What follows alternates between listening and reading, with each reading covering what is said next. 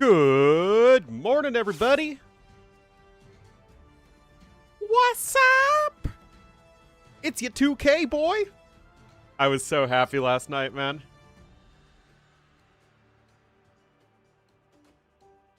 For those who missed it, I got 2K rating.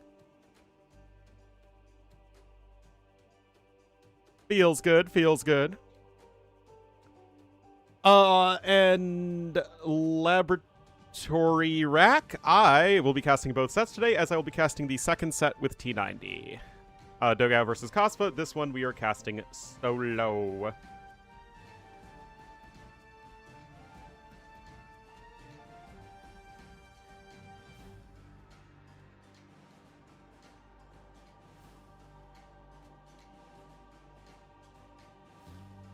You need not query, because Quarry will be map number 1.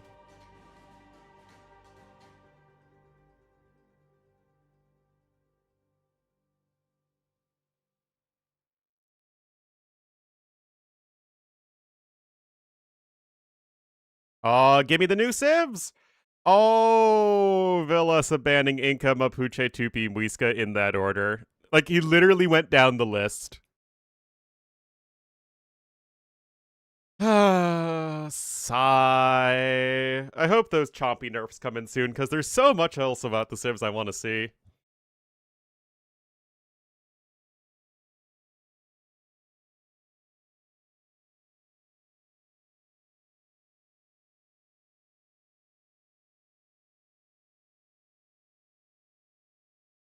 Nope, no chompy rushing for DauT.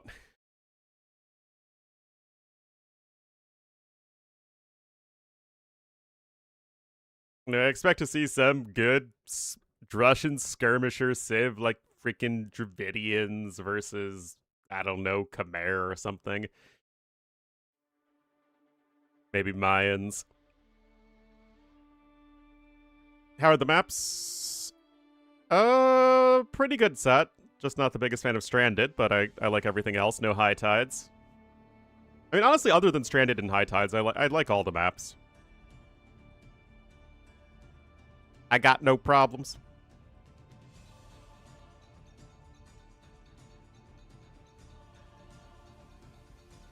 All right, Villese and DauT are in the lobby.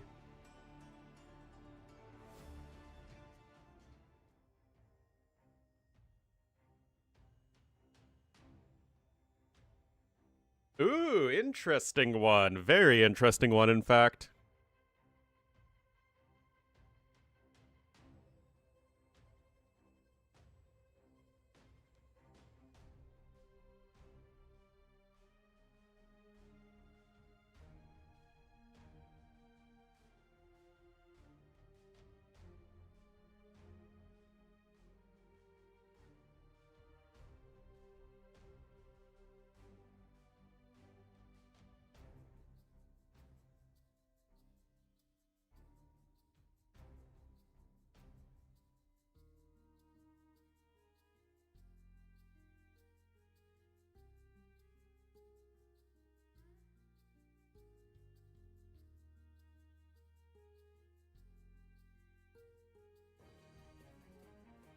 September! Thank you.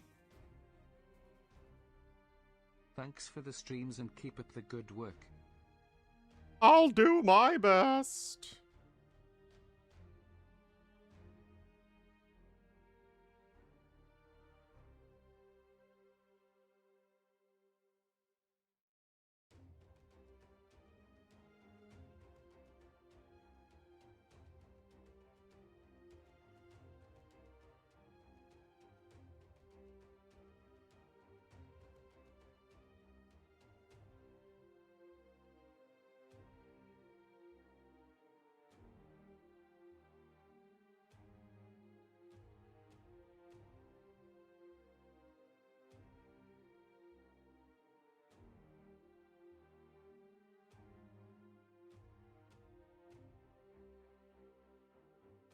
All right.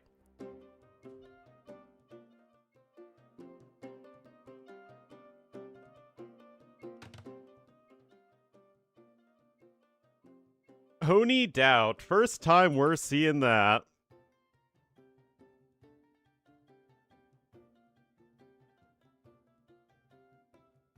That's gonna take some getting used to.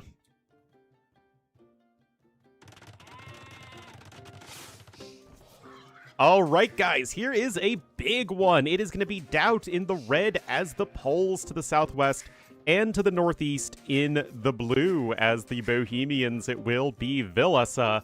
A match that would be like an easy Platinum League match, like even 2 to 3 years ago. But now, only one will be able to get back into Platinum. I think they were both eliminated last season.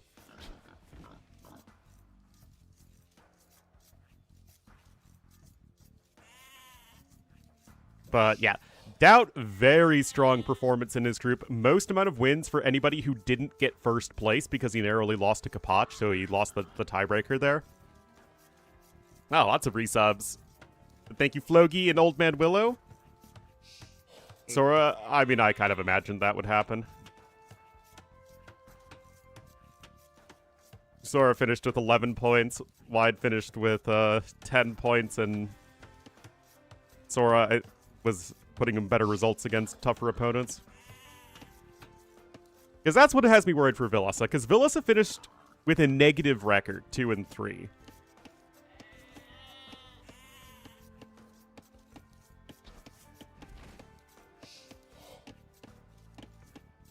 And he wasn't in the hardest group.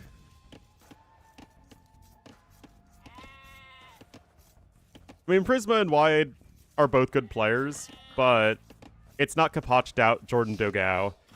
I mean, Classic Pro Stone Please Koss was also a bit on the weaker side, but we'll have to see. We will see, but we have the Dawn of the Dukes battle here. You have Villese here as the Bohemians to the northeast, and DauT Red Poles to the south. You would think that Bohemians should just be a bit better on this more closed map. Turtles domination versus longboats. Yeah, they're very good against those now.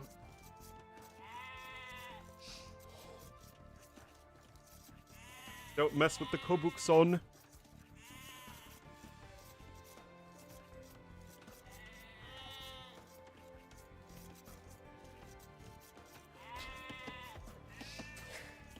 The Dawn of the Duke. But that's the title of the expansion, man. Okay, very early walling here for Villese. DauT gonna come in with the almost instant barracks, which is what we see constantly. Now, I have not seen anybody wall out the insta-drush in time. It's just a little too hard to do, I feel. And now DauT's Scout's going to be coming forward, and it could easily just pick off this Vill that is unloomed and insta. Actually, the Vill gets a downhill hit and takes 0 damage. Hey, Tandoori. All right, is DauT even gonna go? Okay, he's gonna make like a rodent and go for it. I know. But yeah, this is the first time I think we're actually gonna see somebody successfully wall out the drush. Unless there's like a major screw up. Absolutely 2 washed up veterans. We're casting the other series, the T90. Which I feel like could be pretty one-sided, honestly.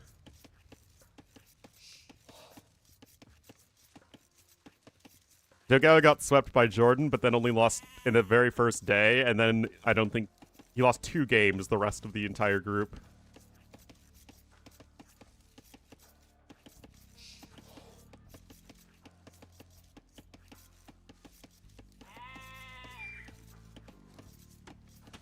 When you see him, well, I would think so.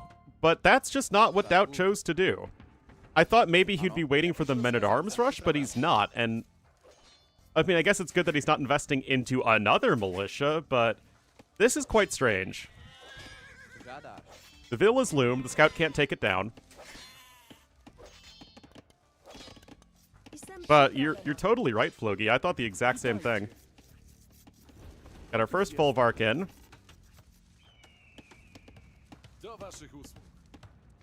I got the big ol' walls.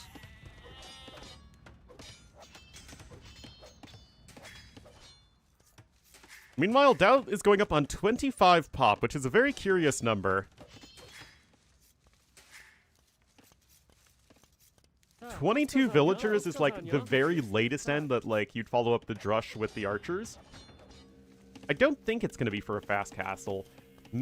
Maybe if you can like really use the market heavily, which we no doubt can do.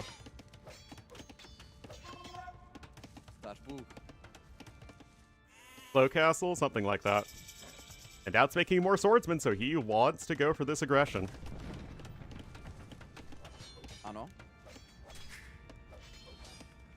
Oh, Ray, thank you for the raid. Ray sent me a nice message last night, congratulating me on the 2K. Feudal boom. What does a feudal boom even mean? Like, you just get to feudal age and just get your eco upgrades? It's not really a way of expanding your economy. It's just going to feudal age and doing nothing. Anyway, defensive archery is coming in. Right now, Villese is just killing. Bills are coming forward from DauT. Villese will see this. Now, DauT is a bit ahead in resources because Villese committed so many resources to the walling. He will immediately come to the tower on the low ground, which I hate. I, like, despise it, in fact. It's true it doesn't matter in the actual tower war, but it does matter for shooting the units.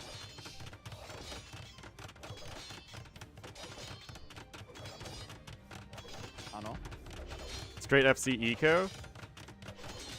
Well, it's because people try and rush up to castle age too fast. You need to click up on, like, you know, 26, 27 pop a lot of the time. And you can click up on, like, 20 or 25 pop on arena when you don't have to worry about walling, but when you have to lose some eco via walling, then you're stuck. Anyway, I mean, perfect defense from Villese. I mean, these are two extremely good closed map players. And I think even today, they would still both be very dangerous in a full closed map tournament. But yeah, right now, guys, this is just... It feels like DauT's being a bit stubborn, I have to say. We know DauT can be a bit stubborn. Put the tower too close to the wall. So, I think the logic... You know, you do like the arena logic where you just build the tower right against the wall just to maximize the amount of surface area you can cover. But unlike arena, you really don't care about killing the palisade walls, right? Or deleting the palisade walls and just, like, putting a Vill right underneath. And also, unlike arena, the archer follow-up is a lot slower from DauT.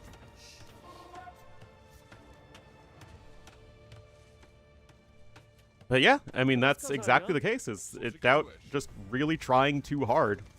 Like, DauT's eco's good, right? He's poles.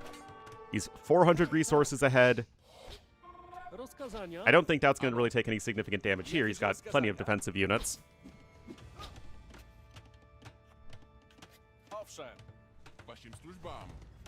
But yeah, like, Villese's eco is worse. It's because he had such a defensive opening, right? Going deep, like, full defense like this is very hard on your eco. I feel like DauT should just sent the Vills right back. He didn't need to invest into the tower. Just walled up and just be happy that you're Pole's eco at this point. The Poles themselves are a very interesting civ pick, because I don't know what you guys think, but to me, Poles are the most insane civ that never get played. Like, they can just feel so busted all the time. On all but, like, the most open maps. Because that eco is just so redonkulous and their army's so efficient. And they're great in the timing meta. But it is true, they prefer making melee units as opposed to ranged units. And making melee units is not all the rage with the kids these days.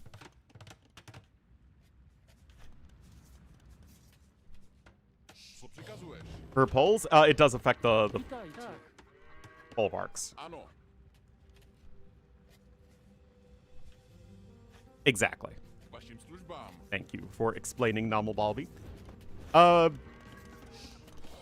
This is like a stylistic thing. I would just build a mill further back. Like, this is just asking for trouble, man.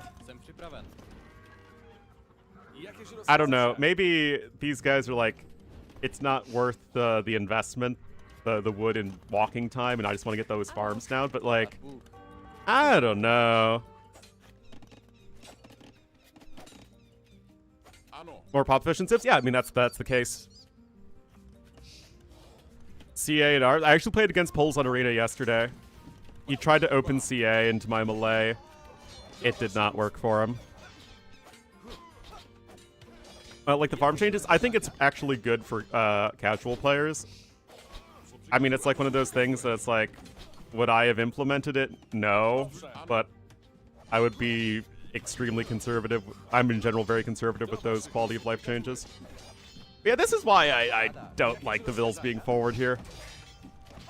You are going to need to defend against this, though. Mr. Villese. And the archers are coming on home. Very questionable.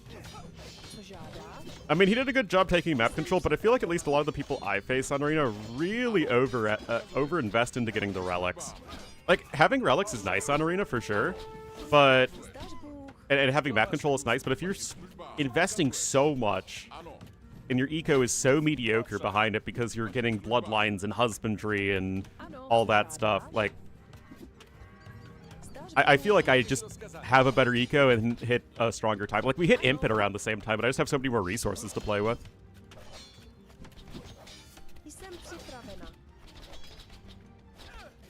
Well, Villese is on his way up. He's going to get his horsey collar upgrade. And he's going to build another defensive watchtower. And Villese is just chilling, man. I mean, you can do this with Bohemians. That's a civ you're allowed to just sit on your butt with. Butt sitting is totally acceptable.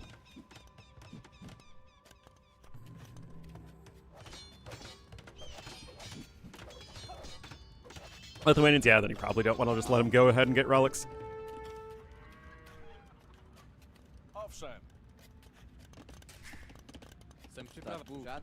Hitting timings? I mean, that's like one of the hardest things to do, because you need to have very sharp macro.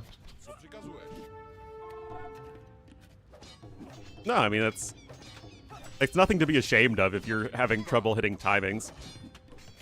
I mean, basically everything in AoE 2 is tough.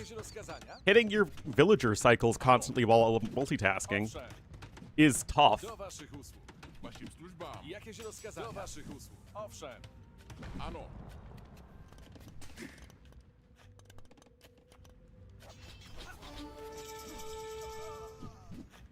Slow? I mean, you probably are. It's just because it's really tough.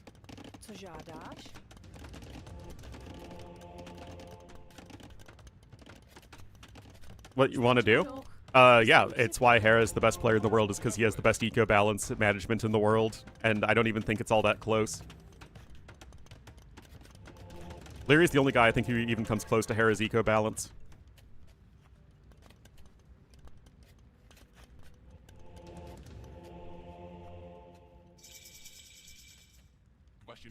I mean, yeah, like, you invest into light cav, but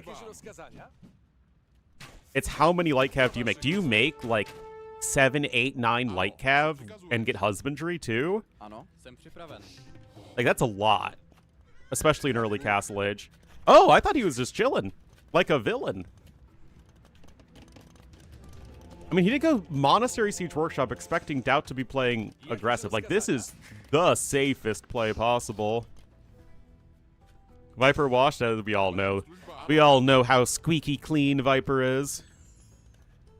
Always never be worth it. Well, Husbandry lets you pick fights. So if you have the scout numbers, because you've already invested a lot more into scouts than your opponent, it's a great way to snowball.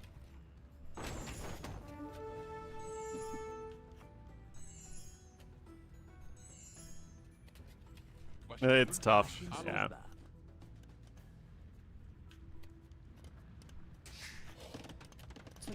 Yeah, no, Husbandry, if you're really fighting for map control, is actually essential.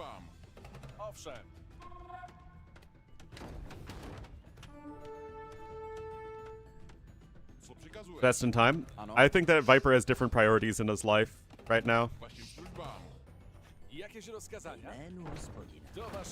I mean, he still plays, he still trains, absolutely, but not to the degree that some of the other people are. And, you know, he's earned it, right? He's still a top 5-ish player. Hair? I mean, kind of, yeah.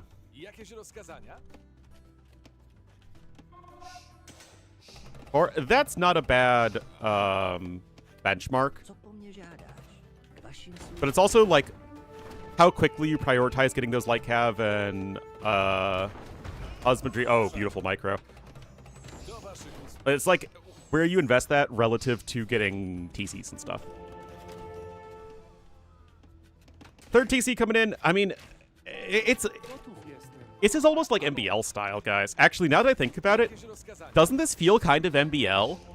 Super safe, early walls. Just playing passive, building defensive towers is needed.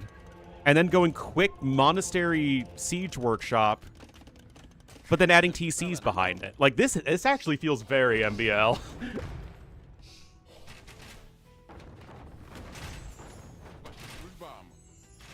No, that's true. Yeah, perhaps MBL would have gone skirms instead of crossbowmen with otherwise the same play. Anyway, DauT gets a villager kill there. Scandinavians? Well, it's a Nordic, unfortunately, not a Scandi. Anyway, DauT should have his own mangonel on the way, but it's not out yet, and Villese is being brave and bold, saying, you know what, homie? Oh, I love this. Sometimes you just gotta go for it. DauT, of course, the mangonel could be popping out at any moment, but if he's paying attention, he sees it's not there, reasonably suspects that his opponent doesn't have it out, and he's just going to go right to the high ground. And now it's way more difficult to push out an opponent who's right here than right here. The high ground and the lack of choke point make a huge difference, as I'm sure you all know.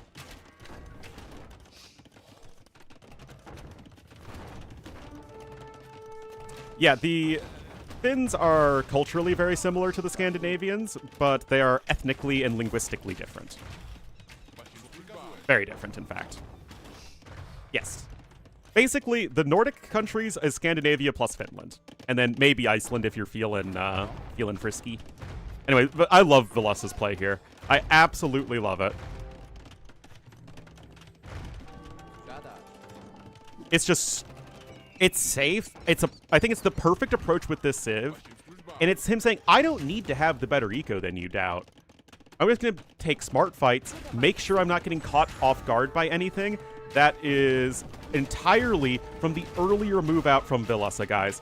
That win entirely, 100% because Villese moved over to the high ground sooner when he could take the map control, when he said, DauT, your mangonel isn't here yet, and I'm just going to go here, right, and occupy this incredibly powerful space. I don't know where those bills were going. That's kind of a silly move. Yeah, don't do that. I mean, this is actually just super smart play from Villese, guys. I mean, you have to be paying close attention. Okay, that's actually really bad. You don't lose those bills there. Okay, he's got more mangonels. He does need to bring them forward.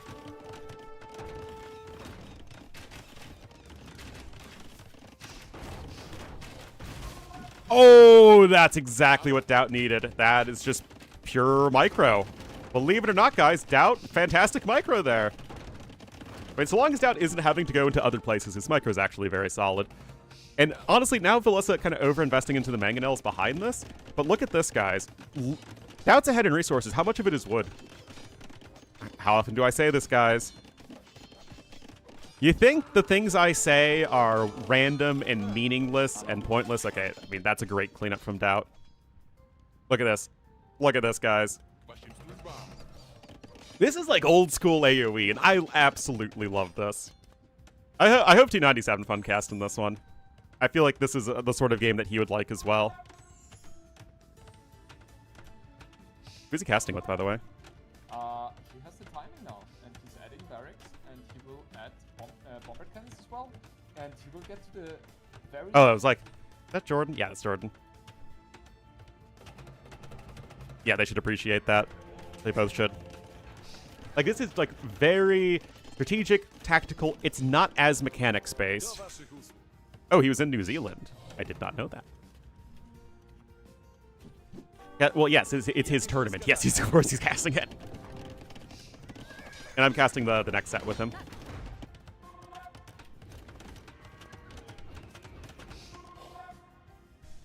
Chemistry on the way.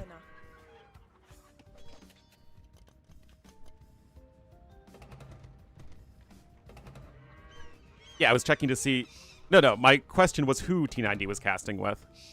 The next set is Kaspa Dogao, which could be interesting. It could be Dogao slapping him around. We'll see. The book's the first time? Oh my goodness.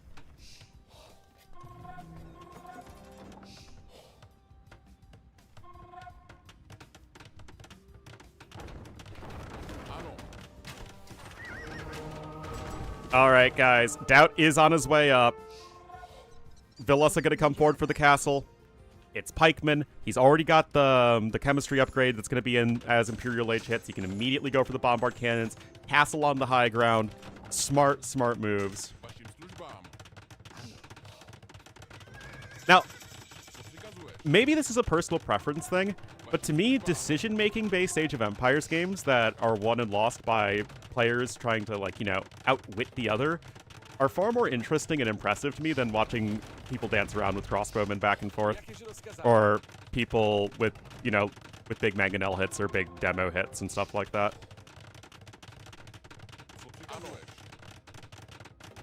It's, you know, the real-time chess. That's what I find exciting.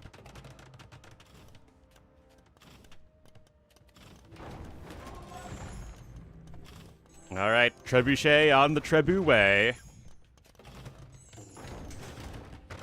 Titanic on... Yeah.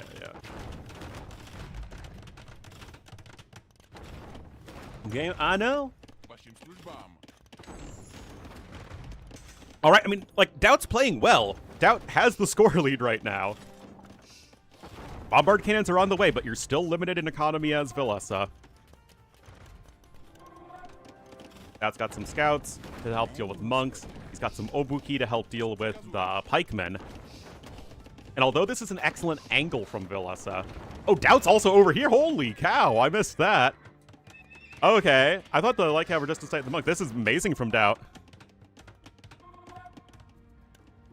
And guys, Scotty doesn't know. Second cast. He actually hasn't. Although this is still the angle he wants to push anyway, if possible. Winged Hussar immediately. Okay. Guys, Scotty knows. Scotty knows. My history slop game. Alright, I mean, these pikemen need to be here yesterday. Scotty knows.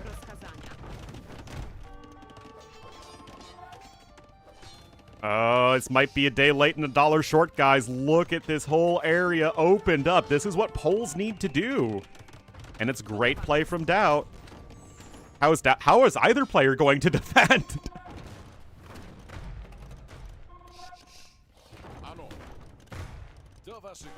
Oh, it does.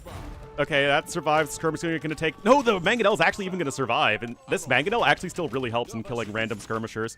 But this is also happening on the flippity-flip. Oh, man, what a great game number one to start things off between two players who I've casted for a very long time.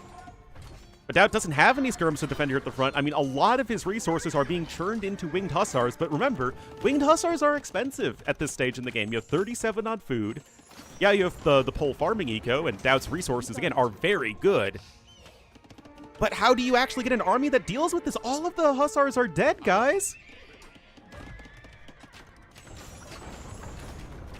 Are purely fictional. Look at this. Castle goes down there. DauT's on 0 castles. Halb is in. Of course, the Bohemian Halbs can deal with the Winged Hussars. DauT has 5 bombards coming out. 5! But is this going to be just a little too late?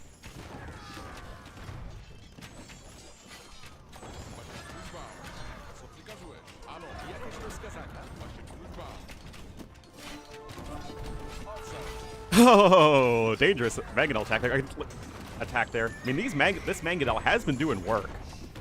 Oh, rip. We hardly knew ye, Mangonel. You did your job, though. And look at this. The walls will come in time. DauT's broken through on the other side as well, though. More ranges coming out. Gonna mix in the hand cannoneers just to get something here to help. Actually, I don't even know what the hand cannons are for. I mean, it's just a good all-around unit. But DauT can't make any more Ouk because, you know, he doesn't have a castle. It's not about letting Villese snowball so much. It's like, what could DauT make? DauT couldn't really challenge Villese's army in a head-on fight because Villese's always had the larger army, and he's been taking efficient fights. Now that is what DauT needs. The Bombard's finally coming out there in the nick of time.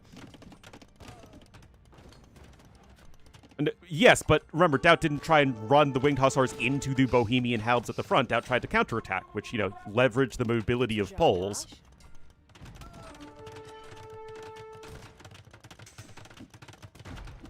Military 10 minutes ago? Well, DauT was like, the reason DauT was ahead in resources is because he was focusing on his economy more than Villese was. So that's sort of a necessary interaction there. Oh, guys. When you see a perfectly symmetrical horsefoot, that's a nice hoof. A hoof nice.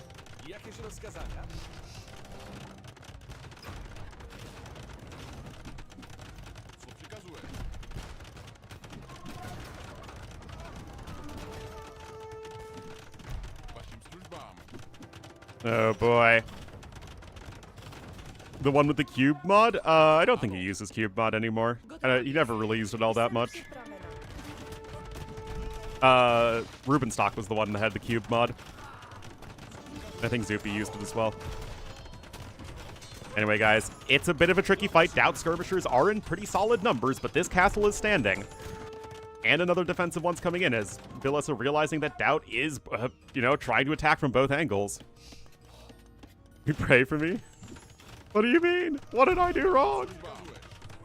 Castle taking 9,000 damage so far. But here come the Flappy Bird Hussars. Siege Engineers for DauT. E-Skirm coming in for Villese.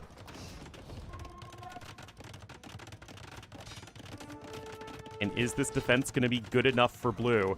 You still have to be careful at the front. Hofnitze almost in, though. And there it is. Wagenborg Tic-Tacs coming in, too. Villese still has a little bit of stone left, and of course the Bohemian mining upgrades are insane here. But of course, what are you going to do when Hofnitze comes for you? DauT still has a bit of a score lead. And he actually technically has an army value lead. You need halbs at the front. You only have 21 halbs. Siege Engineers coming in. I mean, you're looking for full upgrades on these guys. You know, I get that, but...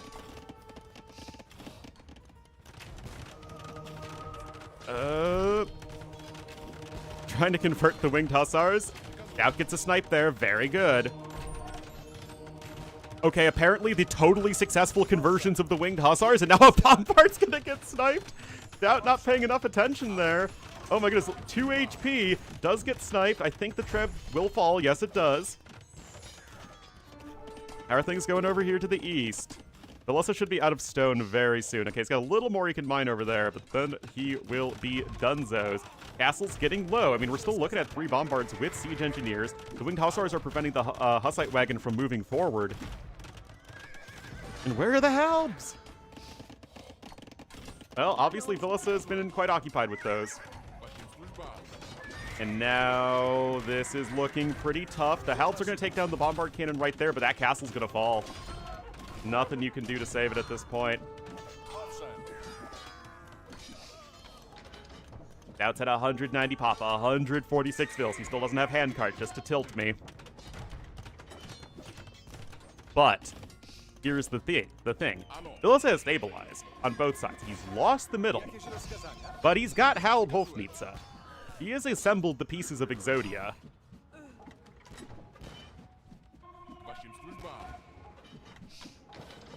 And now, how on earth do you push this as DauT? Oh my goodness. I mean, you can try and zoom in with your Flappy Bird Hussars, but, I mean, you're running right into the Halbs. Last Furnace is going to be a big one for the Winged Hussars.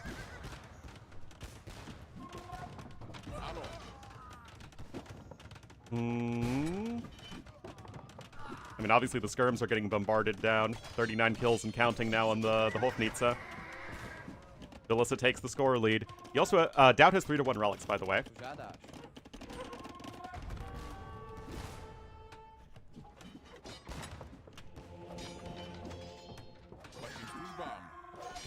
Now DauT's trying to get a castle here on the high ground. It is a very strong position. Villese is creeping up to that 200 pop. His eco balance is not that great, though. DauT's is very good. And the thing is, DauT's not spending gold, which is a little concerning. Oh, huge hit, though! One might even call that a fine hit. And look, this DauT's going to just open up another route into the base of his opponent. Oh, now! Welcome to Facing Bohemians, guys. All the Winged Hussar just went into the meat grinder. Everything else got obliterated by the Hofnitze. Oh my goodness.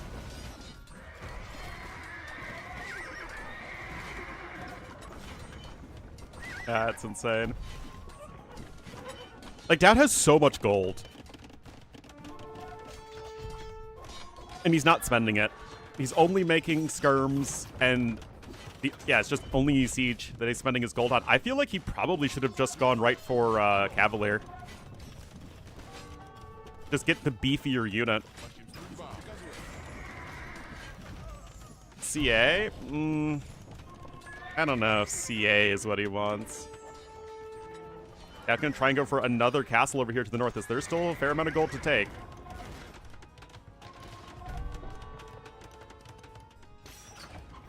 Add some... Poles don't have hand cannoneer. Late-Stick Legacy's in. That's still a big one.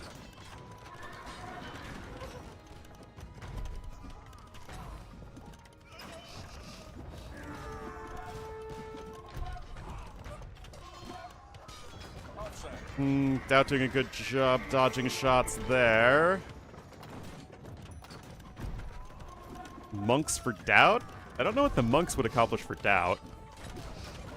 Monks don't counter Hofnitze unless they're Aztec monks because they die in one shot. Yeah, he's going to want to not let that happen. That castle's also not happening yet, though. And guys, I feel like we could just be getting to the point when you just don't have an army that Villese will ever lose. Yeah, Obuk would at least force Villese into spending more gold on hand cannoneers. And right now, DauT's biggest advantage is his gold pile. He's freaking Smaug over here, and like his resources are amazing.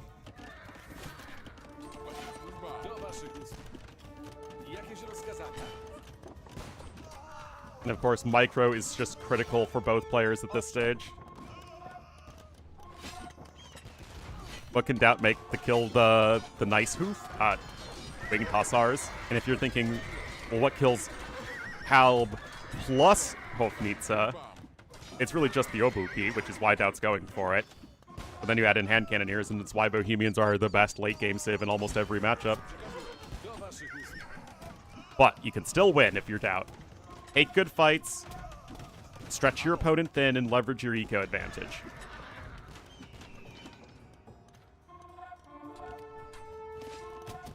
Another castle even on the other side for DauT.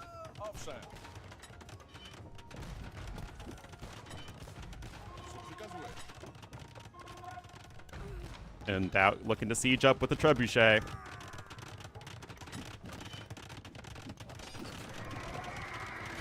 And now, Obuk.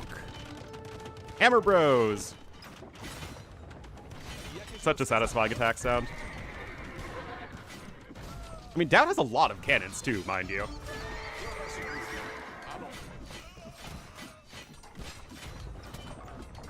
Reb there is sniped.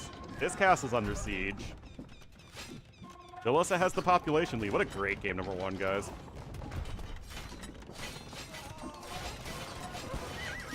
Who's winning here? I give the nod to Villese because he has an army that I don't think is ever going to die. At least not completely.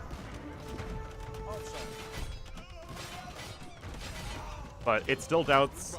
DauT still has absolutely an opportunity to win this one, especially if these Obuk can do just enough here when the hand cannon numbers are still pretty low. DauT's also going to try and scooch around here to the high ground, which is interesting, but that castle's going to go down.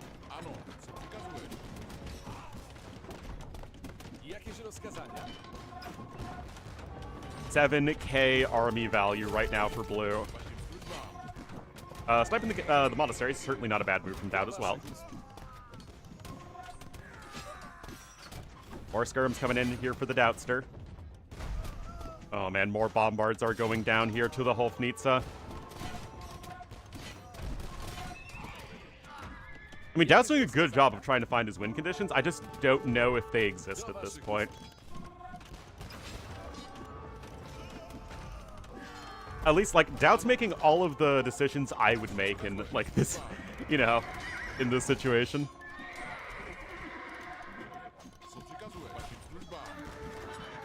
Oh, that was actually a wash. And now it's Villese who's banking up gold. Villese's got gold in the middle. You will at least be able to reclaim a couple relics.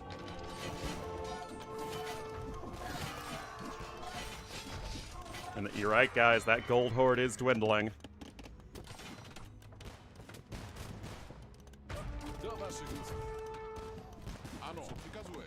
One bombard, guys. There are 6 Hofpizza left.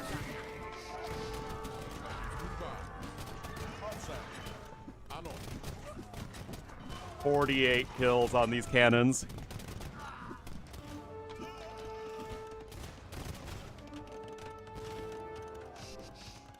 And look at this. Now the Hofnitsa are able to scooch back over to the high ground. That was simply never able to make these side attacks work. Oh my goodness, guys. All of the siege is down. Villese has been so methodical.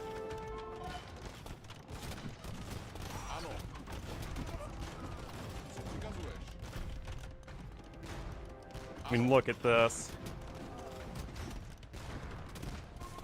This game has been good play from DauT and even better play from Villese, I gotta say. Like, DauT trying to push back and getting, you know, knocking down this castle, at least dragging his opponent out a little bit. His eco balance was fantastic. But it's easy to say Poles can't beat this when you just look at this situation. But you have to remember, this is what Villese was playing towards the entire game.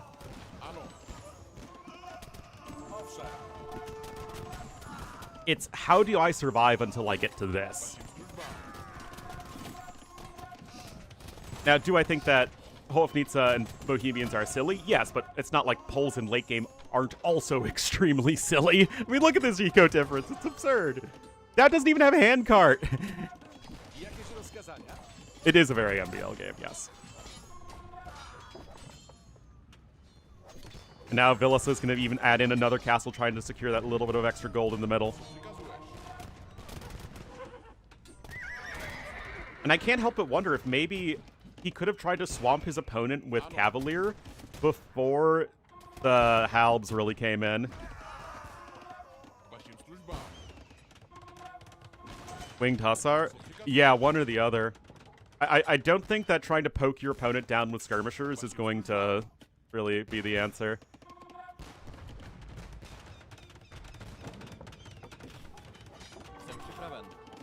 There is actually an overchop here. It's not like Bohemians close this out very fast. They're not a very fast civ at all.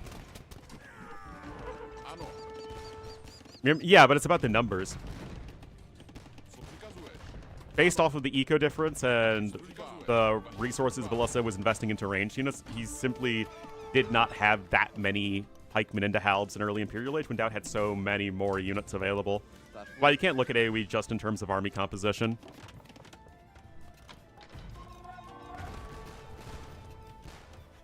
Well, I mean, they move faster than regular bombard cannons, which is nice. I mean, it's not Koreans or Britons level slow, but it's not like Celts or Slavs fast. You know what I mean?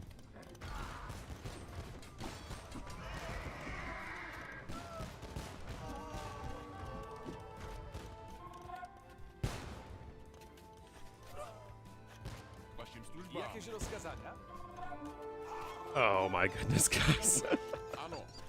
81 kills and counting. Like, this is what you do as Bohemians. You do everything you can to survive until that. I did think it was very interesting that what's your biggest weakness in this matchup as Bohemians?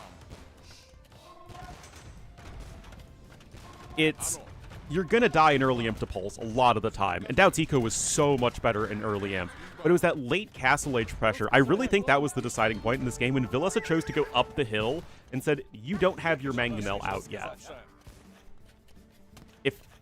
If you had it out and not in the Siege Workshop, you would already be attacking me with it. And if it was in the Siege Workshop, then you would see the flag. And I think that exact decision, putting DauT's eco just far enough behind, really limiting DauT's map control in early imp, so that DauT couldn't just swamp him in early, or at least would make it much more difficult, I guess we could say, to swamp him in early imp.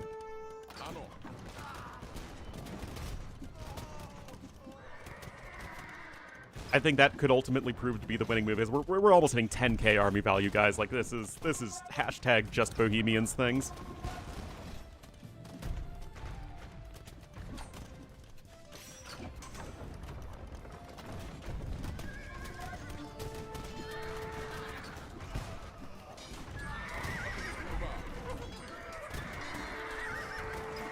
I mean, we're almost hitting 10k value in, I guess he lost the Hofnitze there.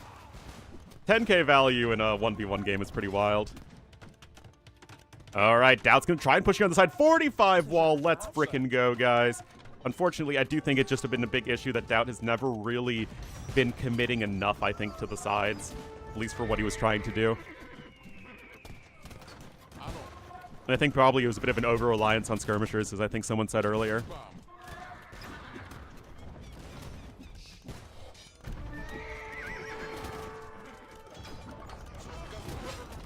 And that's a lot of hand cannons here as well. And the hand cannons, although they take bonus damage from the winged hussars, so long as they have a meat shield in front of them, are still dealing a good amount of damage. Anyway, knock, knock, knock. DauT's gonna try and secure the 1,200 gold right there.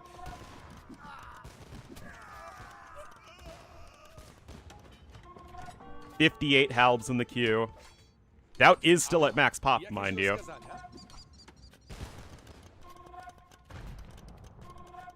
Only one castle, though, to 2. Capped rams for Villese. He's got architecture in, too.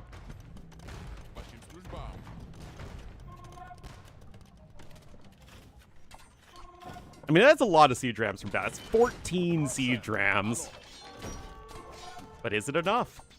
Hammer Bros are coming over here to the north.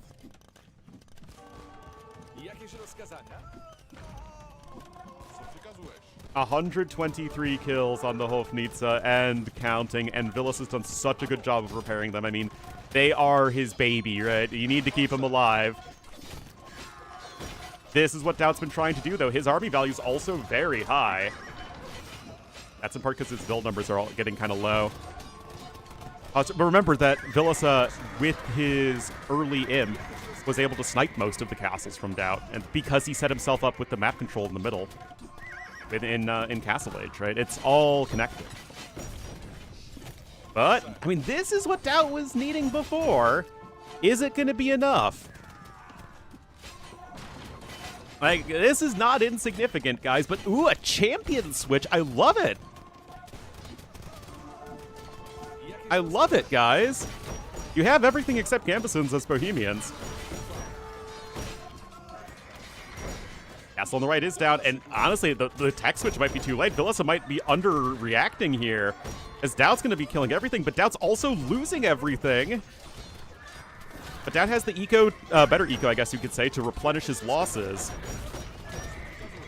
And it was the Hammer Bros there, and then the Skirmisher follow-up that meant that the halbs were simply not as effective as they needed to be. All the relics have been ejected, though, from DauT, and it's not like DauT has much gold left, just has this tiny little gold mine here. But, I mean, that's a lot of infrastructure that's getting taken down by DauT with his big siege ram play. The Long Swordsman's coming in. Villese has a ton of resources, but he's also getting Omega housed. 9,000 wood for Villese, holy cow. His fights have been so efficient.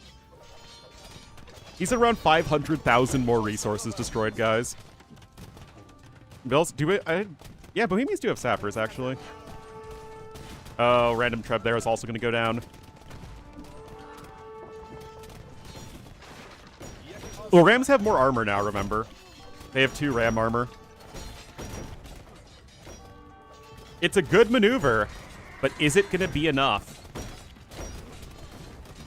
on 11 barracks. Two-headed swordsman's queued here somewhere, I think. Nobody has relics. But guys, the question is, who's dying harder faster? I think Villese is dying faster, but Villese has more resources banked up. And Villese still has a very scary army that I don't think is going to be dying.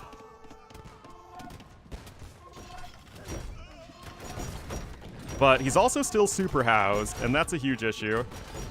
10k wood BT dubs. I mean, DauT's just flattened everything over here.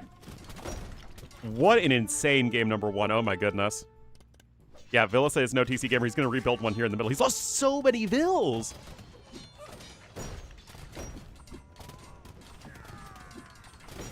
That said, the siege rams are going down. And like I said, Villese can replenish everything. Where are the Okay, the Hofdietz are going all the way back. Villese is saying, okay, we need to stop this in its tracks. You see, they're going to get rushed up.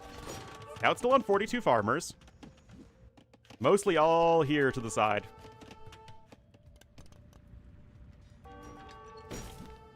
Not a single swordsman has actually been queued up because Villese has lost too much of his infrastructure. Zweihander coming in. That a game between these two? Yeah, these two on a good map like Quarry.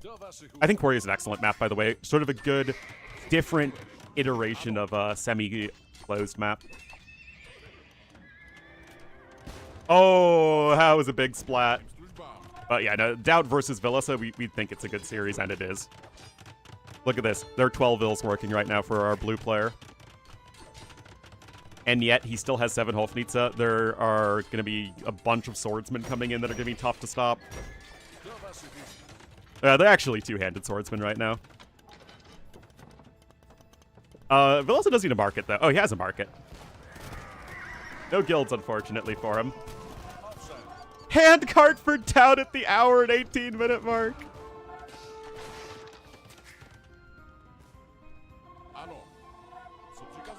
Oh my goodness, guys. Villese at 72 army and only 53 vills. He needs like a gajillion houses. He needs to reclaim those relics. DauT also needs to reclaim his relics. I mean, both players have just dealt such huge blows to each other. Been such a fantastic game of AoE here. I mean, the push from the both sides with the siege rams was brilliant. I think it might have come just a hair too late, but there is a very real chance it almost worked, and it still is not even completely out of reach for DauT, who still technically has the population lead.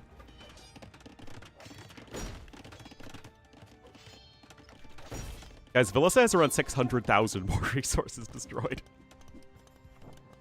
Gold's not going to last forever, though. And Villese actually needs food as much as anything else at this point. All those infantry units he needs to make costs food.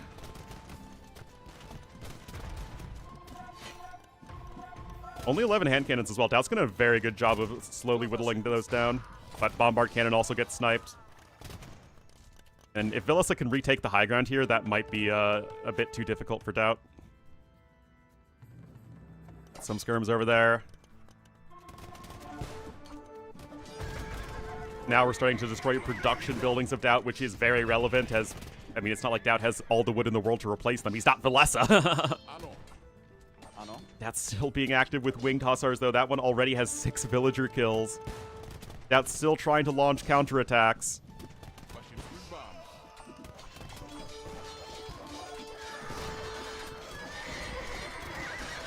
Oh, I think that's not going to be going anywhere good for DauT.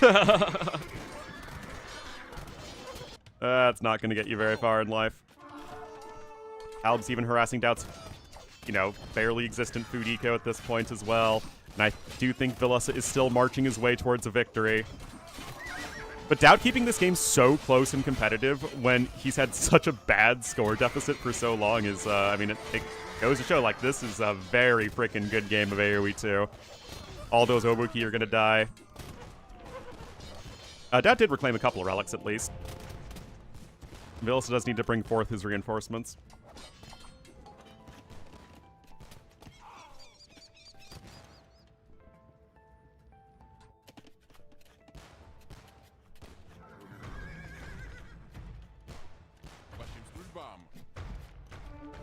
Pulls, it helps pulls. It really does.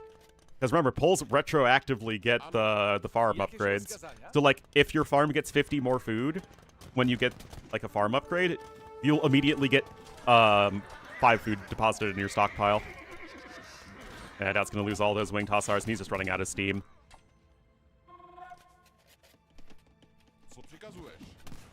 Like, Villese still has tons of gold to play with. He still has tons of wood. He can make so many more cannons. It's very close, and it's just, again, a testament to how well both these guys are performing.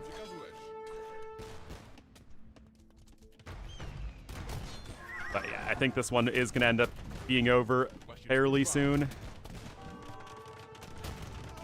DauT can't make any more bombard cannons. His last castle is going to be under threat. I mean, there haven't been that many games this year so far in general, but this is the best game I've cast in a very long while.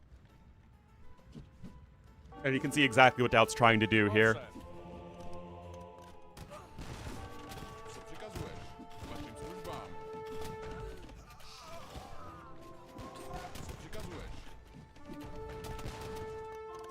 Oh, wagons? I don't think the wagons would do anything here.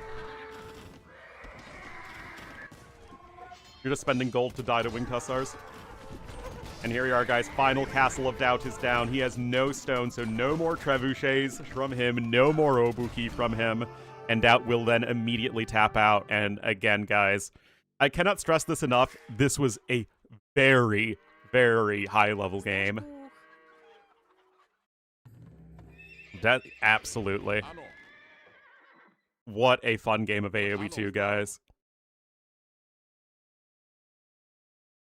DauT, of course, more of everything except gold collected, and the stone was basically even.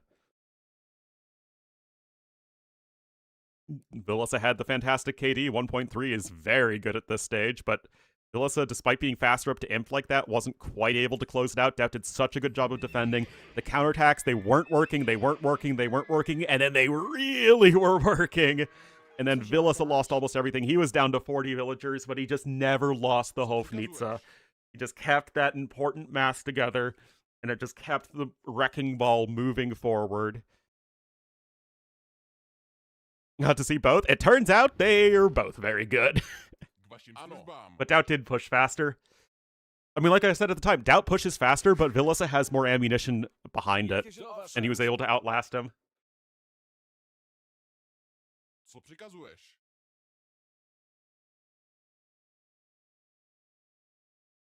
That's why we love AoE 2 right there, though. Best game ever.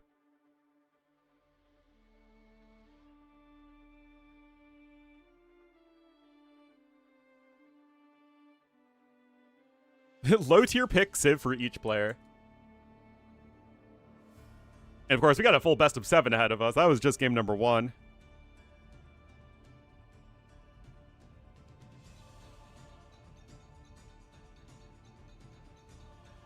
Oh yeah, T90's also going right back to the moment. I already got out of the game, so I'm just going to leech on T90 real quick. This moment right here, I thought was just brilliant from Villese. It really set the pace. It's what gave him the map control. That mid-game Mangonel push up the high ground. Mwah.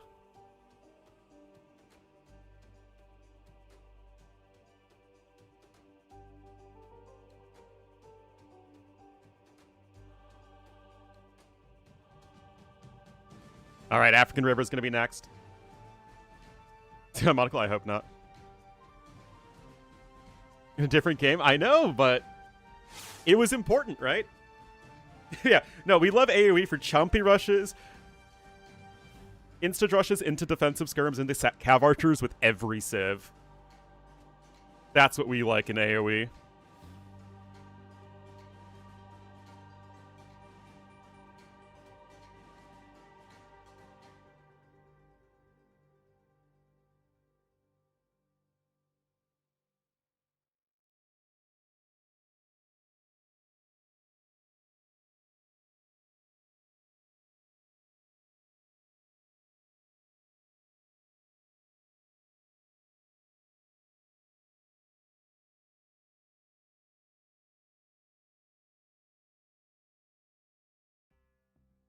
What? It wasn't a good game? What?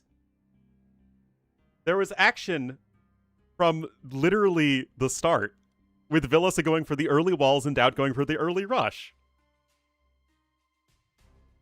Like, what am I supposed to do?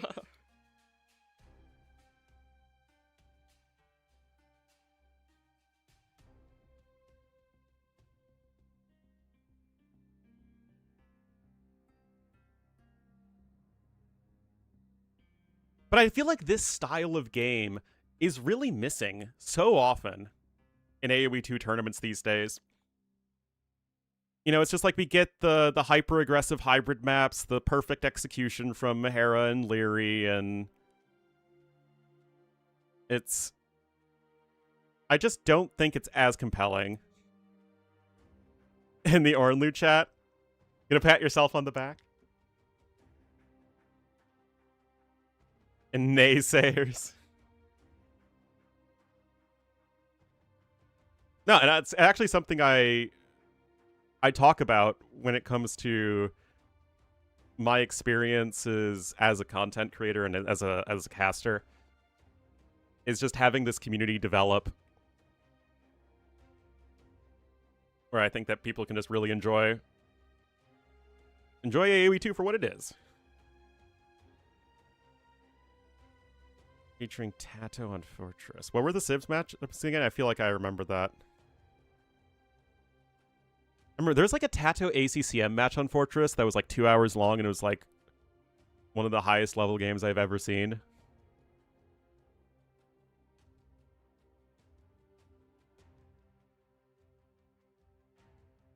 Oh, also, mini rant time. I got Pokemon Leaf Green when I was in DC for the Switch because it just came out. Oh, yes. Yes, I remember that one. That was also insane. I was so salty.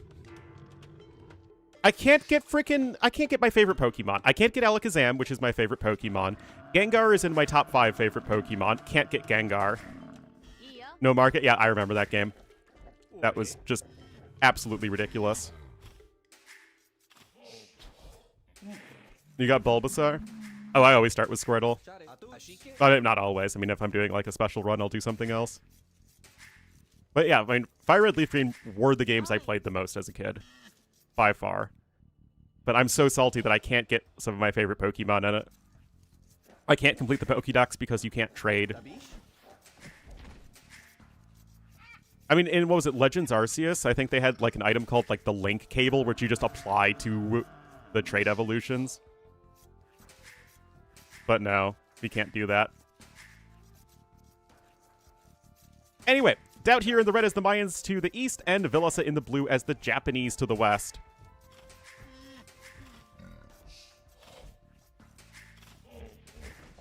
Classic Civ matchup. Yep, they re-released Leaf Green and Fire Red for the Switch and Switch 2. They trade... you can do local trade, but you need someone else with... You need a friend, right? And I don't have friends.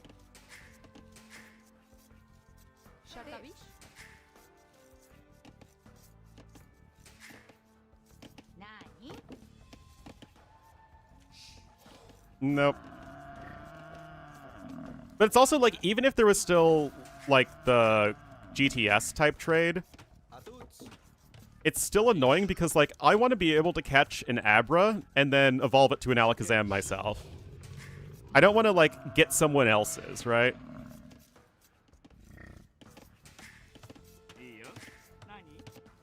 You can trade? Alright. Easy peasy. The new Pokemon in it? Not in Leaf Green, no. It's like an almost one-to-one port of Leaf Green. And Fire Red.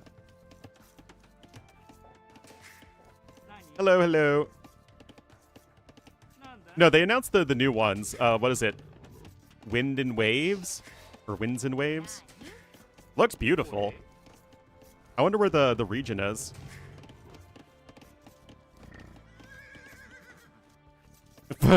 Yes, it looks like you're censoring frog.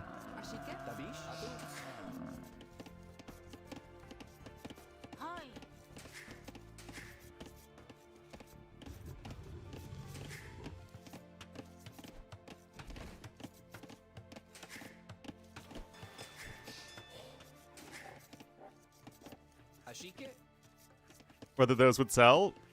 I mean, I like playing it on the Switch. You can play it on the big screen. I mean, I have my emulator version, but there's something, I don't know, nostalgic about not being able to, like, use fast forward and stuff like that. It was only 20 bucks, so it wasn't really expensive.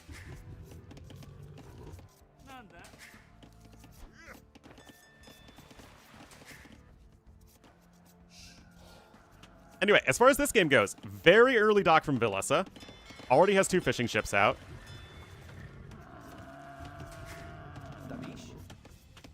DauT? Not even bothered. I don't like this play.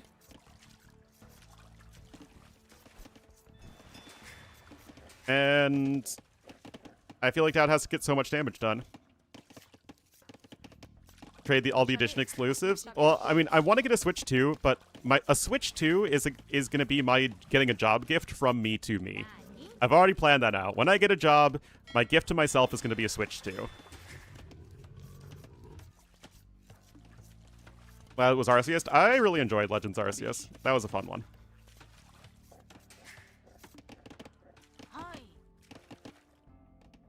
What Dark Age architecture is based on? I mean, it's just like basic, you know,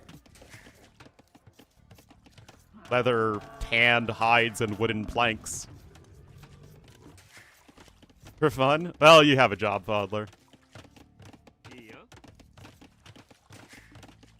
I mean, animal hides and wood and, like, you know, small wooden structures are pretty darn universal.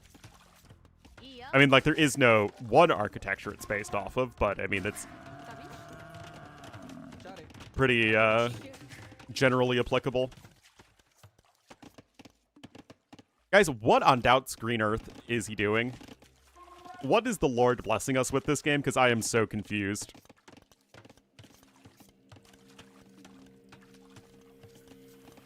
Tent canopies? I'm afraid I'm not familiar enough with ancient versus modern tannery, so I can't really say one way or the other. I mean, I guess DauT's just going fast archers, but... Okay, there's a forward archery range. He doesn't have a dock, though. Now, DauT's very well defended at home. I mean, for now, they are Japanese men-at-arms. I feel like there's something I don't get that DauT is doing, and I'm simply not high IQ enough to understand it. Got an Articuno. Oh, that'll do it.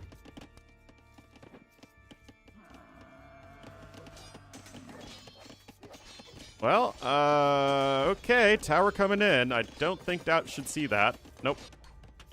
Meanwhile, it's on the other side. Villese, no idea. He's got Town Watch already. He is unsure as to what DauT's doing, and I don't blame him. That said, he is doing great here with the counterattack, and that is already 2 dead Vills for DauT. Actually, sorry, 3 dead Vills. Is DauT still a top player? He's a top something player. Powder Snow and Mist. Well, Gust and Powder Snow should give you pretty good type coverage. Oh, nice snipe there, actually, from DauT. Does realize it in the nick of time.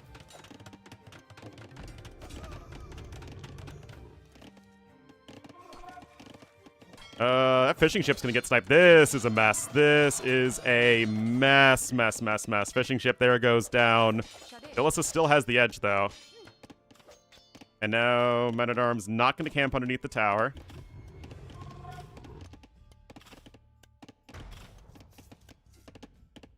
With loaded, yeah, exactly.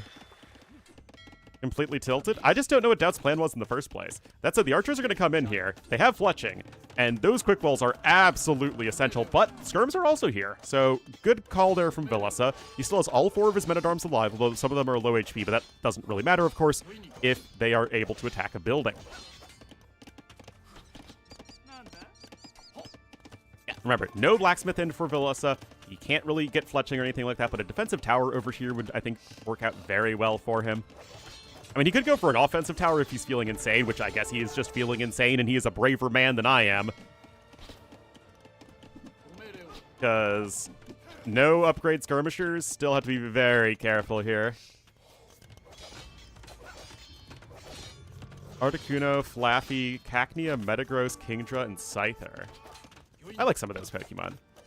I like Scyther, Scizor. Kingdra's one of my favorite dragon types. Love Ampharos. Ampharos is my favorite electric type.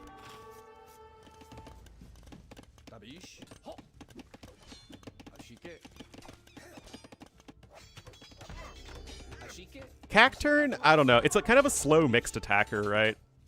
Like low speed but high attack and special attack. That feels like a really awkward move, like stat distribution. Like it's not tanky and it's slow. Anyway, this tower felt a little too optimistic, honestly. In the ROM hack? Ah, okay. I mean, Grass Dark is a pretty cool combination. But I feel like Shift Tree was from the same generation and just better. Anyway, guys, look at the eco difference here. This is why I just don't like this approach from DauT. I really, honestly don't. A couple more swordsmen even queued up here. Like, on any map with small ponds like this, if you don't go for fish, I feel like you're just shooting yourself in the foot for literally no reason.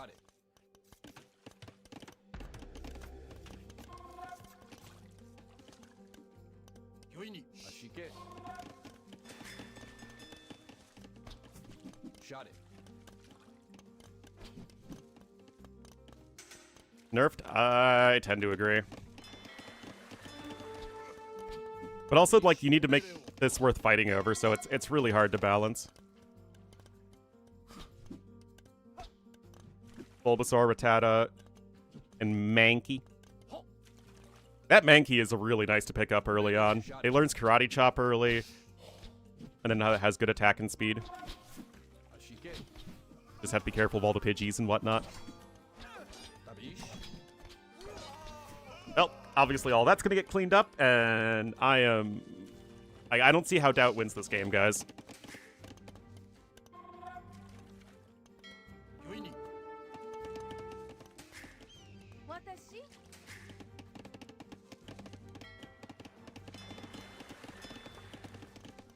Versus Plumes, the Japanese Cav Archers do very well.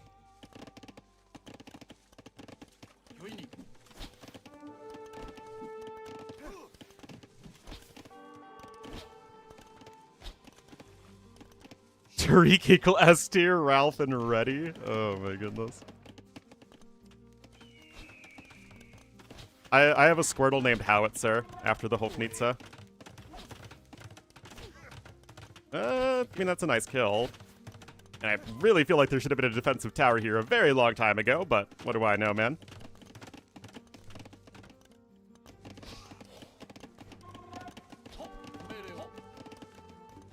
Yeah, it's gonna click up. There you go. It feels like, at this point, so long as Villese does anything semi-reasonable, he's going to win this game. Also, I think he forgot that he can garrison fishing ships. I'm, like, pretty darn sure, actually, he forgot he could garrison fishing ships. Villager there is sniped as well. And, I mean, yeah, it's just... 1,700 resources is not like something you can do. You can come back from. You're Muslim now.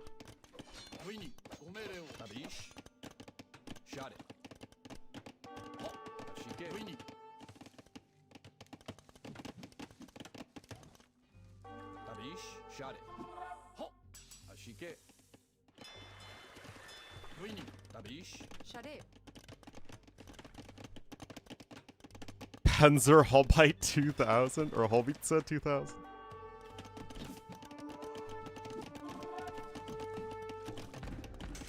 Gyarados. I named my my Magikarp Quetzalcoatl. Thought that was that's a pretty appropriate one.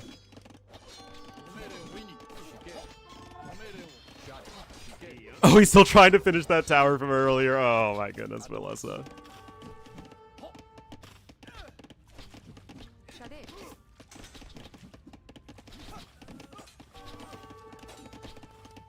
I don't know if DauT's gonna tap out right now, but this game is pretty freaking over.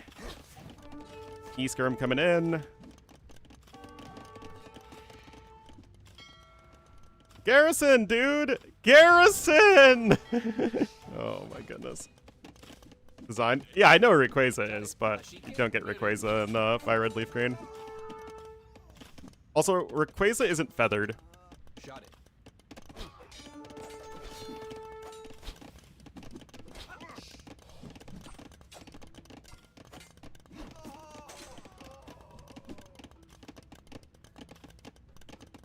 Dabish.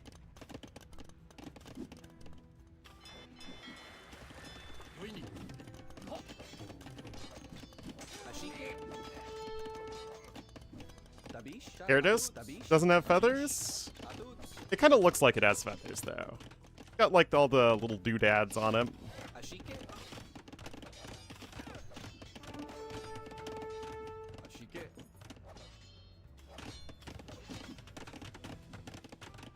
I mean, DauT is, I guess, only a minute away from Castle Age. It's not like Villese is doing all of that much, honestly. Winnie. Dabish. But how is game number 1 so good and this game so disappointing? Oh, I wonder what the difference is, guys. I wonder. Shot it. Dabish.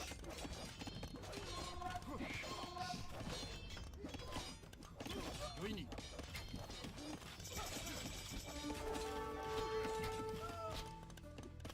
Omereo. Yeah, just gonna be making some more swordsmen here.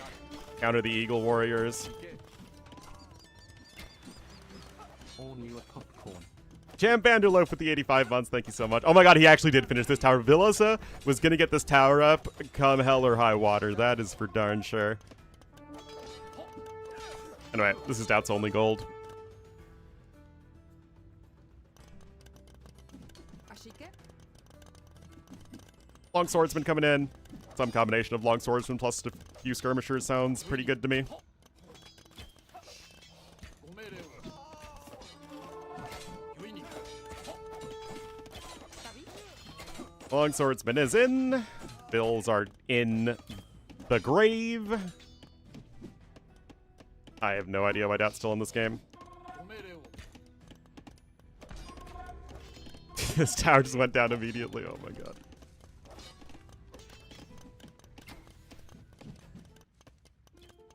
There we go. Villese, up 2-0. We had like a super exciting close back and forth game, and then a game where DauT decided to not go for fishing ships on a hybrid map. Yep. New campaigns of Civ variety? Not that much. I mean, better than Pachacuti, right? But no, not much.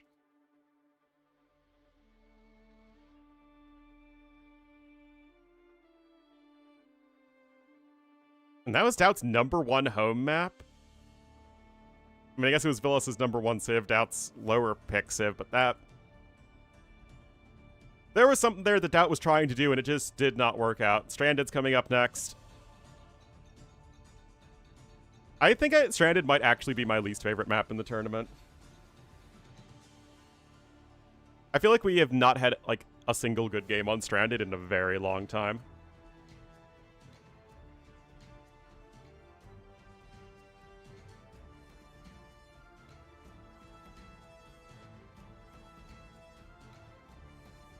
Anyway, as far as Stranded Civs goes, Dravidian's Melee, I guess.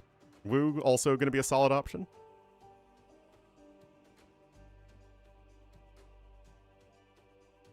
Fishing lines? I have no idea. There are probably different ways you could go about it.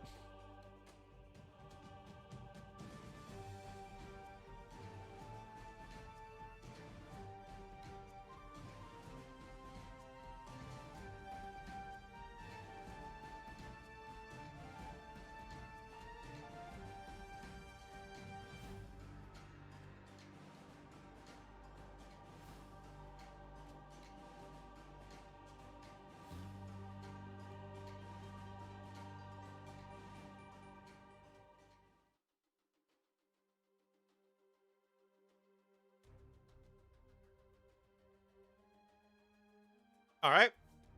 Minute 45. I'm going to take a quick break, guys, and we'll get into the next one.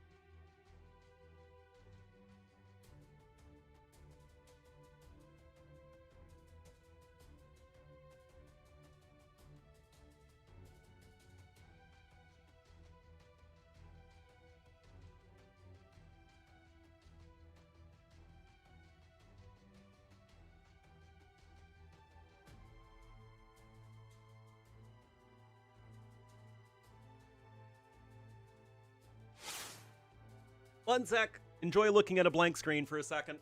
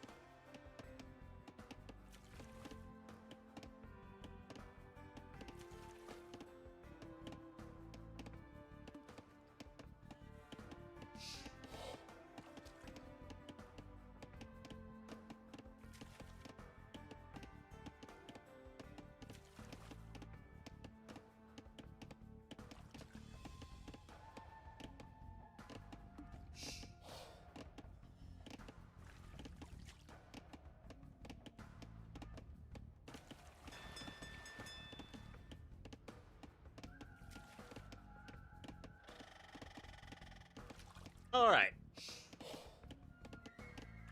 I hope you enjoyed the blank void of my heart. Anyway, Villese going to be in the blue as the Dravidians to the west, and DauT going to be in the red as the Uwu to the east. I played a Wu yesterday, actually, on Arena. I mean, might be thinking, oh man, Ornlu, we were awful on Arena. Thankfully, I ran into Goths, one of the only civs that we were good against.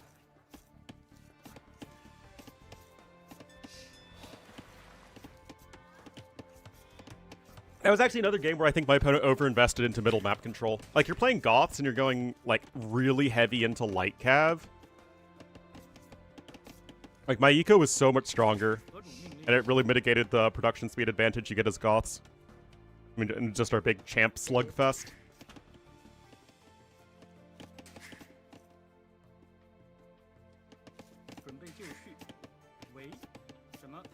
Oh, DauT taken from an elephant there. He does have one more fishing ship for now, so nice little bit of an advantage there from the DauTster.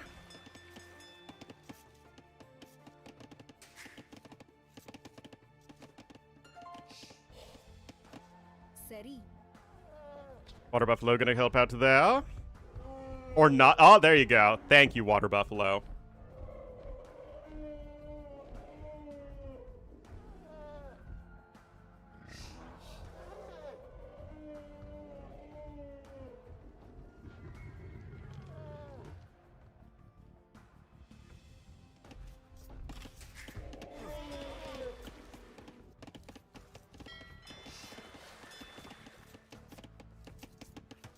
Lumber camp for DauT.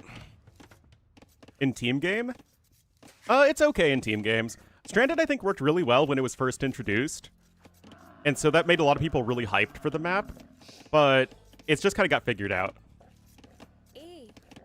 It's one of those maps that a lot of different strategies were, like, viable early on. And I think that made viewers and the tournament organizers very excited for it. But what happened is that all of those strategies fell by the wayside to, like, being as aggressive as possible.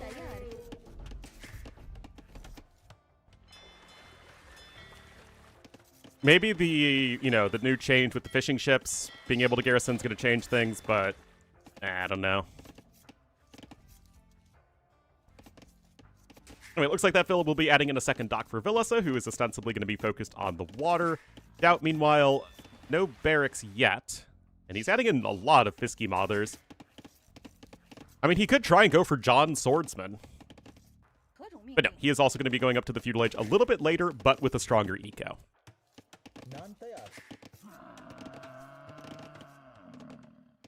Just 6 fishing ships here for our blue player. Although he is making a 7th. And homie there is going forward.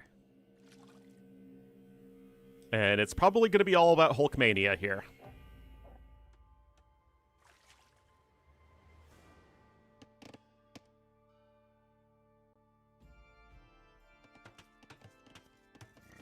Didn't you used to start with a junk on this map? Wasn't there's some hot junk on junk action? DauT also building a dock forward, but it's only a little bit forward versus obviously Villese's is on the other side of the map. Wait, wasn't DauT clicking up sooner? Oh, this is a way bigger difference in uptime than I thought. 30 villagers, but 9 of them are fishing ships? DauT, is he going to FC John Swordsman?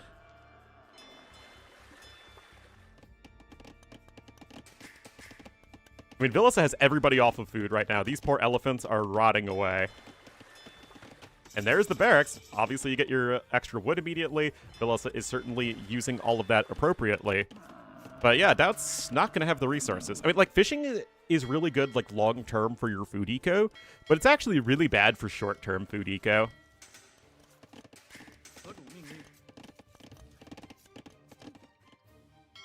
So, like, if you're trying to hit timings with, you know, clicking up Castle Age, fishing ships are pretty bad for it.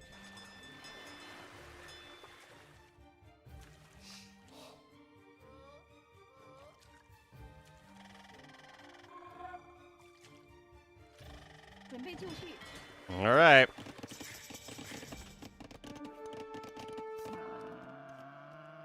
Of course, you can garrison the fishing ships. That's why DauT probably thinks this is viable in the first place. Okay, so he's adding in extra hulks. But he's going to get Castle Age food pretty soon. But he's not going to have the wood for the building. So, someone want to fill me in, guys, on how this works? Because I don't get it. I mean, I find it very unlikely that DauT went into the series not prepared. As much as we like to meme on DauT, for a match like this that's going to be getting him back into Platinum League, no way that he's not quite well prepared. Really accomplish? Yeah, I feel like a tower and some archers would do the exact same things. No. Could go after the docks, maybe. 何种命令？ Bill there is going to escape. I mean, there's a barracks for DauT, but remember, guys, you need the buildings. And you're not going to have much wood income here in a moment.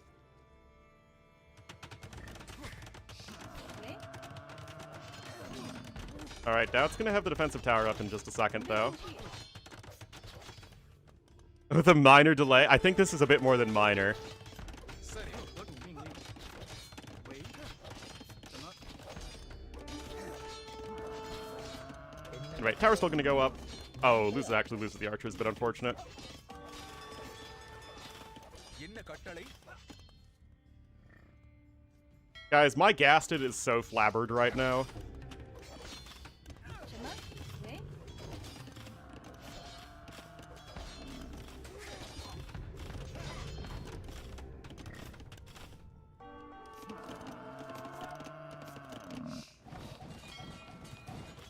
Like, DauT is actually ahead in Villese, but only by a little bit. He's getting an archery range down, but you still need another building on top of that. 何种命令？ And as a reminder, DauT has no wood, which also means he can't afford more Hulk income. Hulk production. Or Hulk income, whichever you prefer. Villese would be certainly well advised to, yeah, go and take from a deep fish. Now the tower will fall. DauT's getting housed there for a second, obviously not ideal. He did get the fishing lines upgrade, but like he's got all these resources that do nothing. It's very bizarre. Might need to actually add in another dock over there. DauT trying to just buy more time. I mean, he only has 2 more fishing ships than his opponent, right? Because it was in range of the other tower. Like the villager would have been just hit by the other tower. சரி. Yeah, now DauT's going to be back to work, and he's going to get the wood needed to build blacksmith here in just a second. But if Villese can build a market pretty soon, which is exactly what he's doing right now, he'll be up to Castle Age with not too far behind, and he's going to be the one with the map control. DauT can try and harass those fishing ships, but of course the Hulks from Villese are right here as well. DauT clicks up. Like I said, Villese shouldn't be too far behind, though. 什么？ DauT's got some skirmy bros. And it certainly could go for good old John Swordsman. Anyway, there's the market. என்ன கட்டளை? There's the market. Up. There you go. And indeed, there's the other barracks coming in. Swordsman upgrades. Yeah, I think that's actually a really reasonable way to approach the matchup versus Wu, is a civ that also gets good infantry. And I think as soon as he sees this other barracks, which, to be fair, he might actually see for a little while. And he did see fletching from his opponent, so it's not unreasonable to think that DauT is going for a more ranged heavy play than he actually is. Yeah, this is just not going to see it, guys. I mean, good catch here from DauT as well. I mean, it's not like that hard. I mean, it's literally right here, but I mean, it's still important. Losing 8 aircraft.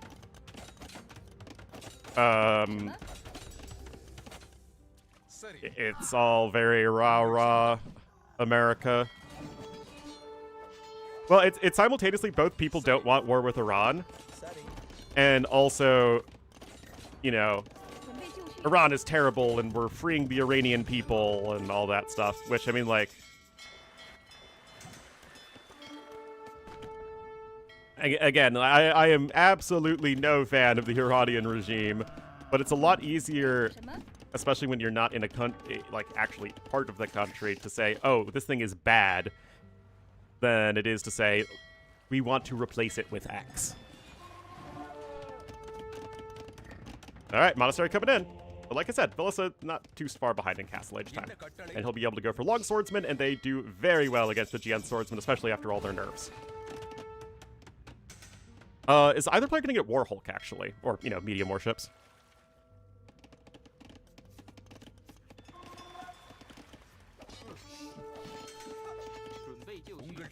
And it will be for Villese. But also add an extra TC if he so chooses. And I still like his spot a lot more going forward. I mean, yeah, like the swordsmen are going to clap the Jian swordsman. Off the payroll. Each workshop coming in too. Yep.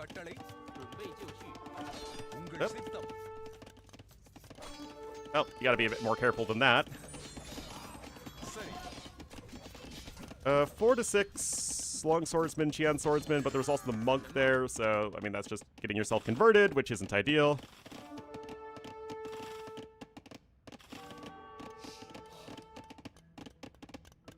And third, I mean that's just how it is with Trump.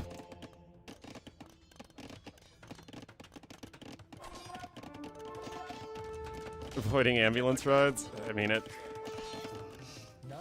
Having my dad take an ambulance was a freaking nightmare to get insurance to pay for it, man.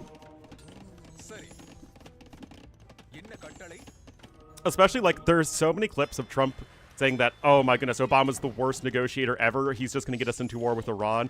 Oh, Obama's just going to get us into war with Iran so that he can stay in power. Oh, Obama's going to just get us into war with Iran. And it's like, we have the nuclear agreement. And then, you know, you rip it up, and now we're attacking Iran.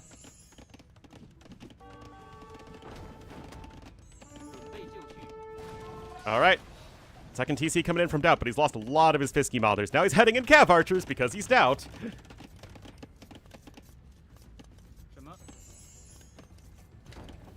Iran doesn't have an atomic bomb. That's kind of the whole point.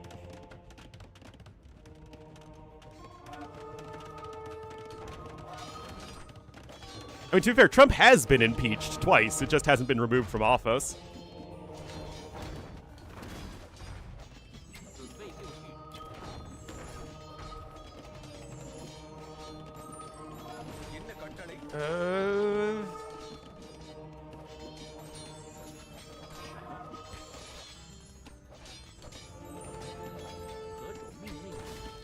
Well, that's a nice snipe there for DauT. I mean, this is getting messy real fast.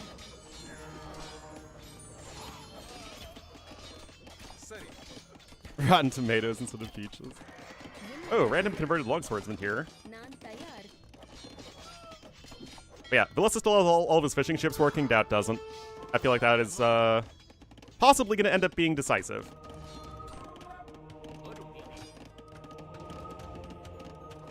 Yeah, the monks have been huge from DauT. How many conversions is he at? 5?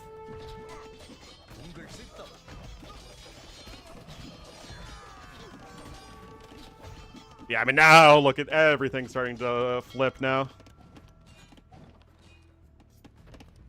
An acquire in Jerusalem. That is very random, but cool.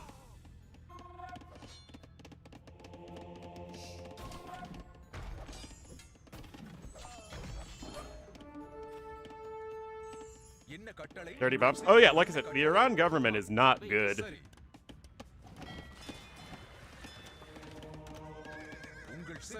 But I'm also, you know, one of those guys who's a fan of civil liberties. All right, another, even third archery range coming in.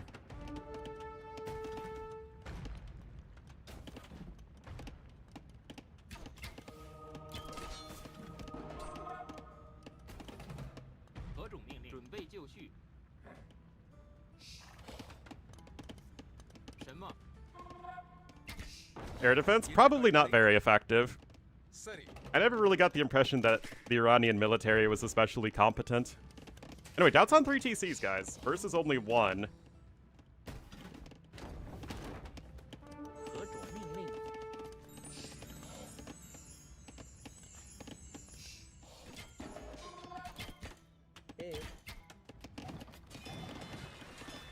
All right, another TC is being added in here for Villese, but he does actually need to keep the pressure up here. Start and end enough wars, yeah. Good. Yeah, it's funny. Trump usually likes dictators.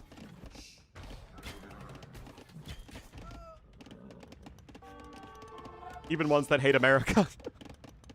Like Kim Jong-un and Putin.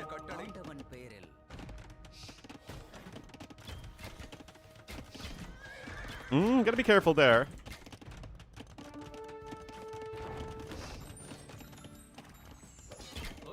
Well, yeah, because North Korean soldiers acting as mercenaries is a great way to get foreign currency in the country, which they desperately want.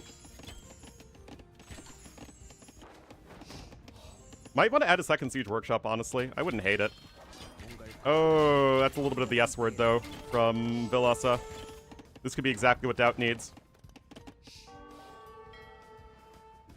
Those fishing ships are still doing yeoman's work, though. Now skirm upgrades are incoming here for Villese. There's only one GN swordsman left, and it's almost entirely cav archers at this point. Remember, though, Wu is not very good. Rather, Wu do not have very good cav archers. DauT's gonna try to go 5 TCs? What is he, me? Oh.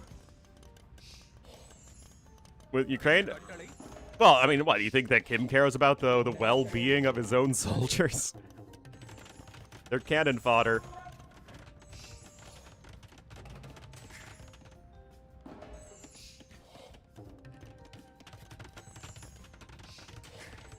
Not, again, not a fan of the North Korean government either. I know we have a lot of hot takes here on this stream. Alright, Sanctity now coming in. We'll have to be careful, though. That's only going to be range number 2 now. Mangonels are still in a great spot in the middle of the map, though, for Villese. You know, it's the classic Lord Farquaad. You know, some of you may die, but that's a sacrifice I'm willing to make.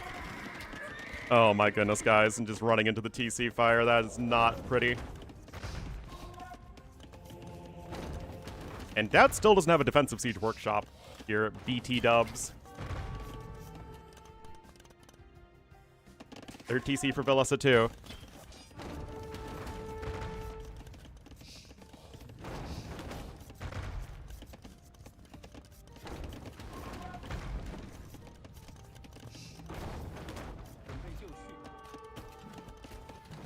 Got some Scorps here as well. I mean, this is tricky. Where are the 3 siege workshops? As is tradition.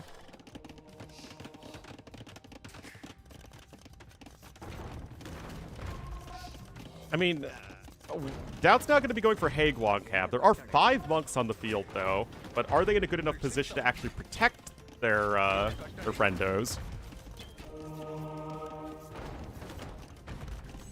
Archer ranges are going down, but now DauT's on several stables and is just going to be trying to go for Cav Archers plus Haegwang Cav.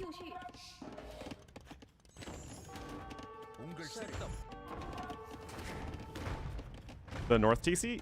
You mean the one that he's attacking right now? Yes, he does know about it. Alright, this is exactly what DauT's looking for, guys.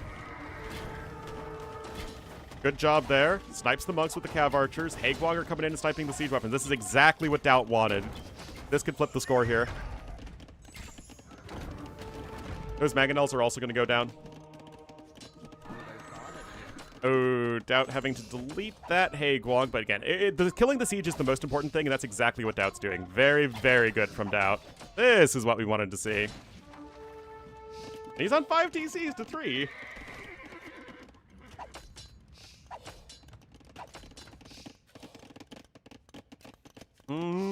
Eco upgrades are pretty bad for him, though.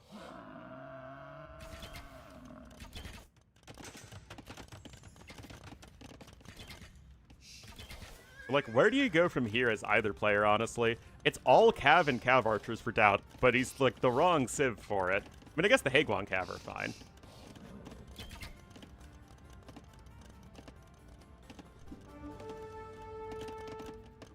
But yeah, now DauT's got the better army.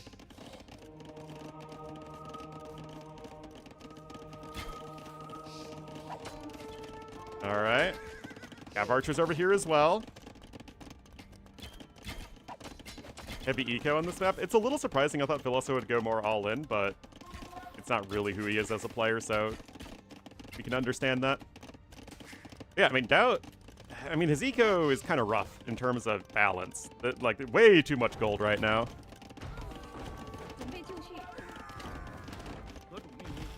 Because he has a lot of villagers, but it's a very inefficient eco. But, I mean, it's still 25 more bills than his counterpart. Cav Archer's still over here being annoying. More skirms are on the way.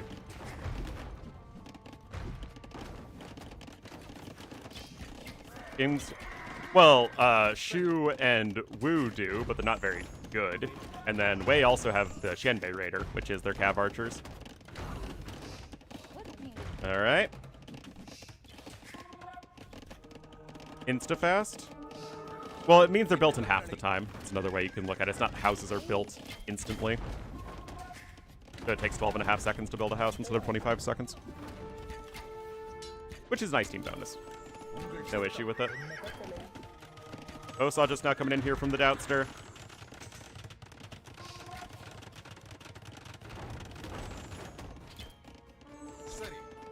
Oh, gotta be careful, Doubt. Oh my goodness, look at this. He's trying from multiple angles here. Villese clicks up to Imperial Age. I think this is gonna work for Doubt. Very, very well done. That is a difficult fight to orchestrate.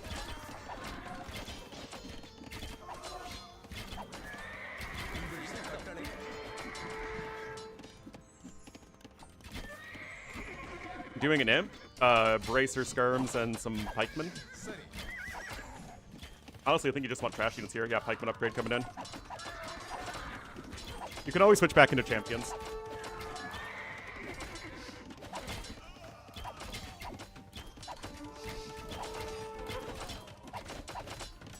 But now he needs to play defense, and that's not going to be easy. I mean, Doubt has taken some very good fights.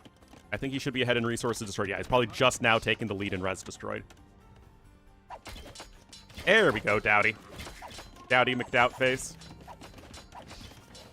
Yeah, Villese just needs to start absolutely mass-producing these trash units. Another TC there to the north.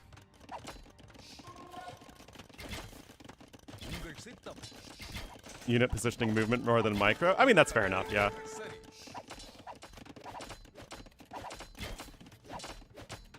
More tactics than mechanics, I guess we could say. But yeah, you just don't want to be getting snowballed right now as Villese. That's the big thing. You do have the half-cost Halberdier upgrade, which is very helpful.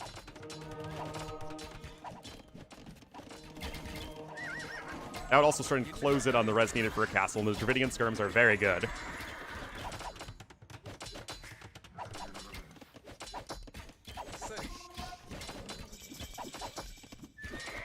Alright, there's the castle for Doubt. And this actually might not be an actual Doubt castle. Monks don't have any faith right now.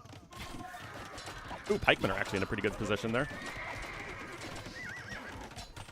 It's not going to be a Doubt castle, right? No way.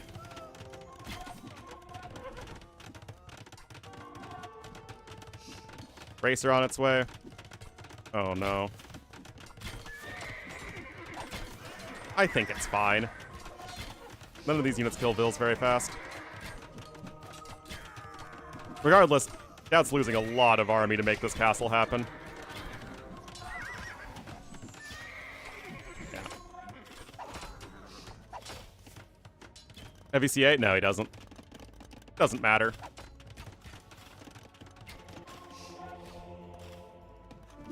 Like I said, half-cost Hal, very helpful. And now you just need to retool your angle of attack.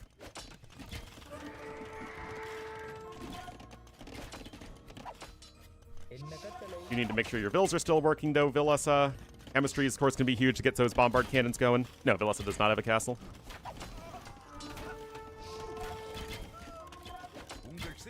Only 6 skirms. I mean, Doubt does have a nice resources lead at this point.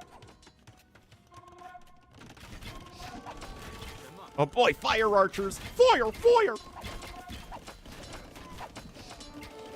Rip. Villese, indeed, he is a Villese.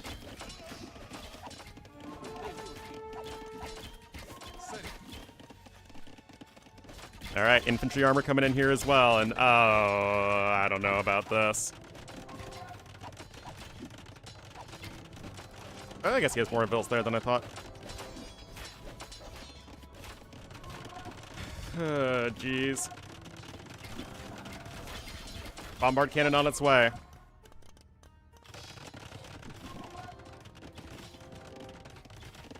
Okay, now DauT's getting eco upgrades.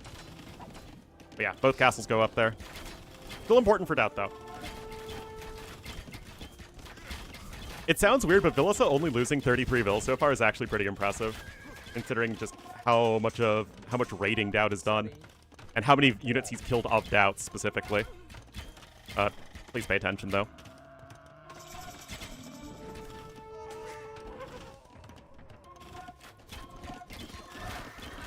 Double traction treb immediately on the way for DauT.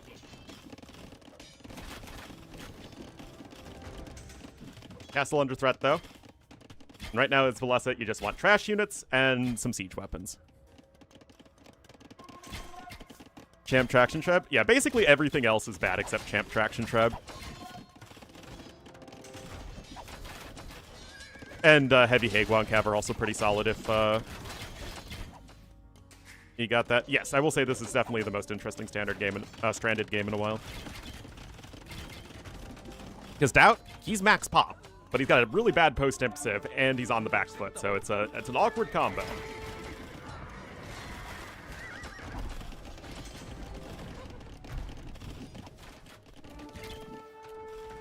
Villese has 42 idle vills at the moment.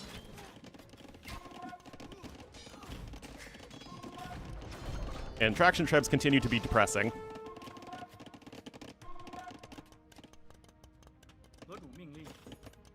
Hills are actually stuck right there. They need to punch down that mining camp so that they can build their own mining camp. That's pretty funny. I mean, DauT has the middle. It's kind of the opposite of the last game. Two-handed swordsman even coming in. And getting those barracks upgrades at half cost is quite nice. And DauT is up to 4 traction trebs with 3 more on the way, but they take frickin' forever to produce, man. And they're sitting Tiger as well. I mean, DauT does have a good eco. Into bad post-imp? You betcha. DauT's been doing it with Mayans for 2.5 decades.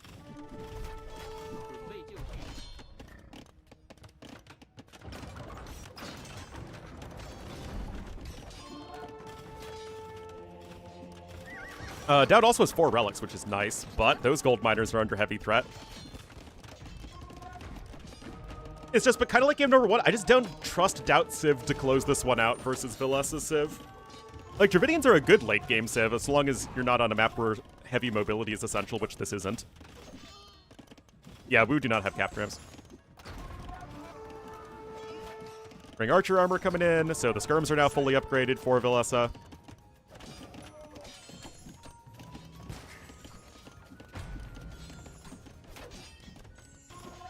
mean, this is still a pretty nice push over here.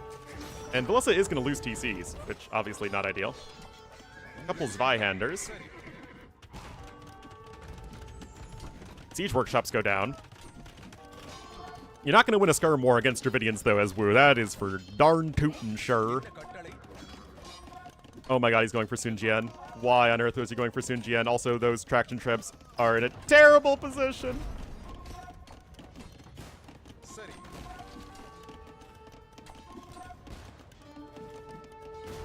Oh my goodness.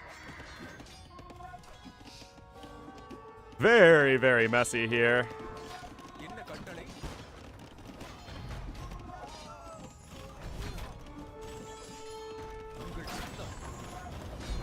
Anyway, all the defense upgrades are at least in here for the two-handed swordsman. And like, look at the KD here for Villese. Once again, DauT has a good eco, but he just can't make an army that's any good here. Not so soft. What, so it'd be Zweihander?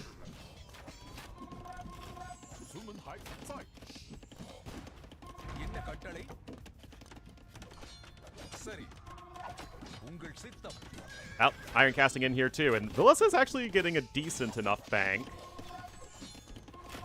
Yeah, DauT has Sun Jian.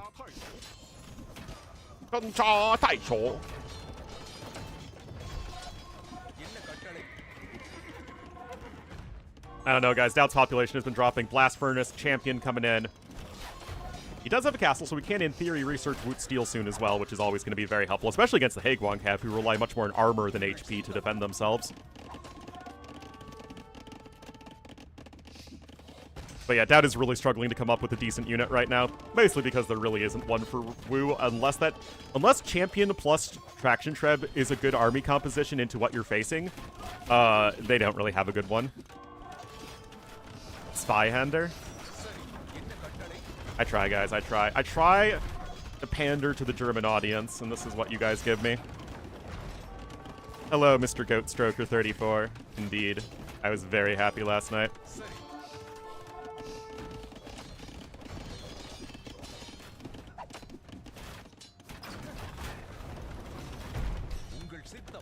Alright, Blast Furnace is in.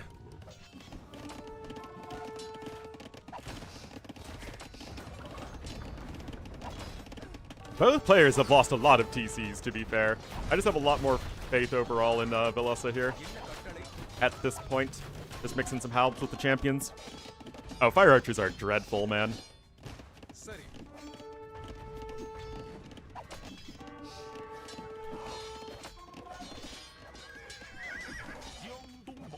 Oh, that's Xinjian.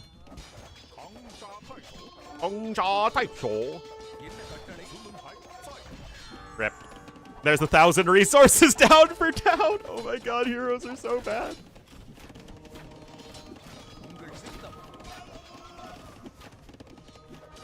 Winning Sun? I don't know. Is that Sun DauT? Is he Sun Jian? Attention. I think they are the worst unique unit. I mean, like, there are situations where they're pretty good, but they are the most situational by far. War Elephants, definitely better. Like, I would decisively say that War Elephants are more useful than Fire Lancers.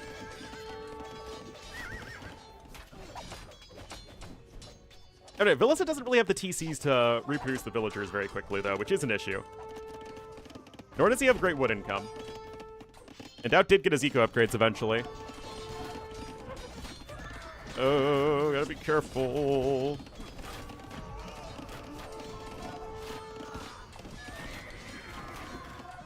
Did I say Fire Lancer? I meant Fire Archer.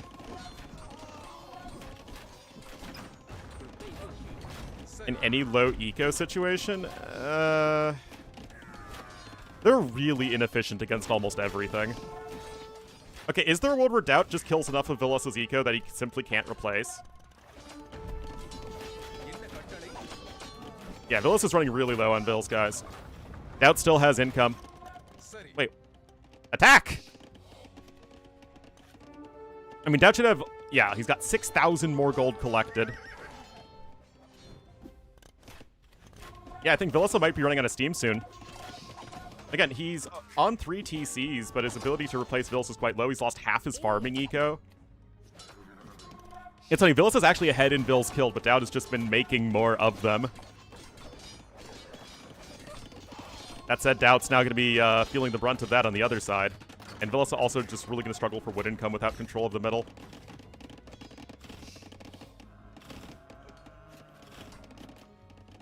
Both players are really starting to run low on firepower.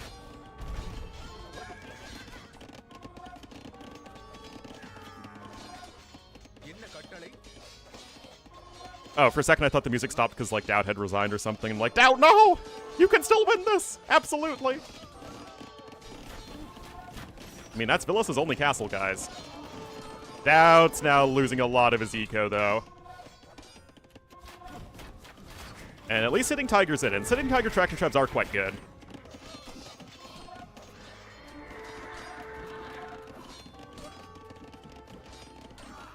No boot steal, but otherwise fully upgraded champions here for our blue player Villese. And a lot of DauT's army is skirmishers and fire lancers, which are both awful against champions. Okay, this bombard cannon has a lot of work to do. Does it have a friend? It does have a friend. Oh my goodness, but you don't have time! Oh, that's a big mistake. You're tired, right? Oh, that's a big mistake. Yeah, Villese now is the ability, like, DauT's losing everything to these champions, man. Also, everyone who says that infantry are not viable really just mean long swordsman. Or late feudal age men-at-arms into long swordsman. Champions are insane in late game. உங்கள் சித்தம் என்ன கட்டளை And yes, I know DauT's army numbers and value are both actually higher, but it's just such garbage units. உங்கள் சித்தம் Oh my god, they're like both absolutely at the limit. சரி Guys, neither can produce any army.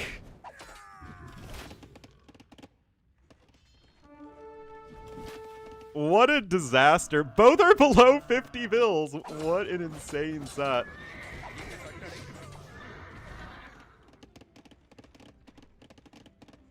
Like, DauT, okay, he's getting a market. சரி I mean, technically, Villese has 39 on food right now, which is quite good. DauT has 4 relics still, though, which is very helpful. Also, this TC is going to be doing a good amount of damage. That's also DauT's only TC from which to replenish lost vills. Well, yeah, DauT's rebuilding the market right now. உங்கள் சித்தம் I don't know if either player really appreciates just how dead the other is, which I really hope neither resigns right now. Because, again, I have no idea who I'd give the advantage to in this game. DauT has the ranged army, but again, they're just not very good units against the champions at all.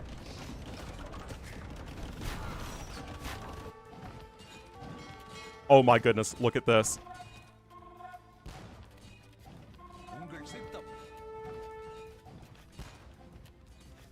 Villese is actually adding in more fishing ships. But his issue is going to be wood control right now.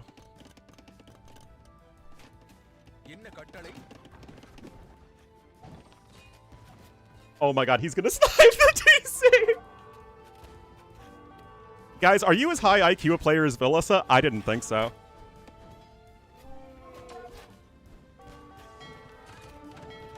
But DauT never got a medium warship, so he can't kill the Hulk with his own Hulk! Oh my god!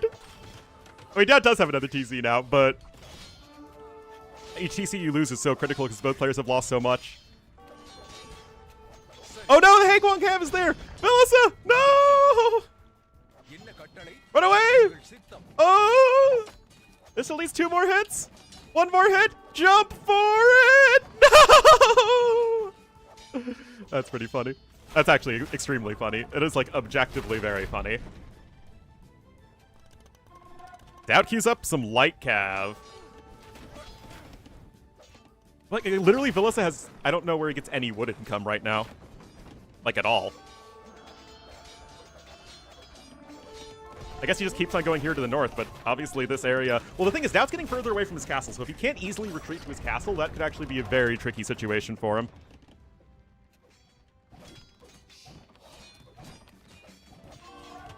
Like, I've never seen a situation like both players have so little with which to work. Villese himself is a 0 TC gamer right now. Does have a market, though.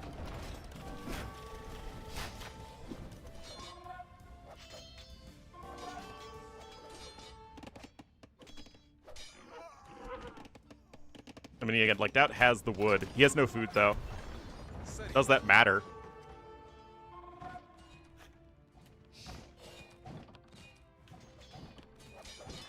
I don't know if it does.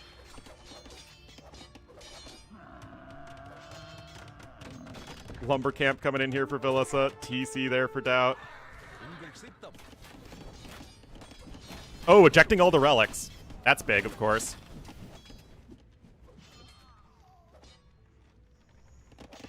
The rest, I mean, again, the populations are very even. 准备就绪 DauT has fewer villagers, but they're going to be more able to work.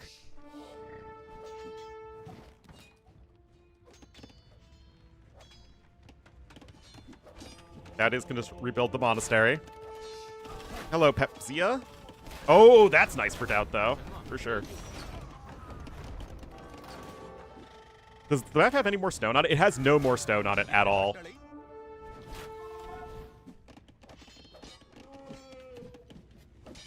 I don't... Maybe Villese just can't do anything now. He needed to keep the bombard cannons alive. Yeah, I think DauT has this. He just camps the middle forever. Villese is going to run out of resources soon.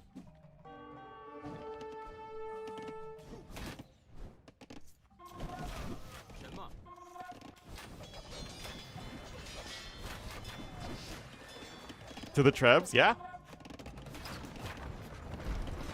I mean, the traction Trebs are good, for sure.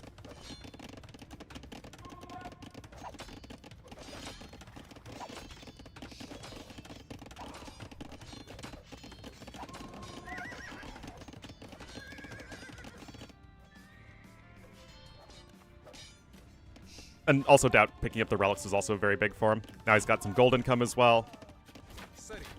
He just can't go anywhere near this castle.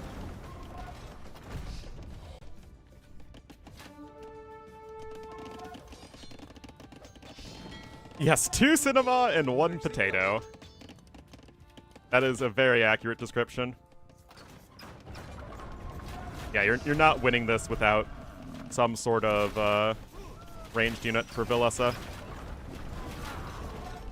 Even though these ranged units are very bad, it doesn't really matter because you just can never engage. That just keeps on running back to his castle. If Villese could get his own skirmishers, then this would be a different story entirely, but he can't. He's trying, but DauT's population's only going to be growing from here. His vills are already rebounding. He's got all the space he needs.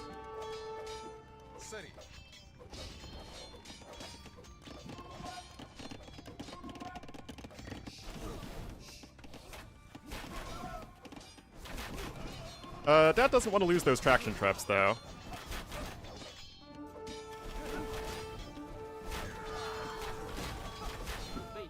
Yeah, it's fine. It's still way more costly for blue than red.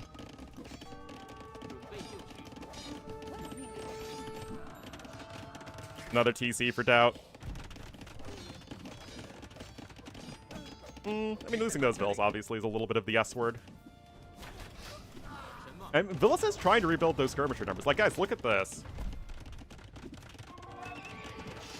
Fishing lines incoming. Oh, that's also some army that DauT isn't using. Okay, you just can't run units into the castle in, like, this area.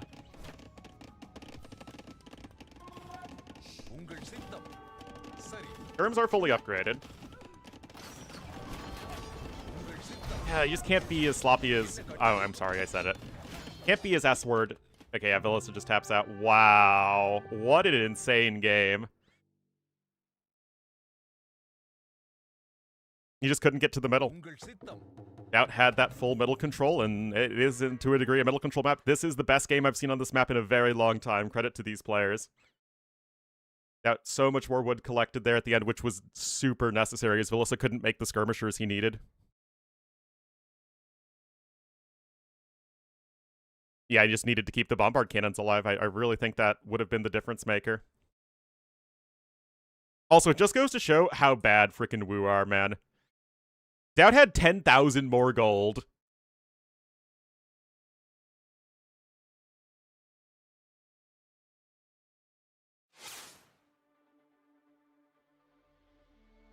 But full credit to DauT there. Again, great series. Even if all the other games are trash, the fact that we got those 2 very good games, I think, has been a real treat.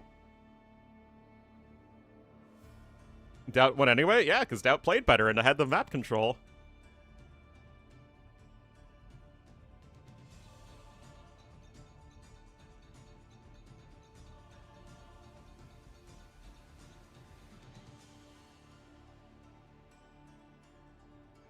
I hope the next games are quick, though, because we're already 2 hours and 20 minutes into this, and it's a work day.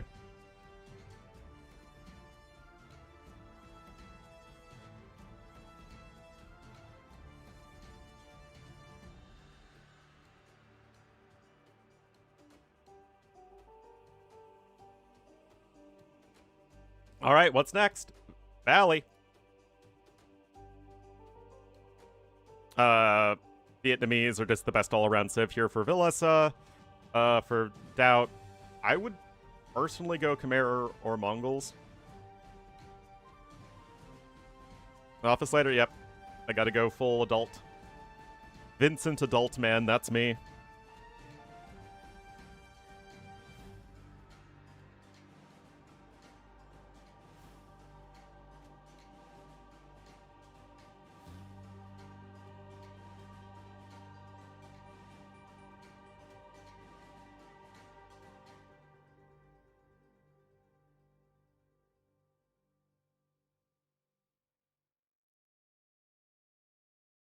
Ayatollah.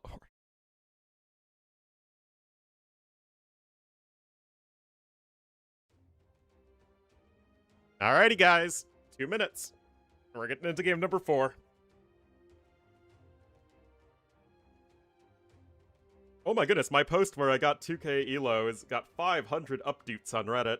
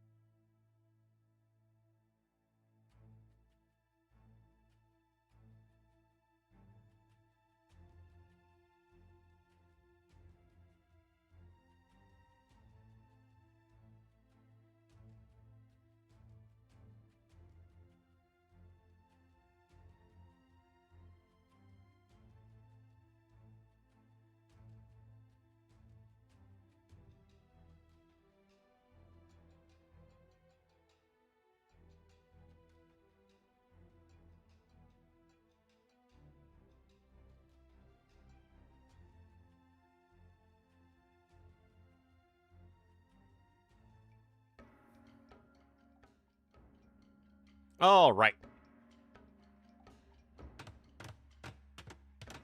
Did I post my throwaway account? I only have my one account. It's actually why I don't post on any other subreddits, because I don't want to bother setting up another Reddit account for like my personal stuff. Morin as well? Yeah, exactly. I mean, that was a huge part of it, is I could play our arena and hideout. Oh my goodness, Villese is a noob! What a freaking noob with the multi-sheep kill. Anyway, he's the blue Vietnamese to the northeast, and DauT the red Romans to the southwest.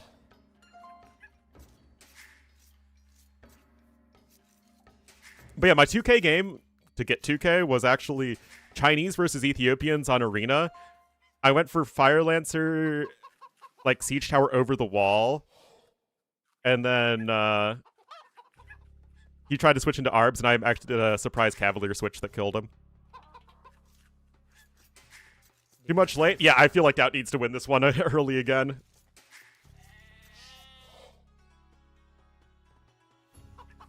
Is it true that I only got 2K? Yeah, the alternate post to my Reddit thread was, today is the day I stopped believing in elo inflation.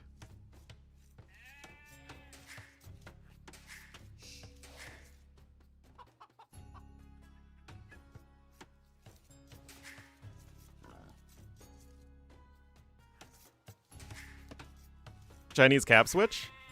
I mean, I was looking like I was prepping towards either Fire Lancers or Chuko Nu, and he was going for his own archers and like trying to apply forward pressure, so I just did the old bait and switch with Cavalier. What's the Scarum? I needed something that could snipe the Trebs as well, because he was ahead of me in the Treb war. And he just didn't anticipate the Cavalier, and I hit him like right as I got Cavalier and +4 defense in. DauT needs to win early, otherwise he's going to get obliterated in the late game. But Romans are a very good civ for winning early.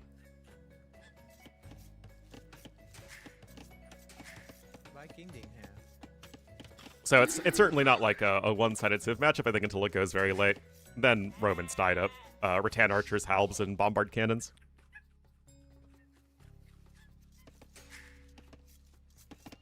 Or Arbs, halbs, and bombard cannons. Or elephants and rattan archers and bombard cannons. There's a lot of things that kill Romans late here. But their eco is sick.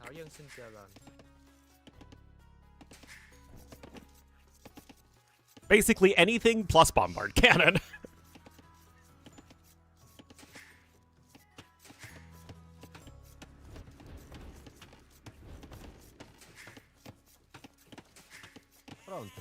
Brontosaurus.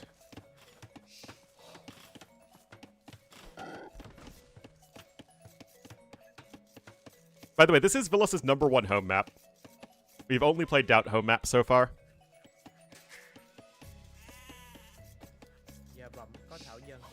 Early imp. If DauT doesn't have an insurmountable lead by early imp, he probably won't win the game.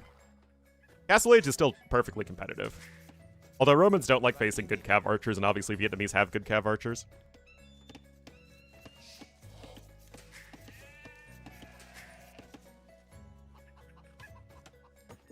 What a goofy-shaped gold mine, man. That's like a hook. Like a fishing hook. Or a pirate hook. Oh, wait, he's got loom, but I'm getting another Vill behind it. Did he screw up his... Oh, he didn't get his other boar. Because DauT has been hanging around. Oh, he didn't scout it! Oh, no! Oh, no! Villa! Guys, you know what's a great way for DauT to get a boar early? Or a lead early? Oh, no! He just assumes DauT stole it.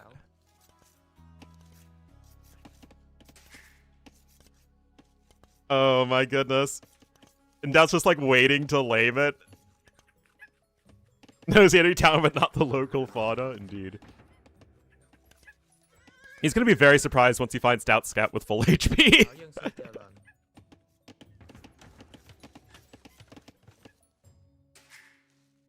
Oh my goodness, that is so funny. Like, literally one tile.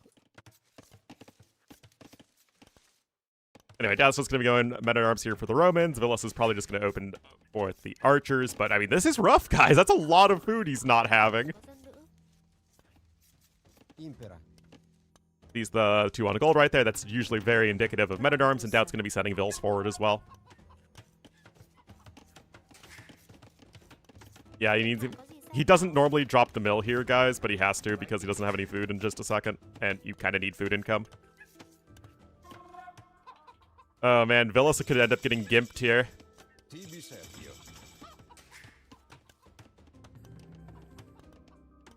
Range coming in. DVA on the way, but you're really going to struggle for that food income, man. Now, in theory, he should scout it eventually. Oh, wait, there it is. It just wandered into his line of sight. Yep, and he immediately goes to take it. Oh, poor guy, man. For how well he's been playing this whole series, that is not how you want to see a player have an AoE game. Anyway, does DauT's archer have an archery? And he does not. Okay, no, never mind. He does. It's like, he does not literally right off the screen, just like the boar.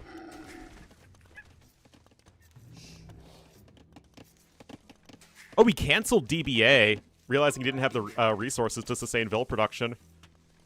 And DauT doesn't actually have it either. Now remember, no arson for the Romans. But DauT's going to have some skirms here very shortly.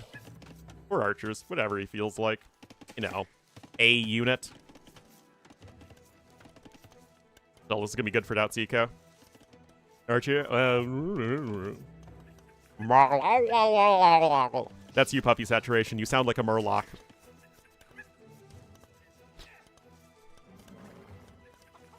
Oh. A little bit of a love tap there. Boring. He is not boring. All right, well, he knows what's up. He sees the skirm. He sees the forward Vills. Villese is well knowing, I guess, what his opponent is up to. DBA now coming in for DauT. Hopefully for Villese's sake, he will remember that he needs to pick it up himself. Villese has been known to forget an eco upgrade every now and then. But fletching is certainly a nice advantage here for blue. But yeah, you really need double bid axe. There's no way you're competing with Roman eco without it.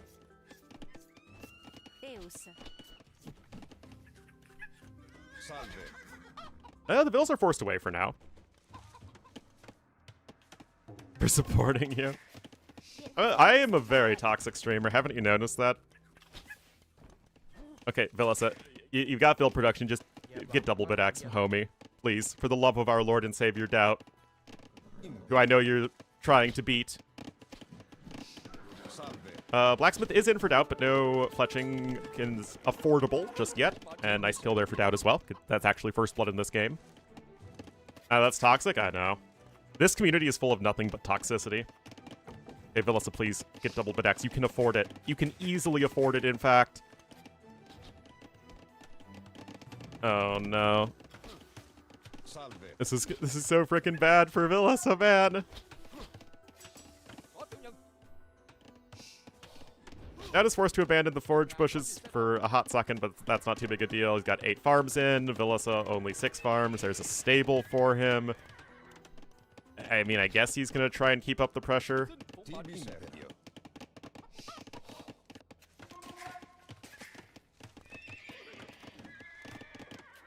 I mean, this is obviously super aggro.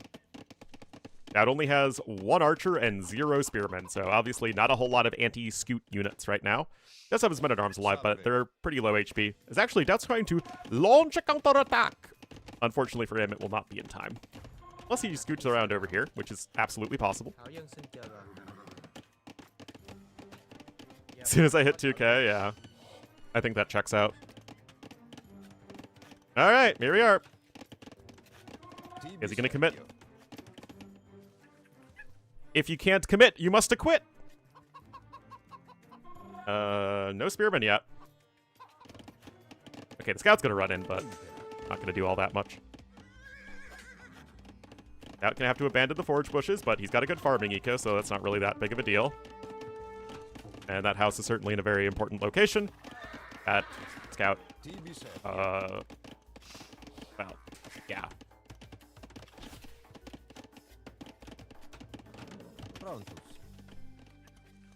DauT's still doing well in resources, though, because guess what? He's Romans and he has double bit axe.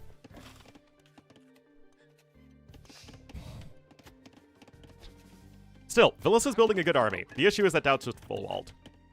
And part of that's just the map, right? You get full walled on this map.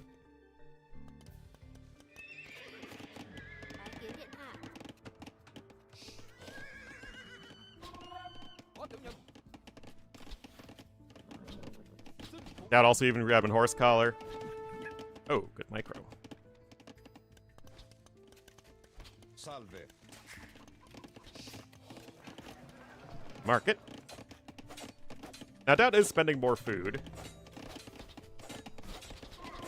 But a lot happening in a game that's had 3 total kills so far. DauT's adding in more archers, so that's going to help him save food for Castle Age. And DauT's now grabbing his own market. Villese will be a bit faster. And he's getting freaking wheelbarrow before he's getting double bit axe, man.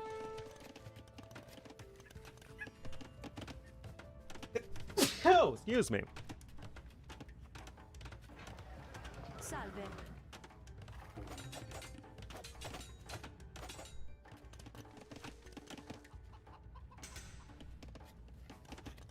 Another house for DauT. He's selling his stone. He wants the good uptime. Nothing terribly surprising there for how DauT likes to play the game. Villese doing the same thing, but actually a little bit slower. Is this Soul Eco upgrade? Yeah. I tell you guys, though, Villese is one of those guys who does forget his eco upgrades occasionally. Tato as well. It's not just Nikov, although he is another one.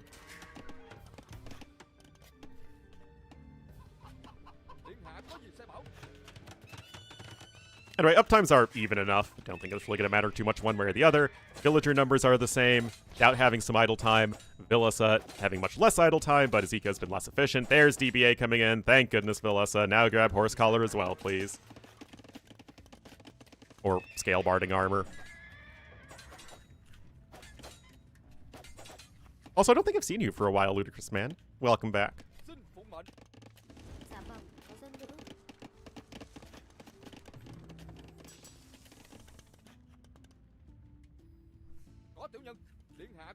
All the poor dead bunnies, man.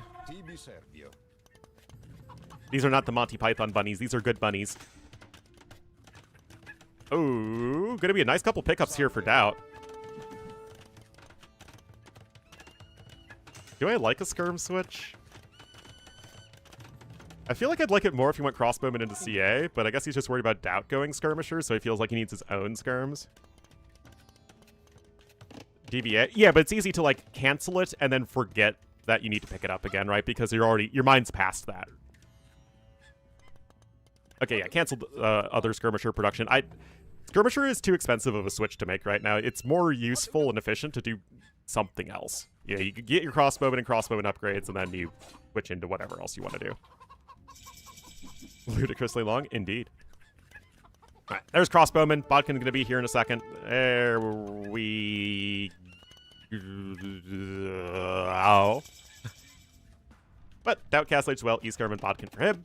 He's bought back 100 stone. He's going to add a TC. It's perfectly fine game now for both players. DauT a little bit ahead in resources, as one would expect from the Romans. But Villese very much with the better long-term army prospects. Also, despite being overtuned, Vietnamese they feel like an AoE civ, and a nice AoE civ. And Romans, less so. +2 defense even here for DauT, playing very safe with the anti-archer units. Huge workshop coming in, though, which is a good play from Villese, especially upon seeing the all the skirmishers. And he will also see the +2 defense here in a little bit. Bosaw for DauT. Could also see Bosaw for Villese, since he's not spending any food on a whole lot right now, but he's getting a knight instead, which I guess is fine. Salve. But Villese only 1 TC. DauT's going ahead, and he is picking up University. So again, everything's concentrated in defending, getting his eco down, and then, of course, getting as many anti-archer units as possible with upgrades. Oh, I mean, Villese had good army. Oh my goodness, this is such a disaster for Villese. Oh my god, that is so bad. Maybe he can escape a little bit. I mean, the scouts are going down, but yeah, you don't want to lose that there.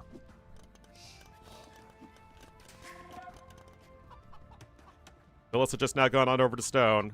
But yeah, it was like, I was double checking, like, okay, yeah, Villese is not going to get caught out by the skirmishers, and then immediately gets caught out by the skirmishers. Obviously, though, DauT is going to need to get his own defensive something. It will be for a stable.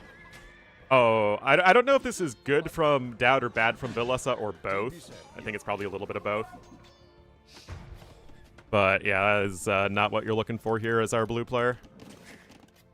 Knights are coming out for Villese, but they are very poorly upgraded. DauT getting his own defensive siege workshop now.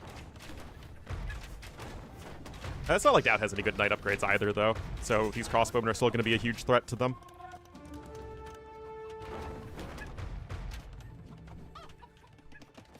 Skirm's kind of off in the middle of nowhere, though, it must be said. Chain Barding armor even coming in on them. University and Monastery, too. Villese does add a second TC, but DauT adds in a third one. Now, as of right now, the res collected are still quite similar.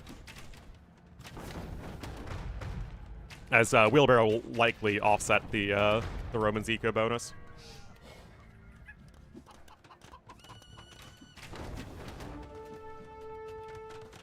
Yeah, DauT just sitting back right now. He's got back gold, back stone, back wood. Arms can go backward. Like, there's just no reason for him to move out on the map right now. His map is very good. Maybe Villese suspect something over here, but DauT's gonna run into with these skirmishers and get some value. That's for darn sure. I have very good reaction time. I mean, there's guaranteed losses here, but you're gonna minimize them. Anyway, DauT, does he have his own mangonel? He does. Very good. DauT still should be very well set up over time. Oh, gotta be careful. Don't mangonel your own dude. Oh, great mangonel hit there. That one will go down, and DauT is going to need to delete, which he does in time. I mean, it's both players need some very difficult multitasking at the moment. DauT himself is going to lose the mangonel, so that's all even Stevens. DauT is 18 vills ahead, right? All these units are going down. So, good eco for DauT. He's very safe. Getting another stable. Insurmountable lead for DauT? I don't think it's an insurmountable lead at all. I think DauT has the lead, but I don't think it's an insurmountable one. 4th TC coming in here for Villese as well.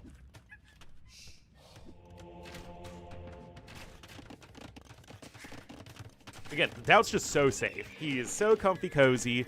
He is wearing a Snuggie. Remember the Snuggies, guys?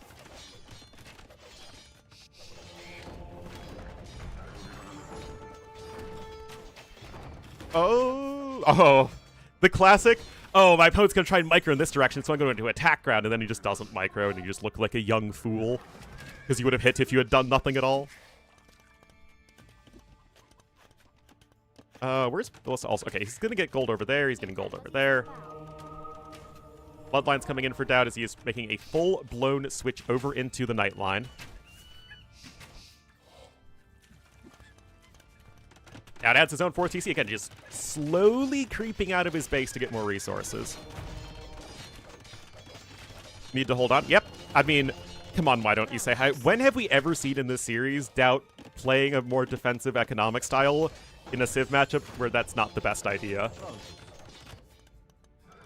And against a player who is also extremely good in the late game.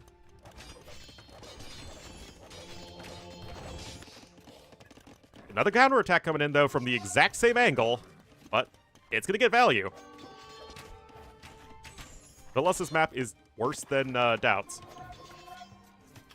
And DauT doing the best he can to take advantage of that fact.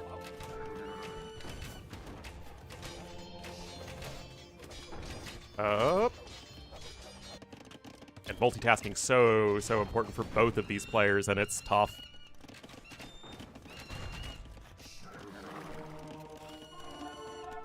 Oh, that should be 1-for-1. Oh my goodness, I don't even know how to judge these sometimes, man.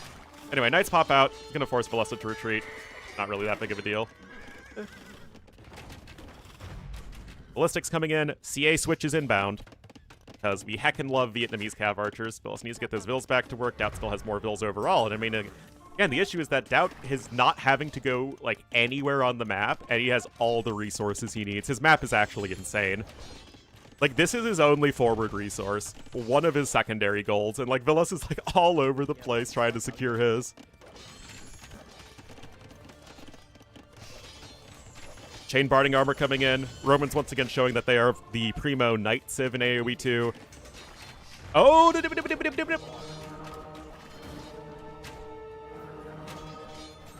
Alright, double conversion there. I don't... I feel like that's a fight that, like, is alright. It's like, okay for DauT. Not amazing, but not bad. Because Villese is getting all the conversions is the thing. And of course, the CA upgrades are going to be in here in just a moment. Villese, not terribly far from Imp either. I think he realized, okay, I need to get my CA upgrades before I click Imp. Otherwise, he's going to lose all semblance of map control. Villese is also picking up a couple relics. DauT's done a better job of it in this series, so I like that from Blue as well.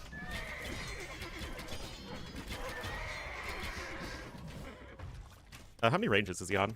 3? Hey, Zepti's housed. Both players are housed. Gold League of AoE 2, guys. Top, what is it, 42 best players?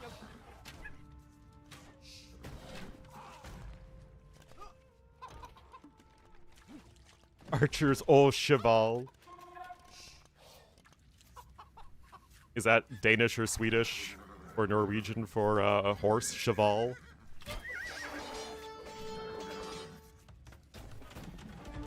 All right, castle over there, but Villese is going to click up to Imp now.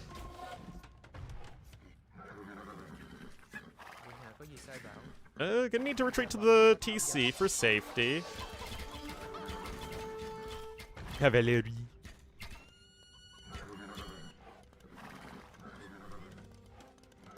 For an accent crop. Rip. Imp in the back TC right there. And we're in a situation where DauT's also up to Imp, but, I mean, his Civ's late game is so much worse. Big souls. Villese is sick and tired of units running in from this angle, man, and I do not blame him in the slightest. I mean, building the castle with 3 villagers is pretty amusing, but it's totally fine for DauT. CA are only missing +2 defense away from being fully upgraded as far as castle age goes. More range is here for Villese. And here comes the castle on the side. I mean, it's a good castle for sure, but it's not like this is the most important area for Villese to control. Ready to go.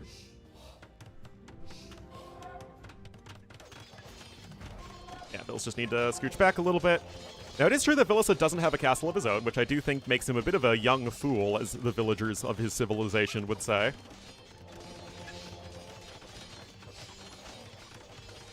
Needs a castle like right here. This would be a fantastic spot for one. And that's where he's building one. There's a flex, yeah. Anyway, it's Night Scorpion.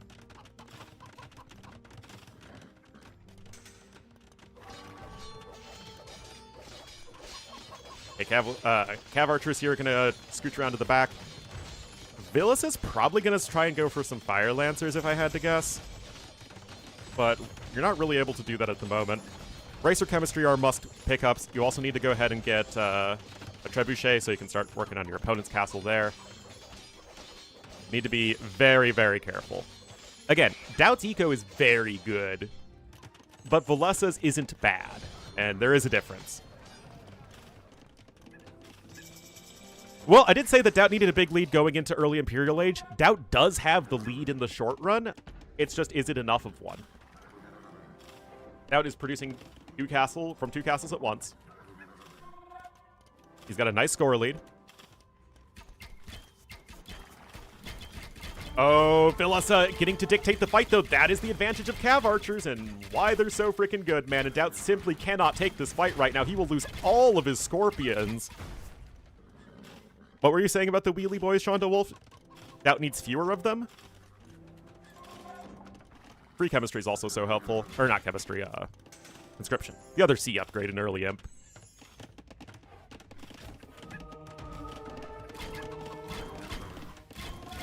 Oh, man. +4 defense is in. Heavy Scorp as well.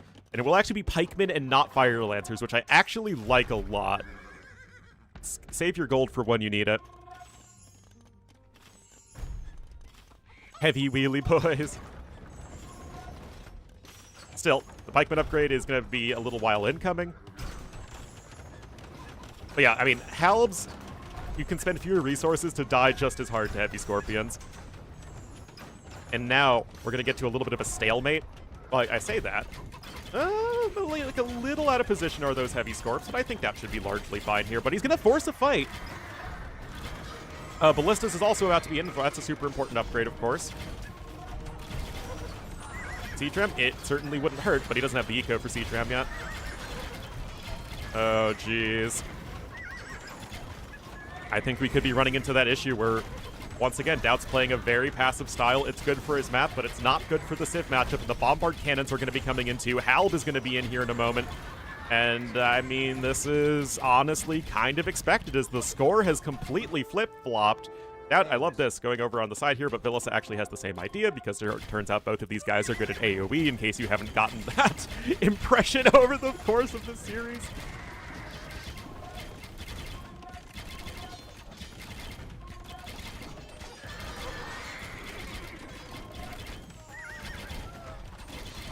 Oh, man.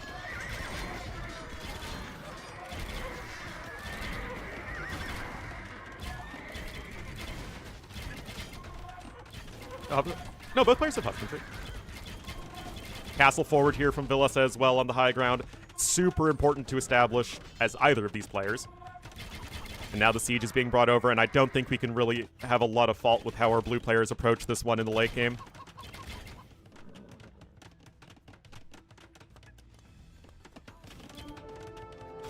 Castle there in a good spot.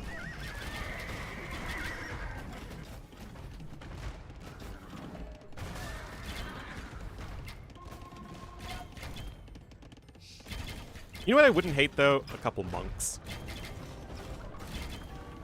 When you're facing Scorpions, I always like having some monks, just because you take a lot of gradual damage that monks can heal over time. I mean, he has 2 monks, but they're not really here. A little bit of a raid, though. That's not a bad thing. Last armor upgrade's about to be in, though, for the Halbs. And DauT's castle there is going to be under some heavy duress.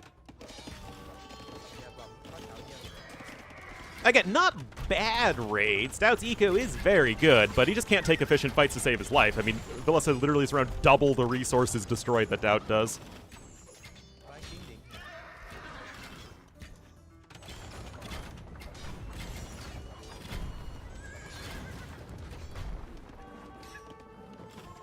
Dân nữ xin chào lại.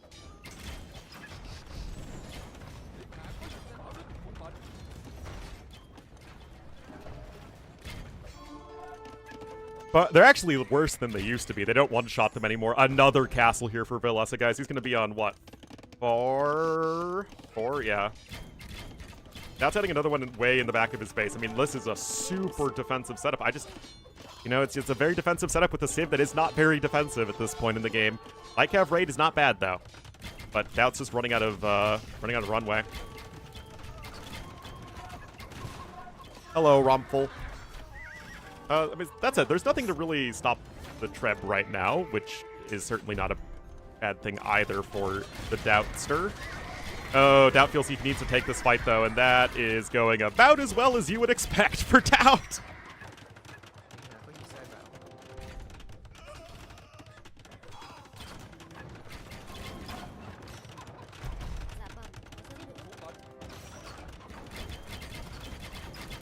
Siege Engineer is going to be a nice one up here for Villese.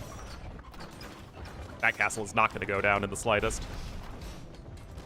A little bit of a whiff there on the Treb shot, but such is life. And, like, DauT's got all these resources and nothing to spend it on. Because what's he going to do? Make infantry? Oh, oh, oh, oh, oh. Oh, oh, oh, oh, oh.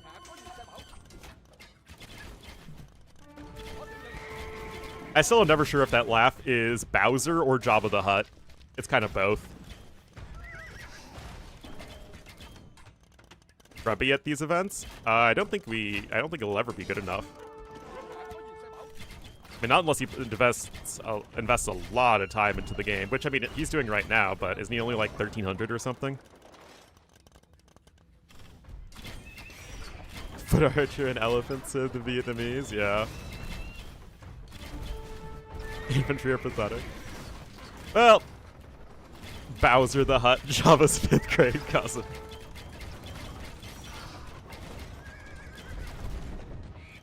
Guys, Villese is going to be one game away very shortly from a ticket back to Platinum League in a huge upset in terms of Gold League results. Like, DauT looked very good in Gold League, and it's like, why is DauT even in Gold League? But he couldn't secure first place in his group, and Villese is one of those players that he had a pretty underwhelming result, and yet he's Villese, right? We know he's very good at AoE 2 if he can play the sort of game that suits him. And I think that Villese is actually a player matchup that's very bad for DauT in terms of getting back into Platinum.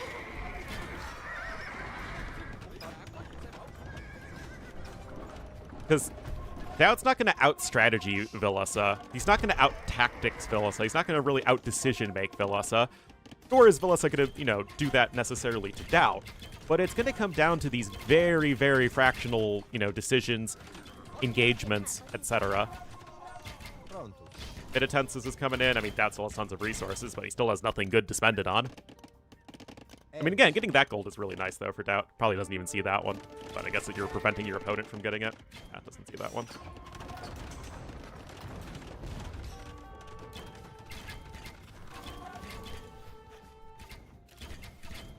There are 33 Cav Archers, which is, like, okay, although not insane. Such an advantage. Is Serbia much more poppin' by comparison?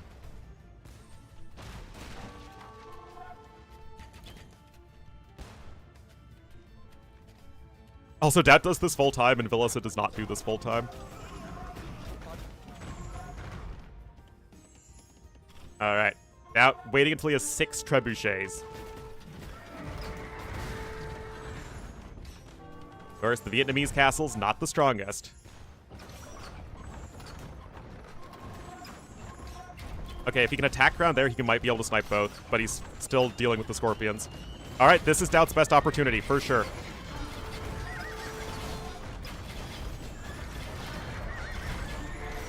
All right, one Treb goes down there, but you got more coming.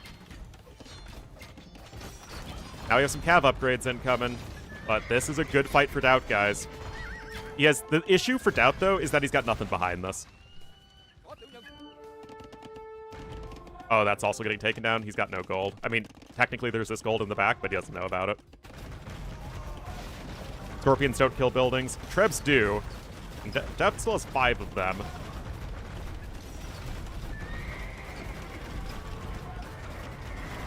You're losing a lot of units there, actually, as DauT. But, I mean, this is DauT's best shot. Again, DauT is really searching for his win conditions in the exact correct way, but I feel like this is just going to end up like game number 1, guys. Castle goes down there. DauT did a great job of literally gathering his opponent's resources.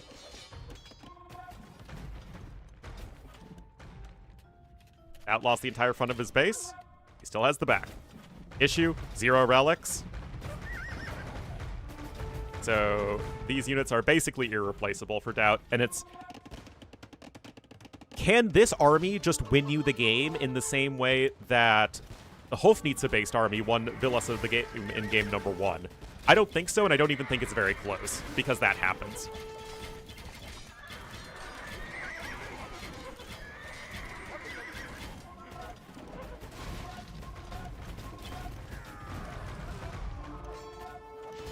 Paper money? Actually, is it? No, that is a mistake. That's 100% a mistake. Halb's over there, obviously going to eat the light cav.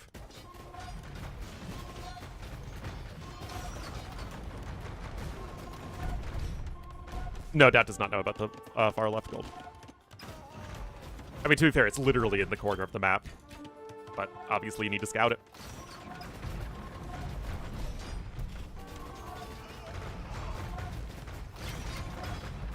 $38 Scorpions for DauT. 7 Bombards and counting. These are good raids, for sure. DauT's losing so much, though. Both players' populations are dropping again.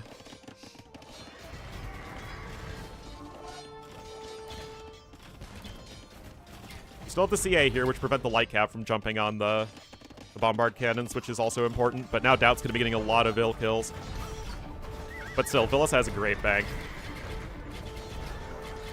Yeah, I mean, this is exactly what the cav archers are there for. One might go down, but obviously DauT's losing a ton in the process.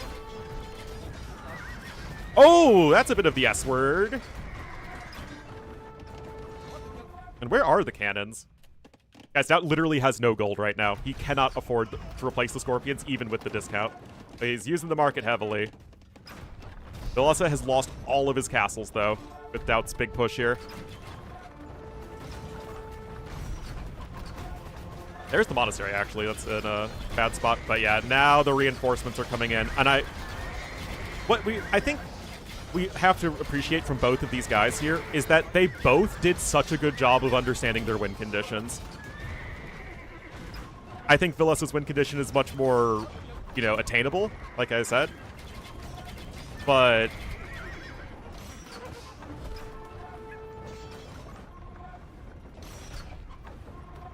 I mean, I think that it's just such high-level AoE.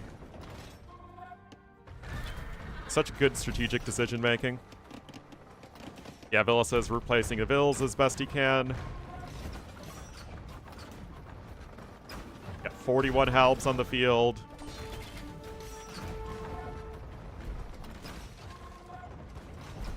Scorpion numbers have been cut in half at this point.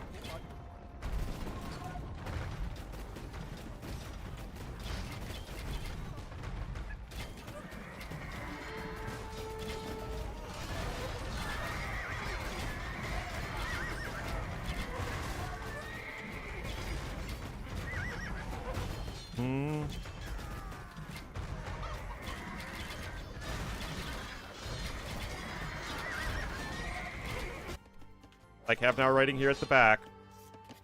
That has more Scorps on the way, having to heavily use the market.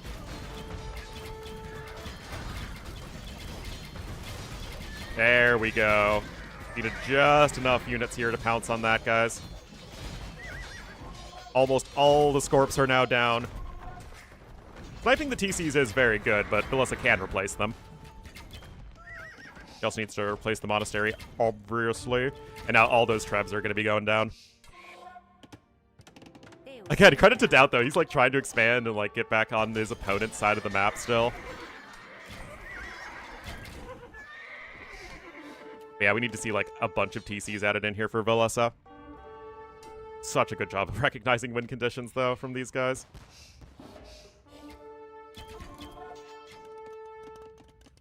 Does he know about the stone? DauT. DauT sees the stone. Villese does not know about the stone, so DauT's missing a gold, Villese is missing a stone.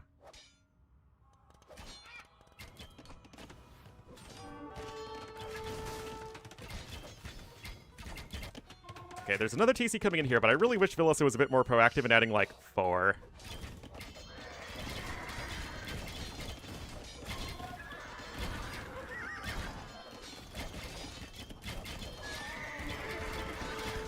Man, that push from DauT, though, was perfect. It really was. If it was possible to win a game with that, like, if it was possible for DauT to win the game, that was the exact way he was going to do it. And maybe with the follow-up raids, which, again, were exactly what he needed, maybe it's done enough to Villese's eco for him to close it out. I just don't see it. Yeah, I mean, there was no way he could save all those trebs.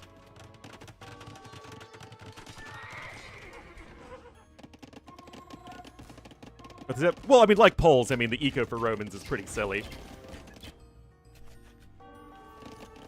Also, Villese never even got frickin' heavy plowman. Disgusting.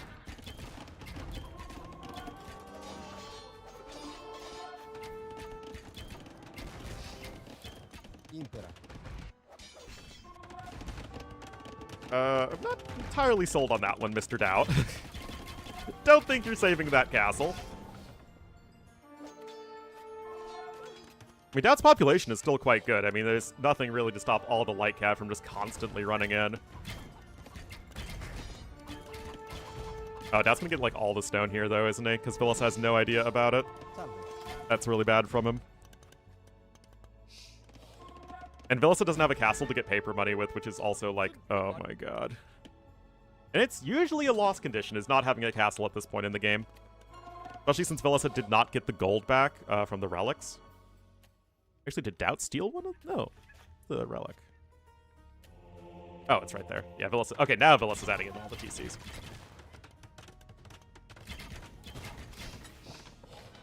This probably should have happened a little bit ago, but DauT's getting all that stone is super nice.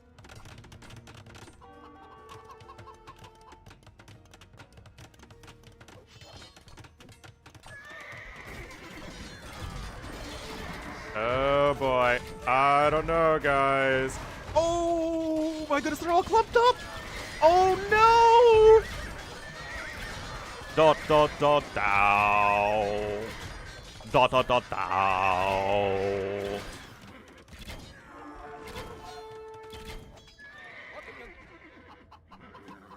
Oh man, he sells all that stone he gathered. Honestly, it was poor scouting from both players this game. Anyway, Villese is going to run back out of gold here in just a moment. That said, he is picking these relics back up. I'd like it so much more if he had paper money, but we never get what we want in life now, do we?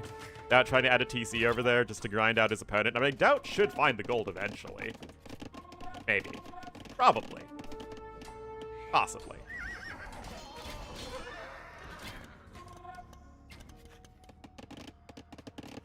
But yeah, Villese losing all of that stone is really rough.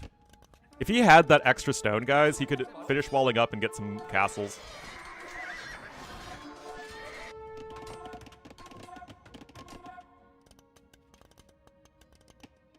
Why not skirms? For Villese, he has, like, no income.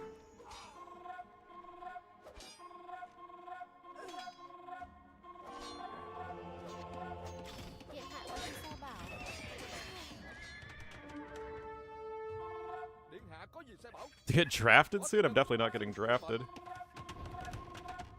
Crop rotation, baby. DauT ready for the long haul. DauT has this. Villese needs to push. Cannons are crossing the map. I mean, DauT's just getting so many of these light cap just chewed up.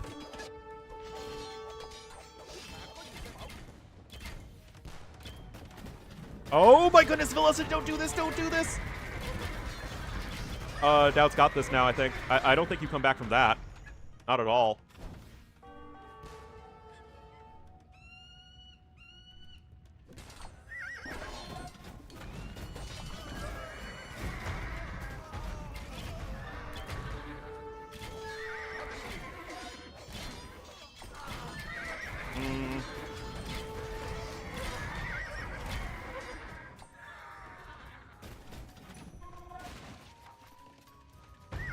I don't see how you stop DauT from just consistently spamming units everywhere. Villese is only on 66 bills, guys. Now, he's got TCs all over the place, to be fair. DauT's losing some bills over here. Did he find the frickin' gold yet? Yes, he did! And Villese still hasn't gotten all the relics back. That was an important part of his win condition. Oh my goodness, and Villese still has no idea about this. It's just bad scouting, man.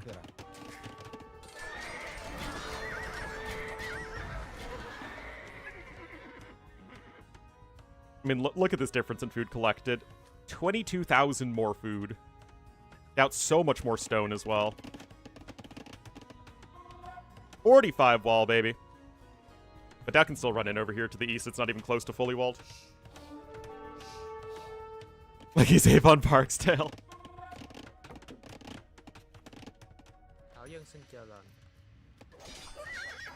Yeah, no, gonna try and go for a swordsman switch because he found all the gold. Oops! DauT's been here the whole time. Unfortunately, the past 20 minutes, I think Villese has made a ton of huge mistakes.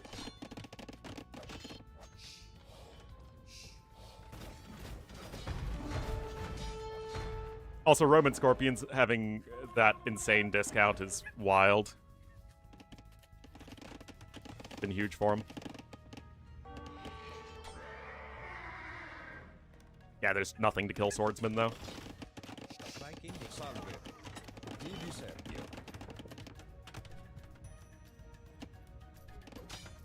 Oh, this is a very good tech switch. Like, what's Villese gonna do, man? Also, him not getting paper money, like, so many big post-imp mistakes.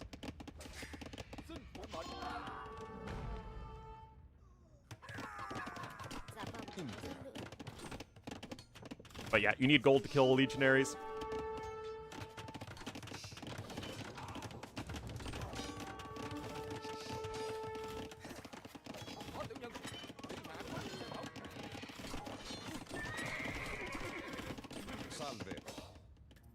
Bonus? No.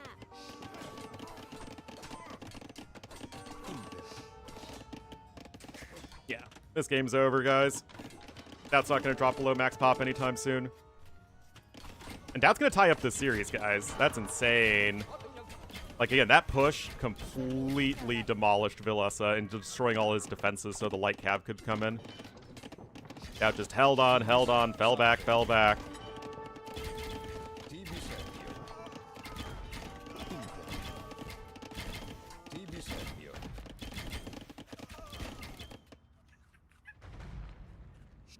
Look at this, guys. You're not destroying this.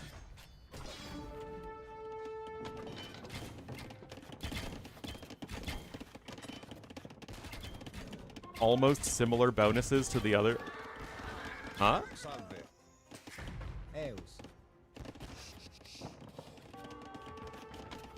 E-Tram? Sure, why not? DauT's got all the resources he needs with this gold mine.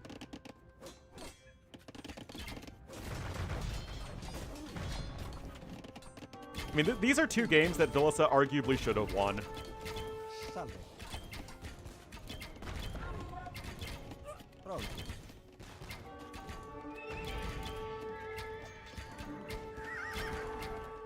Maschera.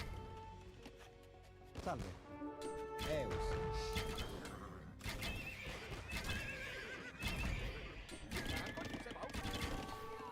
Legionnaire Day.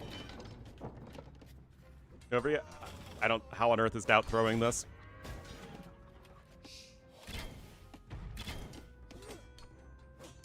Yeah, DauT's eco. Like, guys, DauT's almost 50% more resources collected this game, despite being like a third behind in resources destroyed. I mean, it's enough, right?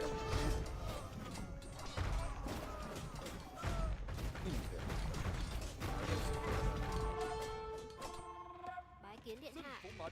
It is enough. Điện hạ có gì sai bảo? Salve. Ivi Sergio.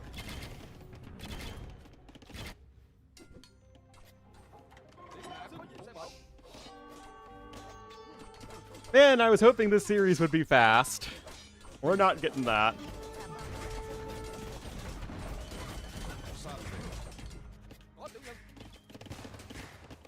Because T90 just wanted to cast the second set with me, man. Xin chờ lệnh. Yeah, I'm casting. Okay, there we go. Yeah, 157 Scorpions. That ties us up. I mean, Villese is probably just, you know, digesting that loss. Doubt fair bit more of everything, especially food.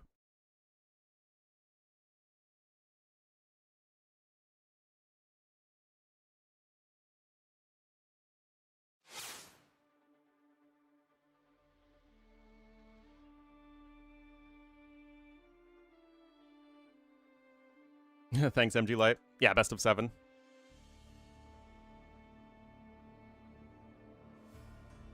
Alright, Datsulis' top 2 civs left, by the way. Now is Villese's #1 home map. We got Mudflow, Bypass, and Monocle.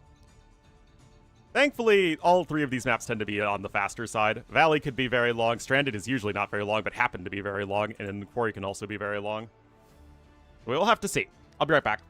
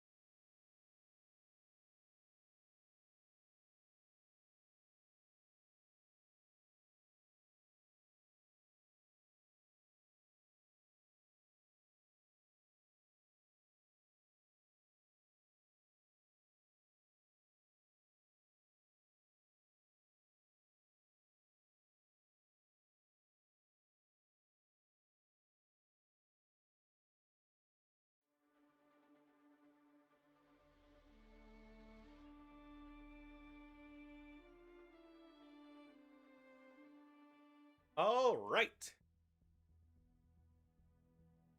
Only 4 games played? Very long games. All right, so we know it's going to be bypass. We know the civs that we're going to be seeing, and let's get into this.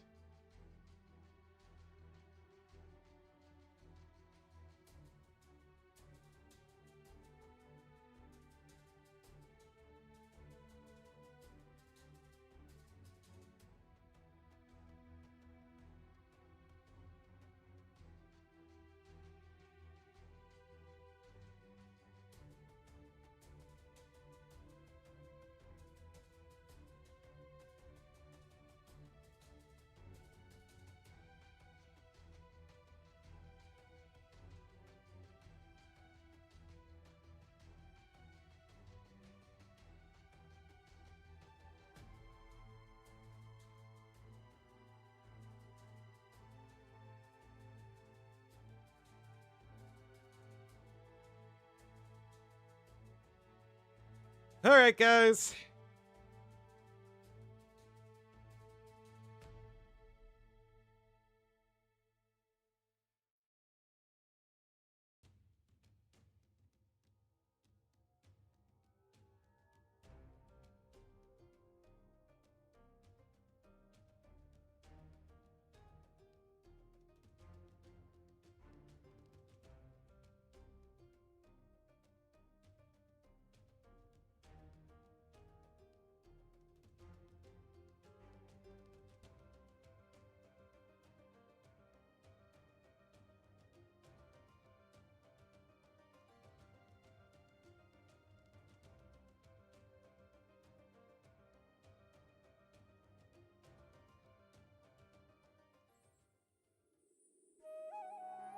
Alrighty.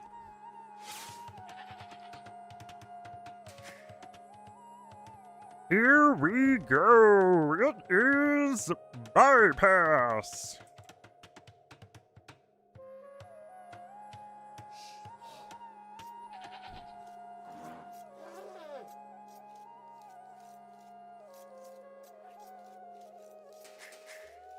So, DauT going to be in the red as the Malay to the northwest, Villese in the blue as the Bengalis to the southeast.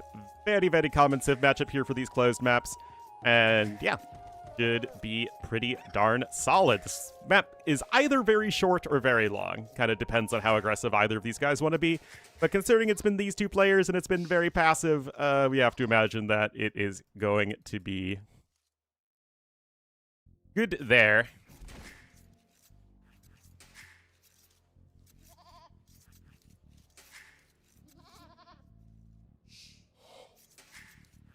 Hi.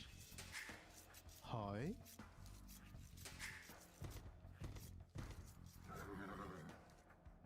Are you pushing actually from all the way to the side? I never even noticed that. That is a long distance to push, man. Always Ornlu the frog. Here.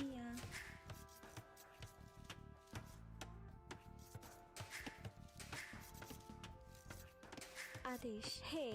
Hey. Hey.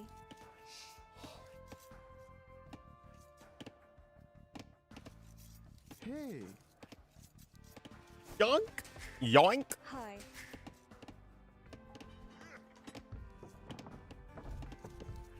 Oh, there's the elephant coming in. But yeah, neither player really going forward or anything like that. Just kind of chilling. As far as like which civ is better, I don't think we can really say one or the other. I feel like they're both top tier. Neither civ really has a notable downside. Adish.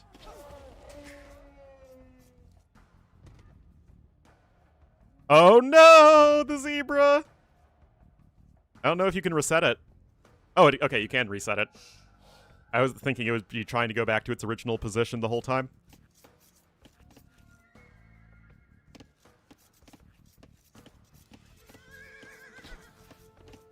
Wait. Oh, okay, you have a few kind of hanging around the outside of your base like that. Good monks. Well, to be fair, Malay Ellies are the least monk-dependent elephant play. Bengalis are actually the second least because of the extra conversion resistance. Remember, elephants now have conversion resistance natively, and Bengali elephants have extra native conversion resistance on top of that. So they're actually pretty tough to convert.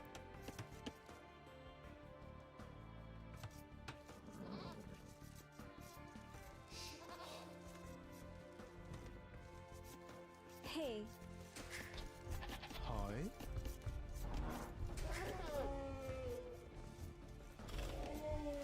Tuyar.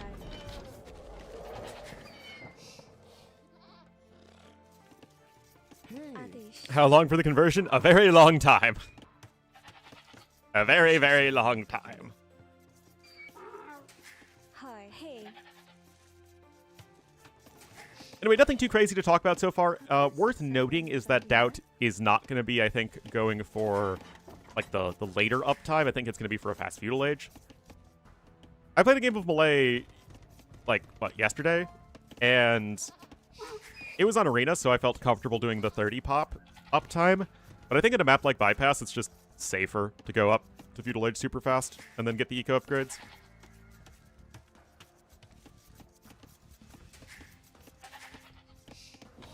But this is not what I expected. Adesh. Oh.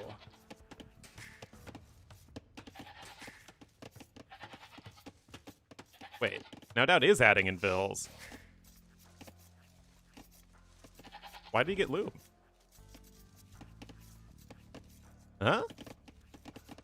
Tuyar. Villese only has 3 on wood, which is very little for this stage in the game. Normally you're at, you know, more. Like 5 to 6. Sassananya Baginda. Okay, DauT's going up on 22, which feels just very safe.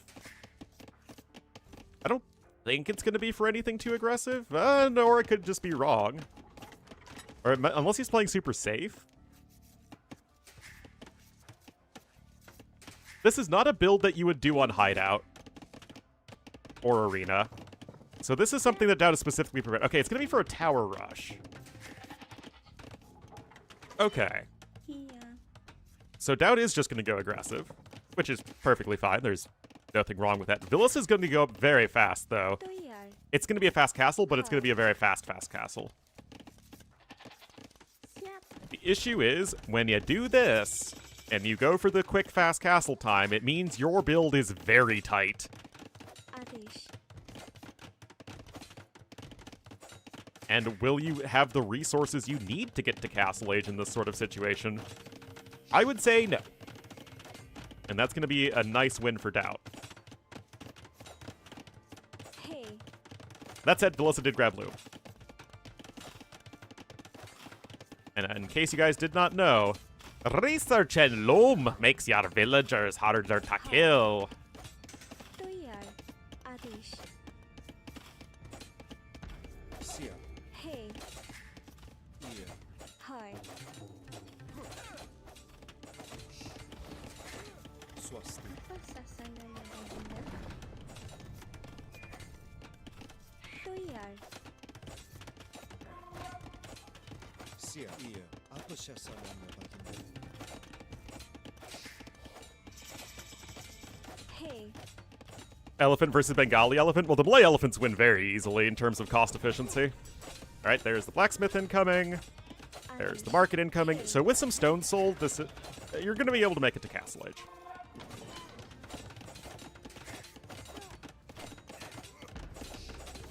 I mean, good response so far. This isn't as aggressive as DauT could have been. So it's a little less all-in. But also, I get the idea you don't want to sell stone because you kind of need the stone. We'll have to see where DauT builds tower number 2. I assume Villese is going to go for a defensive tower here. T90, the second set. T90's casting with Jordan for this set because DauT and Jordan are friends and teammates, so it makes sense. It's a very hype set, and Jordan is a very hype caster. I'm a good caster, I'm just not a very hype caster. Tuyar. Hi. Hey. I do think it's very strange, though, Adesh. and it probably just has to do with player availability, that DauT versus Villese is probably the marquee set of the Gold League playoffs. Tuyar. And I don't know why it's happening first, and then we followed up with Kasva versus Dogao, Hi. which are players that generate significantly less interest. And also could be more one-sided. Wouldn't you want the most exciting match to be happening at the end? Adesh. But I imagine it has to do with player availability. I mean, I would imagine so. But Tuyar. I also would be late for Cosmo, right?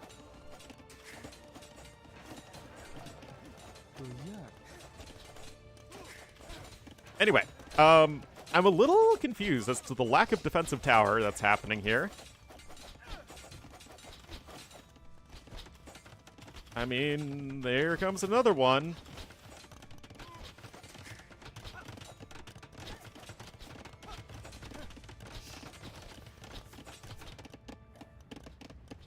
I don't know, guys. Yeah, it's an arena player's defense for sure. Hey. Hi. Yasa kuga Hey. baginda. Oh, no! Oh, guys. I think it's time to throw out the S word. I mean, now Villese is just playing super, super safe. Monastery here as well. I mean, I guess you can try and siege push back. Also, Villese is about to be housed.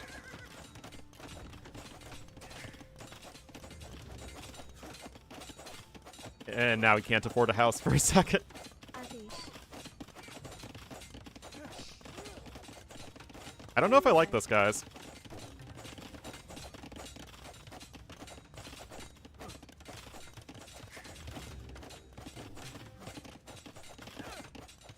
I mean, DauT Eco is doing all right. Sia.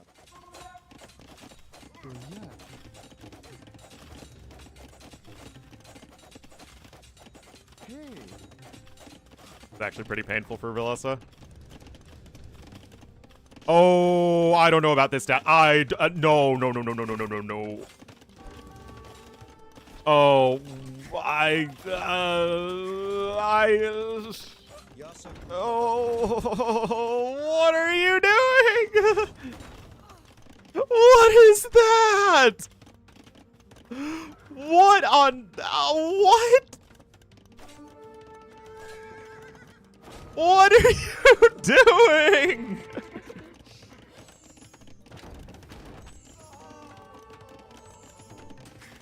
I mean, you have to respect your opponent a little bit.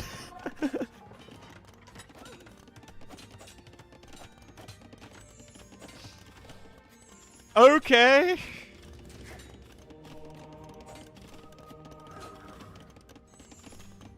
That just happened. Market coming in for DauT.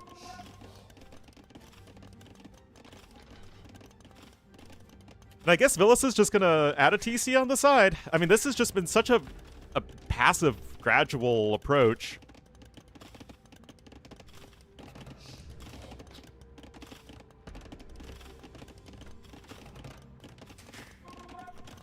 That said, Villese's food income is very poor right now. But the two mangonels here are going to do an excellent job of getting rid of those towers. DauT's going to get the stone walls here behind it, as he absolutely should. Move from DauT. I mean, he thought he could get through. I mean, sometimes it is that simple. He thought that Villese either didn't have enough under the TC or wouldn't be able to react in time. And either way, he should have known better.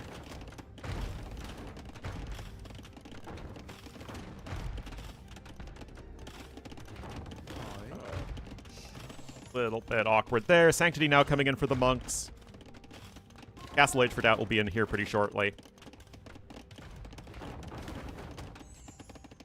Yeah, just picking up some relics right now. Yeah, this is all fine for both players.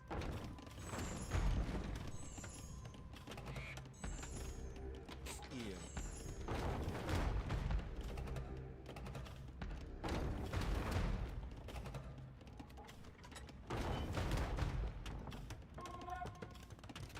Could be better. Yes, it definitely could be better.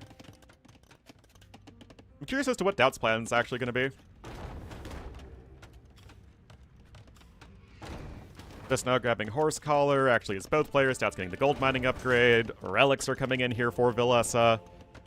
Not that gold is really an issue for him right now.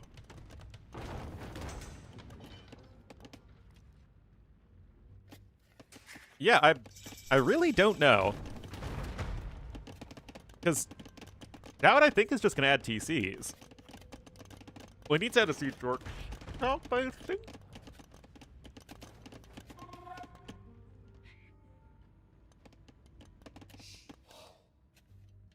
Alright, crossbowman.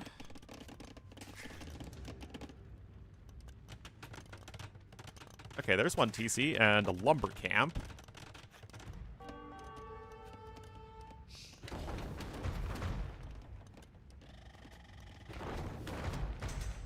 Alright. Well, Villese isn't adding in any more mangonels. Okay, now he's just going over to stone. He's adding in a third TC as well, so just a very gradual approach to this game. DauT could get some damage done here, though, for sure. Those vills are very exposed. Hi. Hey. The first game of the day. Yes, the first game of the day on game number 5. The best and worst map of TTL. My least favorite map is High Tides or Stranded. And my favorite map, I don't know, there's a lot that I like.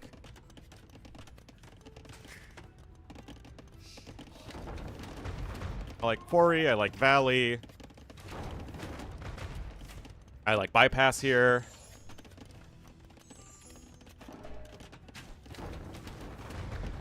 I like Coastal Arena.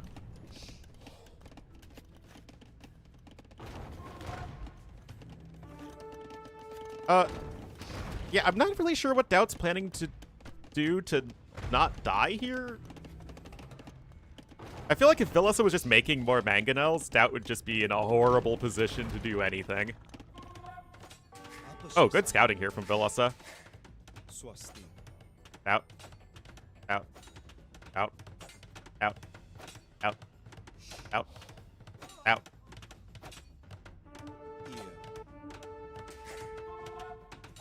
I know there's stuff happening over there, and I know there's stuff happening over here, but we're just gonna keep looking at this.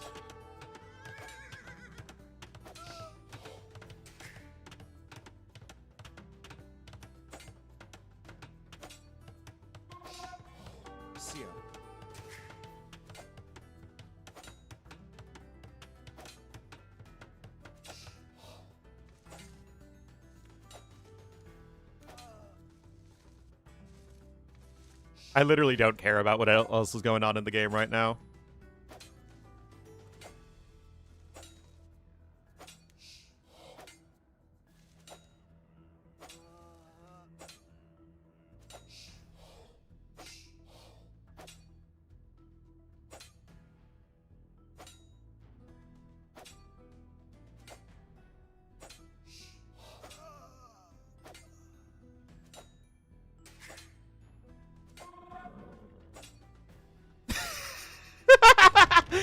Seven kills!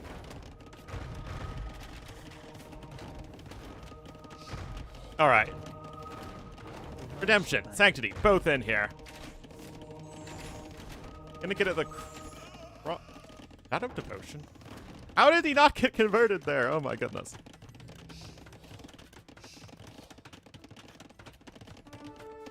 Alright. Crossbows here don't seem to be doing a whole heck of a lot. This is very, very, very bad for DauT. Okay, well, that's actually quite good for DauT. Oh, attack round, attack round, attack round! Oh, come on, dude! Oh, that could have been microed better. Come on. Alright. Here we go, guys.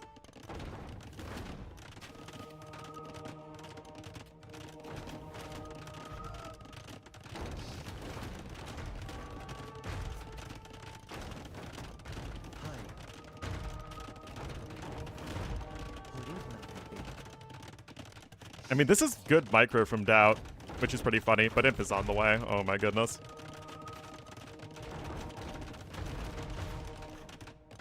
Oh my god, 1 HP! How is DauT not getting converted? Like, how is Villese so unlucky here, man?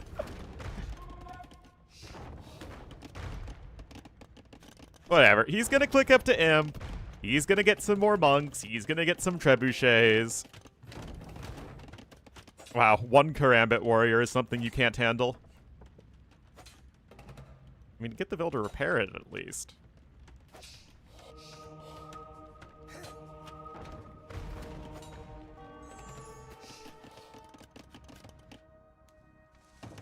Oh, the scout finally went down. The TC killed it.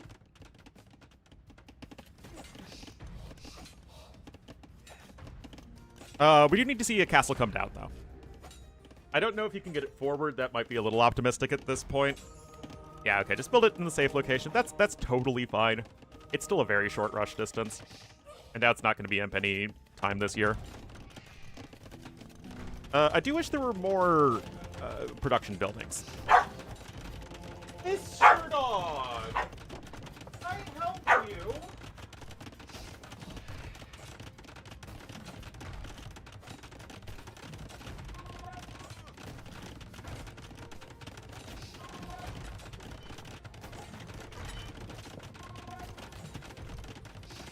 Oh, he turns around and plops right down.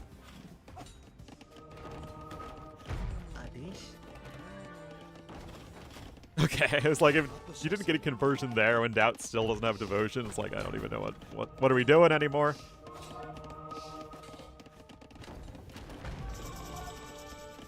Alright. Is DauT gonna resign?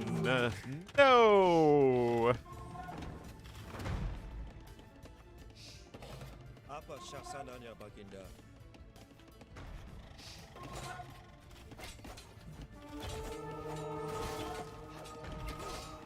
Ya. Apa syasananya baginda? Arb coming in, sure. Yasa kuka baginda.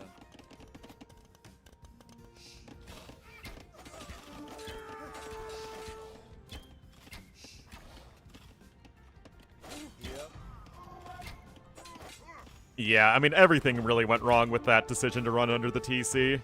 Sometimes it's a lot easier than others to point out as to where things went wrong for a player. I mean, Villese still has, like, no army. He did the classic rush up to Imp and then not have anything prepped. That's still making tons of karambits. That, I guess, is just going to try and TC war this.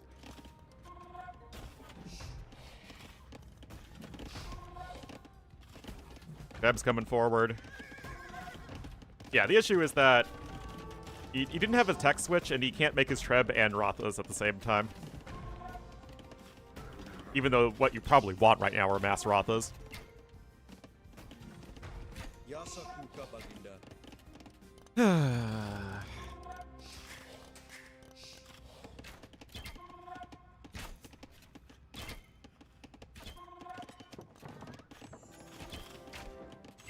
Wait, what? Oh, he's waiting to wall in the Trebs. Interesting. Not the best strategic decision? I don't believe you.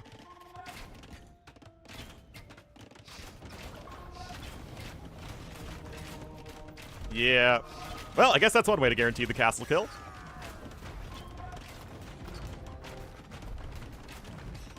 Arbs are about to be fully upgraded insofar as Bengalis get them.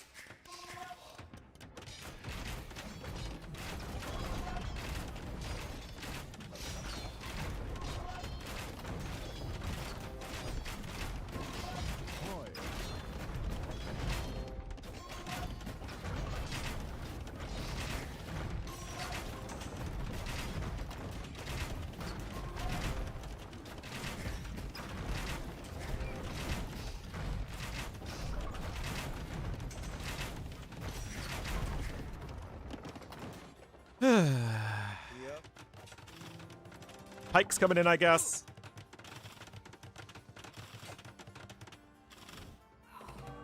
Oh, attack round, attack round, attack round! Rip.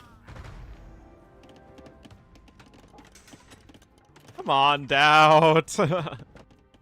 Look at the score difference. Yasa kuka baginda. Apa syasananya baginda.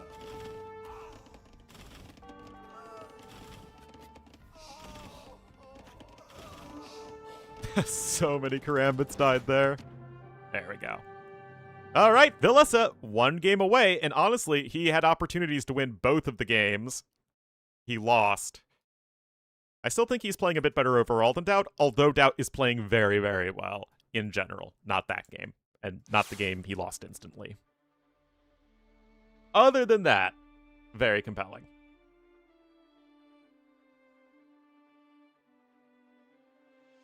That was Villese's home map, though. That was DauT's #1 Civ pick, though. Versus the 4th Civ pick, so... Mongols... Where do you go, Mongols? I guess Khmer for Mudflow and Mongols on, Monocle? Are Mongols that good on Monocle, though? You're doing a lot of fishing and not a lot of hunting. Unless I'm not remembering the map properly. Anyways, probably, I don't know, Georgians on one map, Portuguese on the other.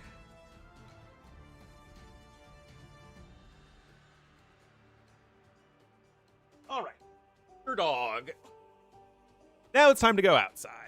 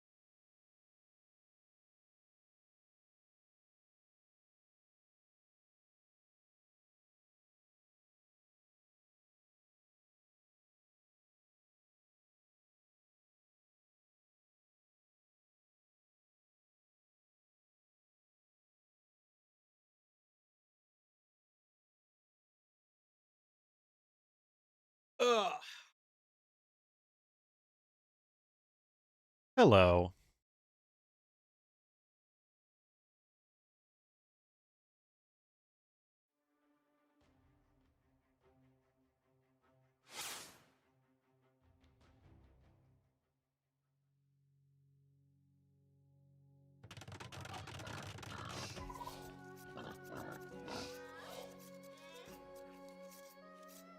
All right, guys, here we are. Game number 6. Villese, one game away from getting back to plat, which I think a lot of people wouldn't have expected. I thought that although Villese is a pretty good matchup for DauT, I mean, guys, Villese didn't even have a winning record in his group. Well, I guess he did have one more overall win than loss, but we went 2-3 in sets. Although I think that Villese matches quite poorly to the, you know, the hamstery up-and-coming players like Prisma and Wide.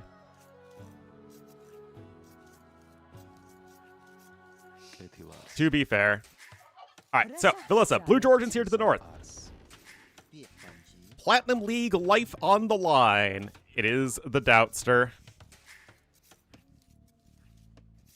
Why do I have a cord?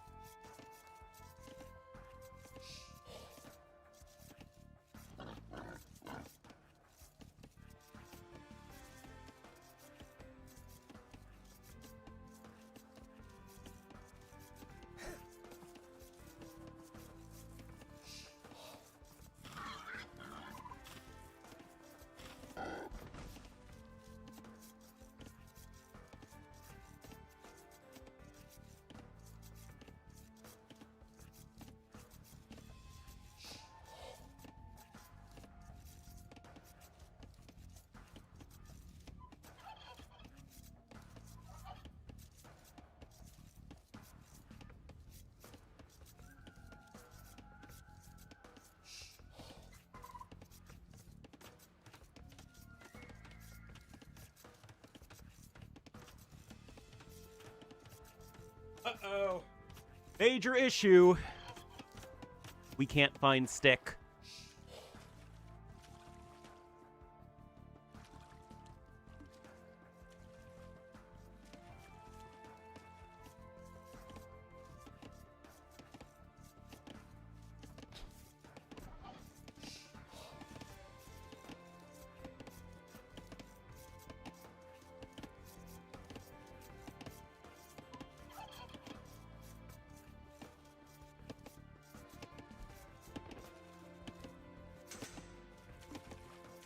Found stick.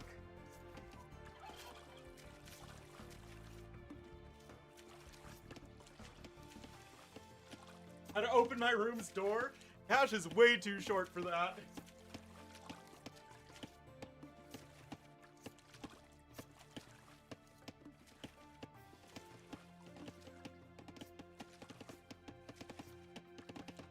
But I did find stick.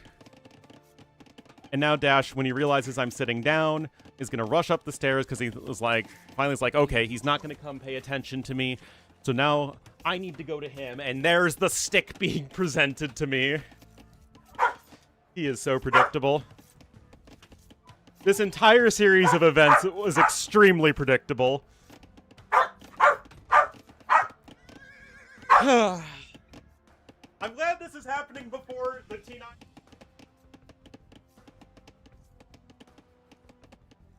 Ready? Set, go! Oh, he's very cute. That's the problem.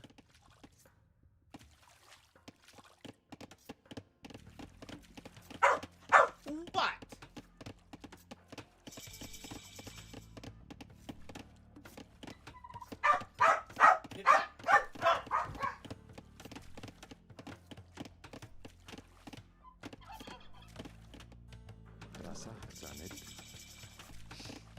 Go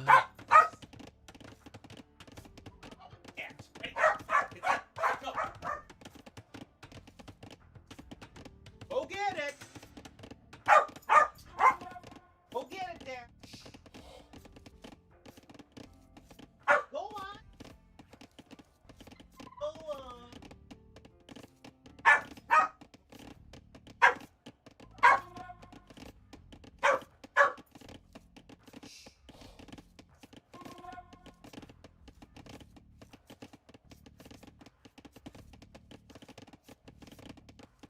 Now I just have to start walking to it. Man, it sure is a good thing I'm able to cast this game right now.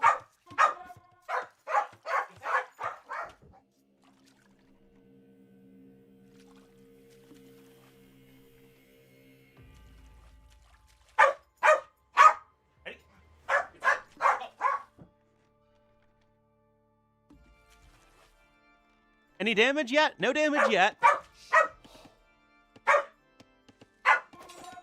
on.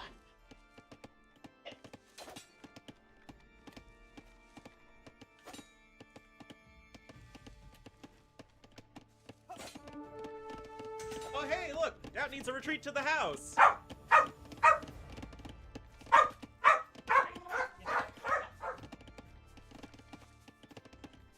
Who's in charge here? It's literally never been me. At any point in time.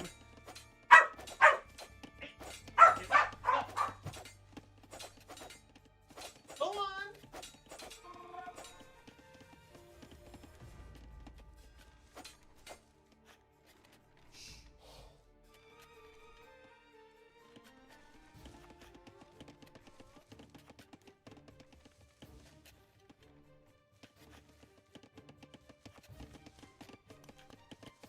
Well, nothing's died yet. DauT's eco's looking a bit better, though.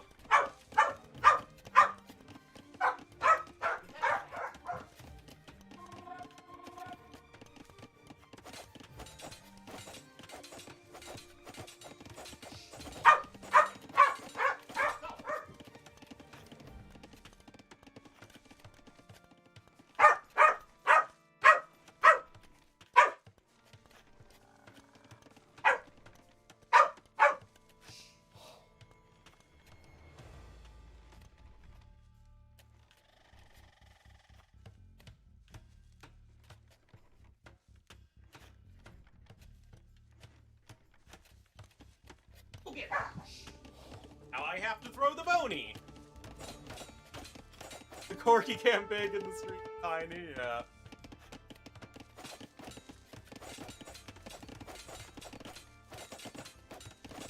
Alright. Still nothing's died yet. DauT's getting bloodlines. He got horse color as well, which is really nice.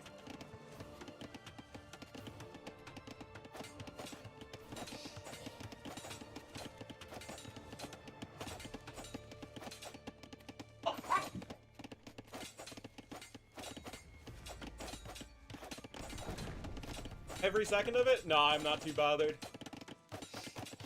Like I said, I'm glad this is happening now as opposed to when I'm casting with T90. That would stress me out. Now with like 90 people watching, I don't really.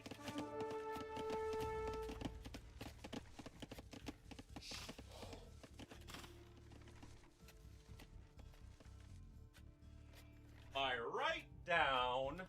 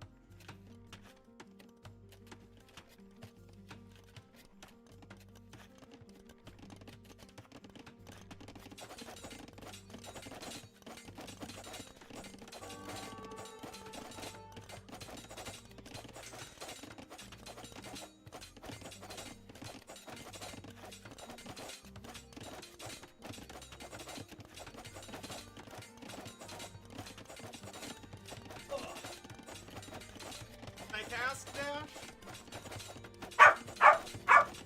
Oh, it looks like DauT's crushing this one. Bloodlines just now coming in.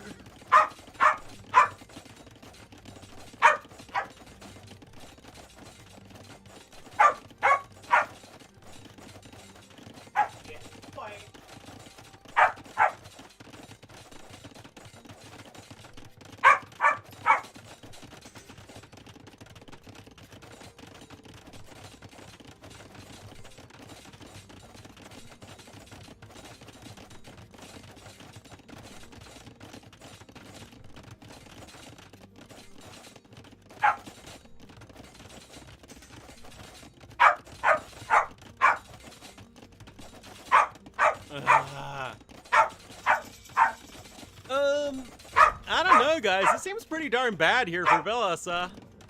Oh, jeez, this is looking bad for him.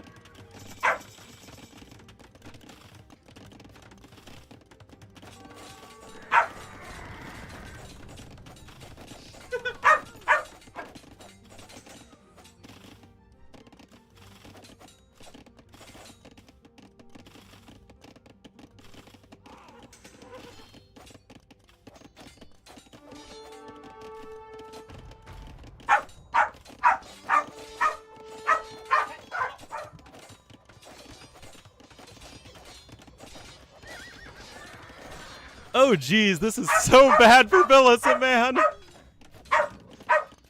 I guess we're getting a game 7.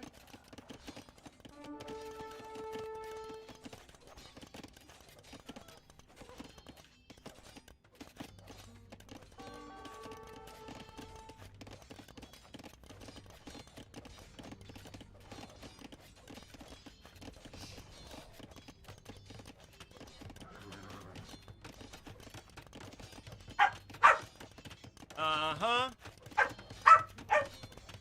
Yeah, I mean, it seems like DauT's winning, like, very decisively all game long. Wow, DauT's got nothing on the outside.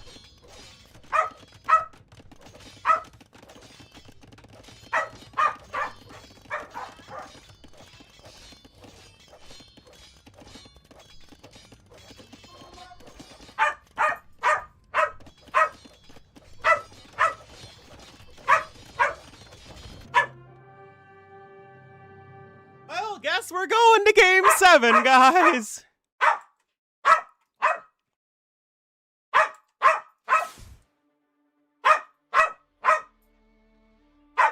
That was DauT's home map, and it's all gonna come to a head on Mudflow.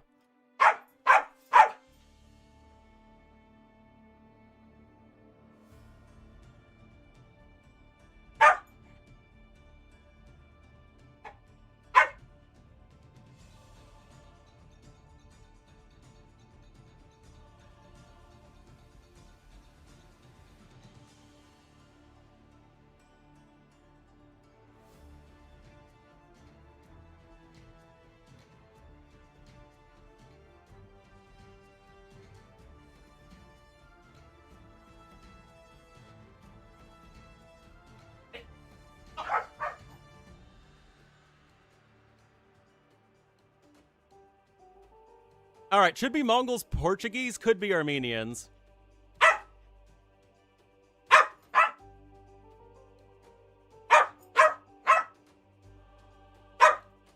Oh, interesting. It's going to be Armenians.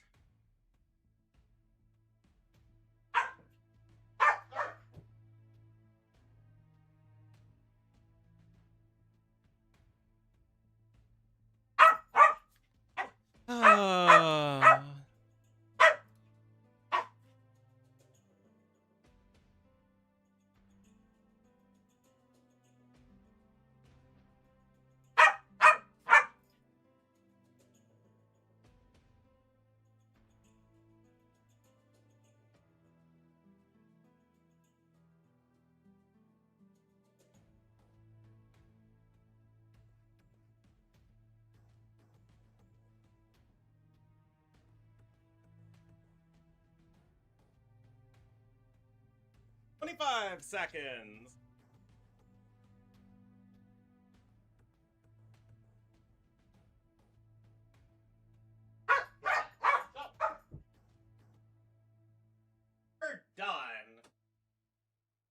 done here. He did not get the toy. Oh, we're not done, are we? We're not done in the slightest.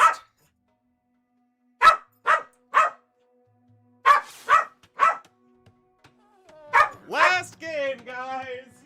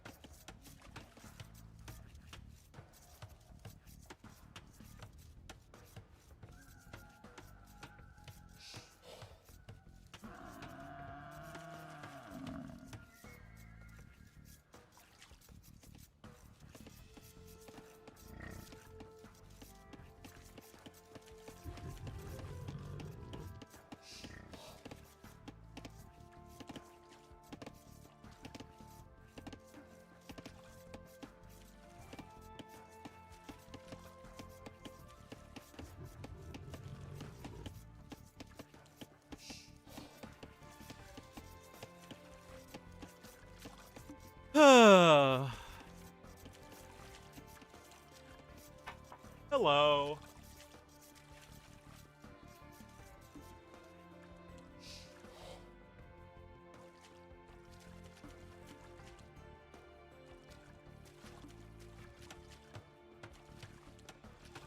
I am Ornlu. I'll be your caster for the day. Oops. Alright, so guys, this is for all the marbles. Villese, blue Armenians to the north. DauT, red Mongols to the southwest. Yep, Corgi sent to the gulag. I'm also getting some food.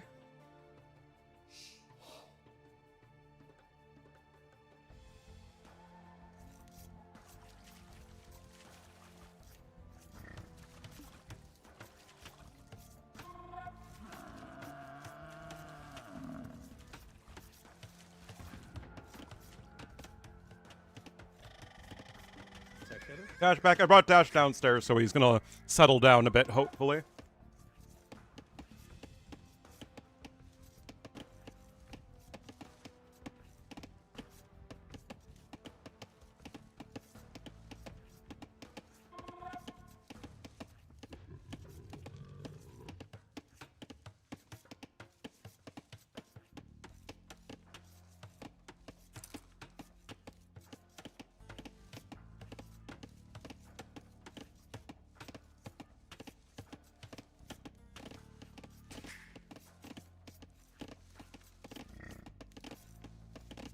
All right, Village is coming in faster for DauT.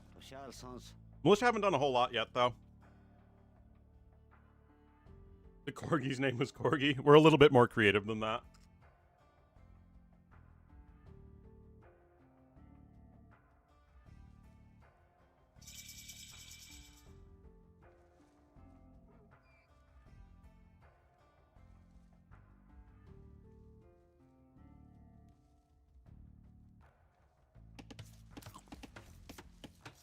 Percent more creative, like 3.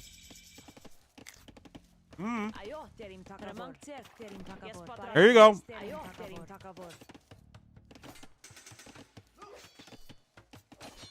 Uh-oh. Immediately lost a bill. That's exactly what DauT needs.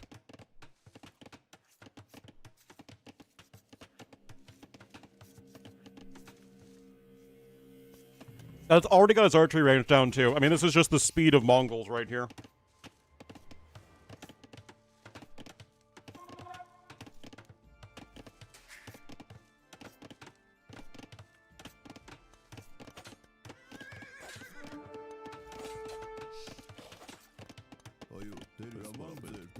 Honestly, this game might be pretty close to over.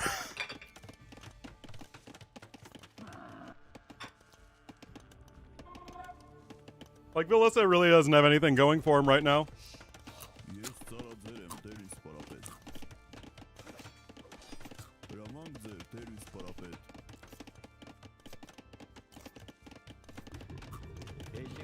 Mongol cheat code? Oh, yeah. DBA just coming in for Villese now. It's already in for DauT. His eco is so much more efficient than his opponent's.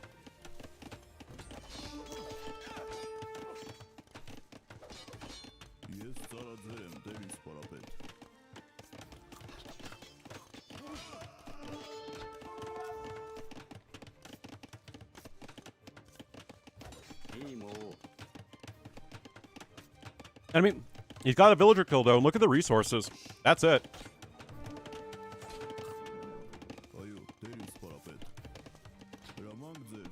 It's 2 archers versus 2 archers and 2 skirmishers, so DauT's armory production is just better. He is ahead in army, and he is going to be ahead in army.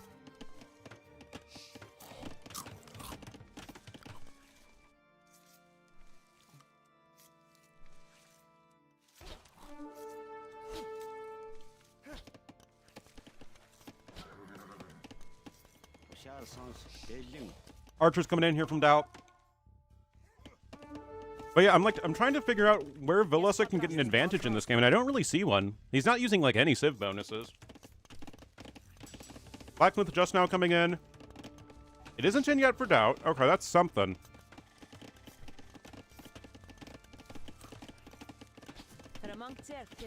Well, look at this. Attacking downhill here.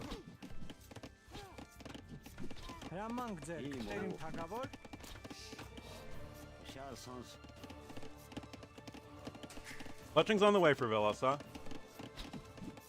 But it's just more idle time.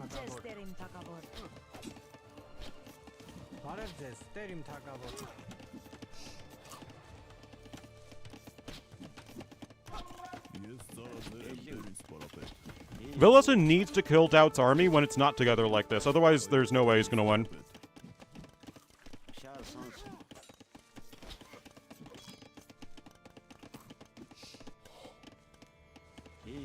DauT now coming in with reinforcements.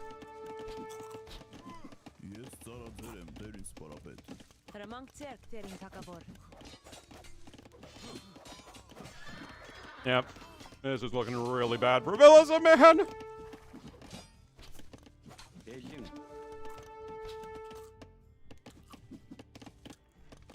Like, DauT's eco balance is, like, perfect behind this.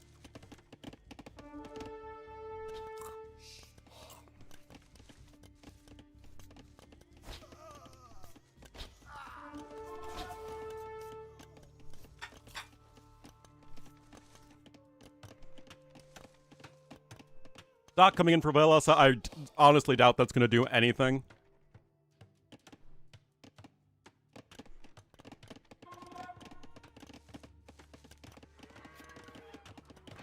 That's getting a market, he's getting his farms down, all that's quite good.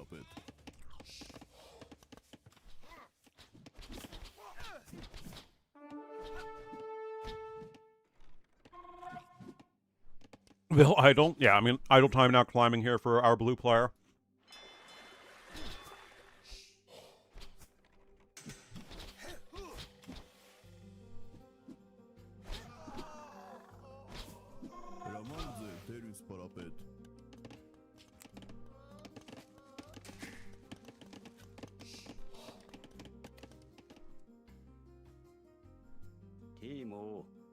I don't think the Hulk's going to do a whole lot. I think you should have made a fire ship here. Right? Fires are quite tanky and still kill land units very easily.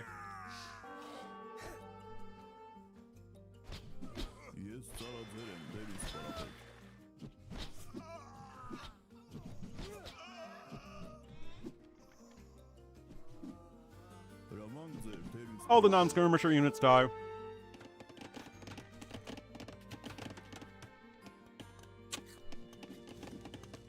DauT is currently 6 villagers ahead.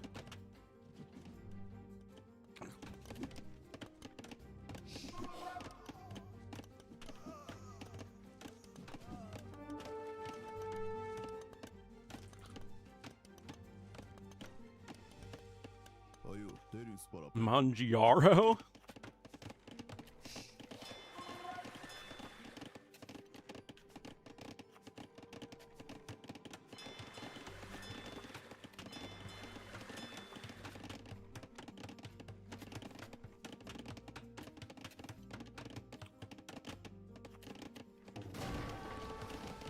Wow, that's just sad, man.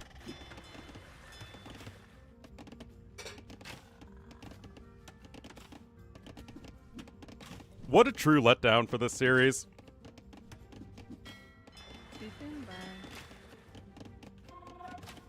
That clicks up to Castle Age faster. Your best bet in this game as Villese with a much weaker eco is probably to get a better Castle Age time, but that's just simply not possible.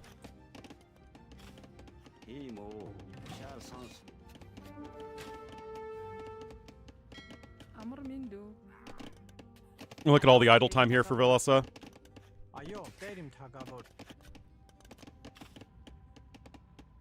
It's so hard to defend on this map that you're usually better off attacking. We see that very consistently. Yeah, the first few games were amazing, in fact.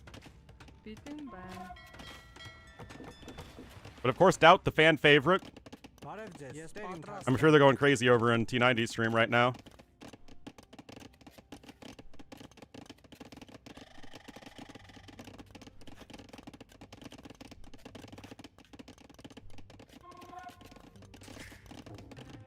Kind of, how would they do that? How would that be a thing, as the kids say?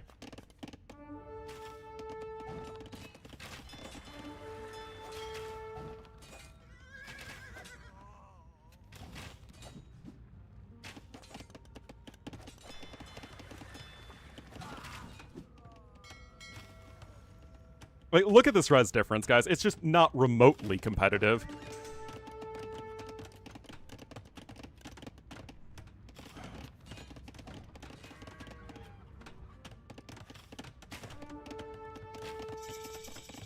Church Rush can win this? No. I don't even think Church Rush does anything here. Pre-nerf. You need to be in Castle Age to Church Rush.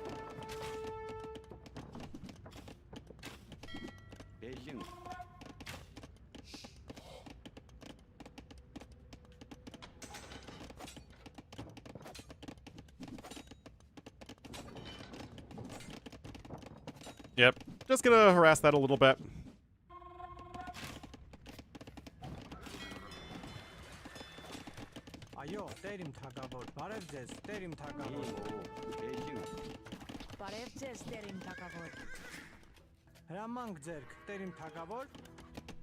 Oh, jeez, guys. I don't even know what to say.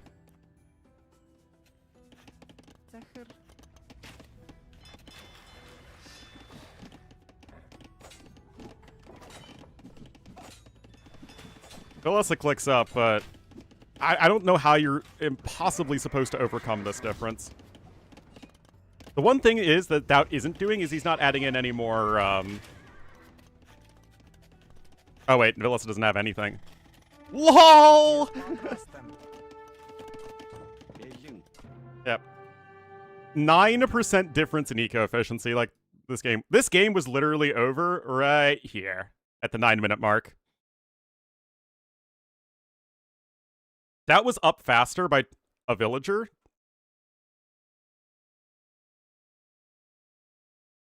And had the men-at-arms, they got a kill, and then DauT immediately just followed it up with his own archers, and there's just nothing that you could do.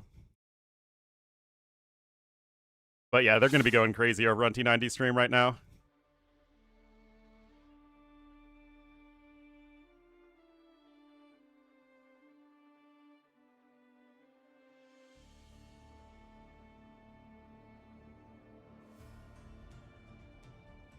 Yeah, a 4-hour series. I was hoping this would be a short series that could be followed up with a good series so that people would want to watch it. Because I feel like what's going to happen now is there's going to be like 2/3 of the people are going to stop watching.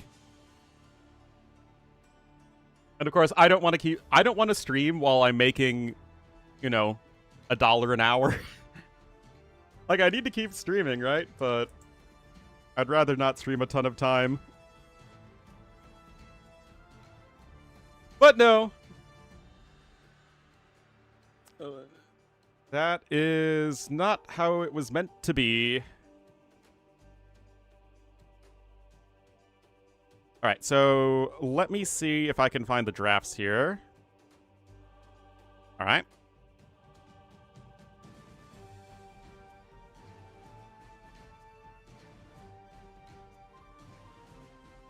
And it looks like Mudflow is going to be map number 1.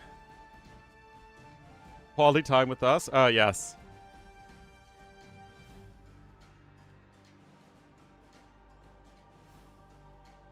Forgets about me? 100%.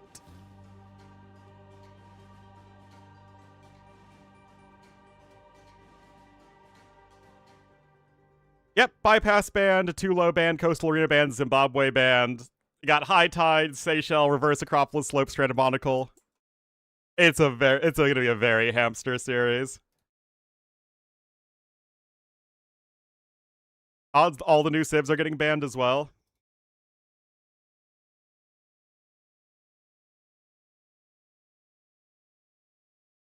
And Incas and Tupi. Oh. Mapuche for Dogao. Muisca not picked or banned. Interesting.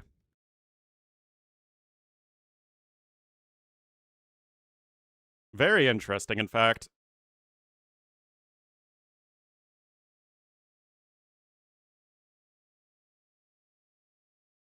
Small creators like T90, I mean, it's like, you gotta keep streaming. My only source of income, man.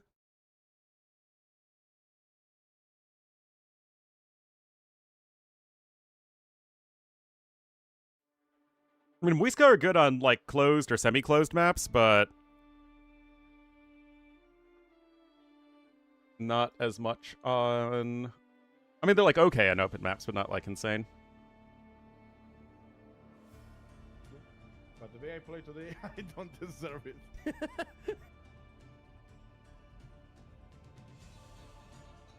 All right. Rich and have to work? I know.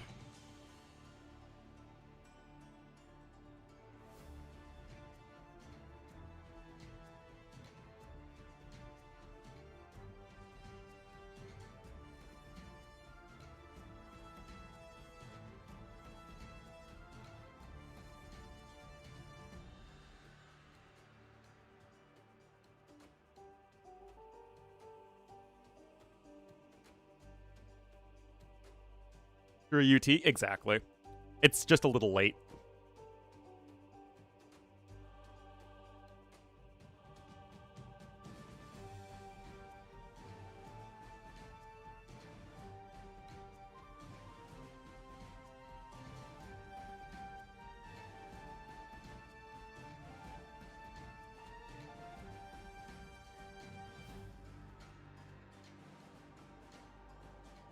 All right, so we got the draft. I hope they're ready in the lobby and, like, just ready to go. But I'm sure T90 also wants a break. Yes, he is. I also need to adjust my audio settings.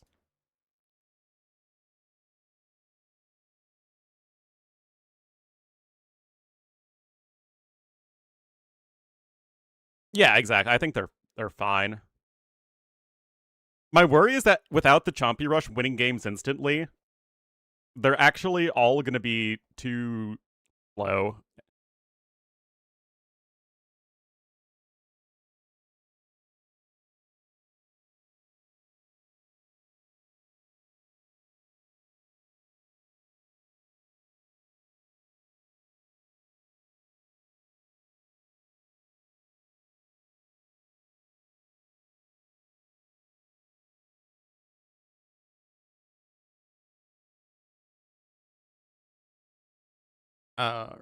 Eight. Need to bump up that audio. Too many different audio knobs to knob, man.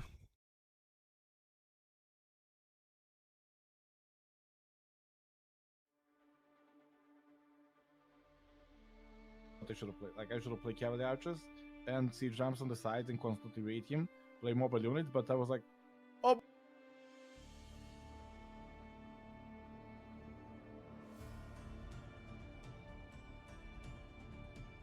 Alright, I'm gonna go get a Coke Zero, guys, because I need more caffeine for this. Be right back.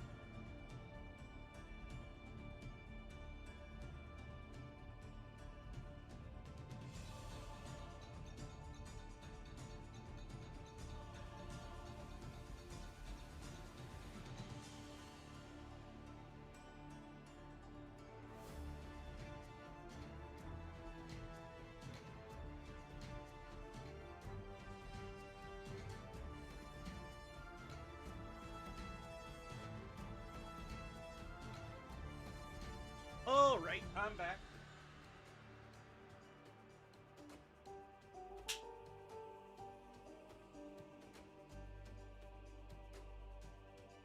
I must confess, I also got a little more food. What's a cost, though?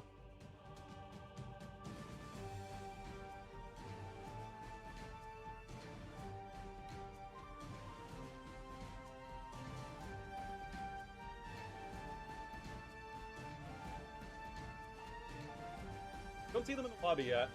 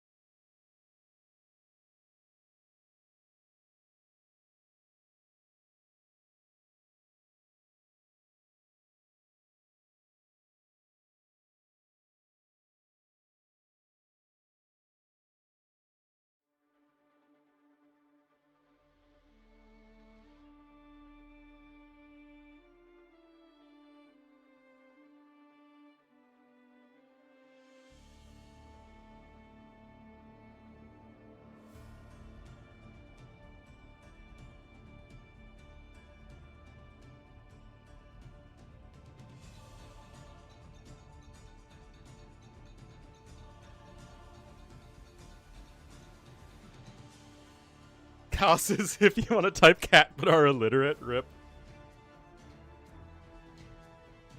Isaac, you got a free trip there, right? Oh my goodness, the interview's still going on.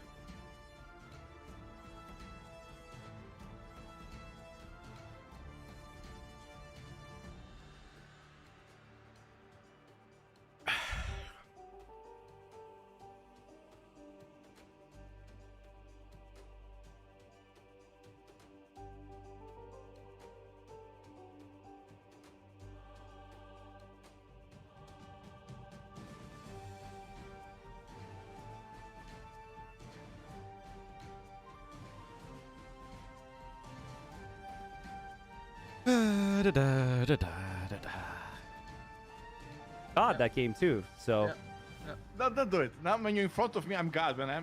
When you don't know I'm behind you, it's like you got nothing to lose. Don't.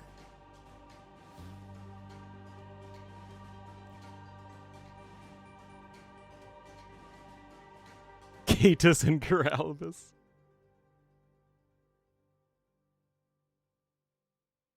Previous one, the Doubtster.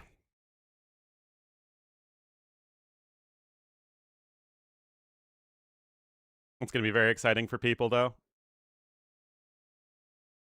I think this series is live as well, by the way. Oh, we're starting it as recorded games. I see.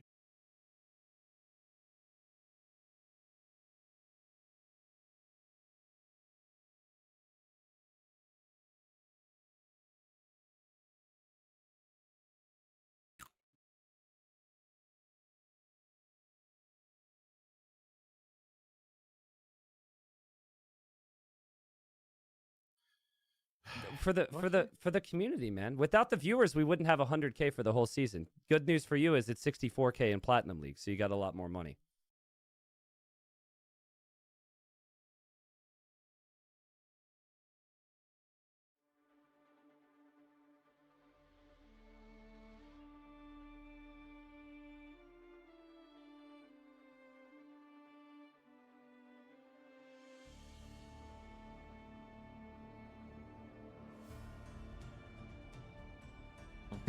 I'll remain silent.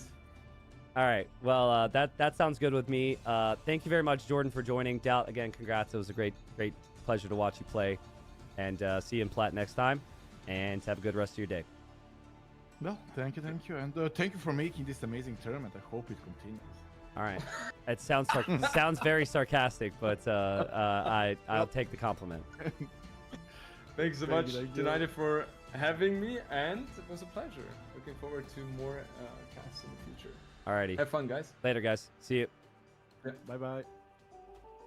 Guys, if you've got a salute in Twitch chat, send it in. And that actually should be everybody, because it's a follower-only emote. What a series of Age of Empires, man. TTL has just been getting better and better. All right. This is quite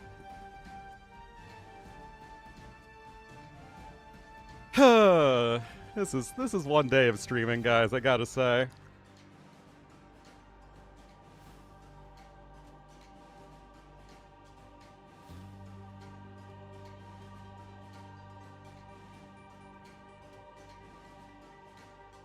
Without saying anything? I mean, he was just doing an interview, right? Now he's just thanking people for watching and, you know, celebrating it, right? I mean, all of us casters have been known to waffle upon occasion, but The final player that gets promoted. I don't think this is an instance of it.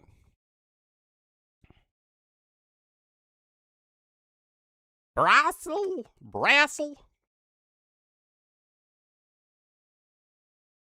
A lot of potential. He's very aggressive. He knows how to send it. But DauT has been platinum before. He's had some big results. I feel like DauT's got a lot of experience, so I'm going to be leaning towards the Brazilian in the next one. But we'll be back after a very short break. Thank you again, guys, for all the primes. Luxian, thank you for the prime. We've had bits. We've had resubs. We've had some super chats on YouTube. I have not been able to thank everyone because of...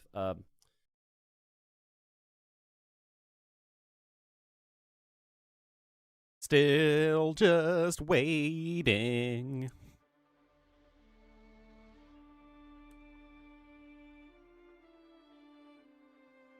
Happened to my co-caster, he is now sleeping downstairs as we have successfully settled him down.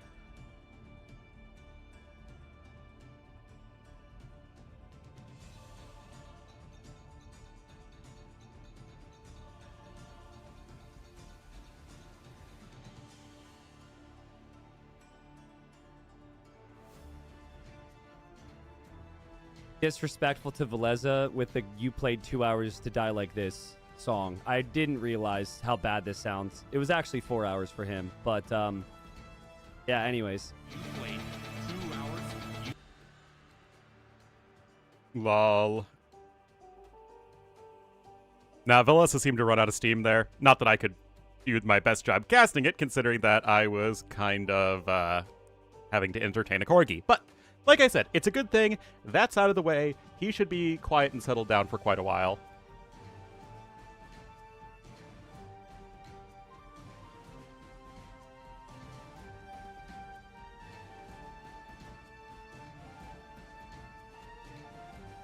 No S word? Is this like no Russian in Call of Duty? Remember, no S word.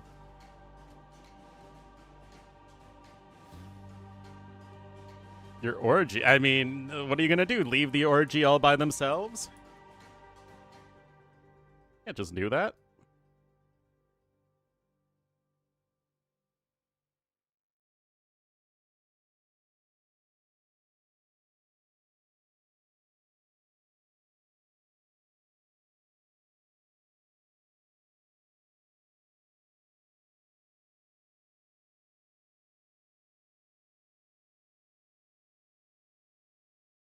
All right, let's make sure that we find the Rex.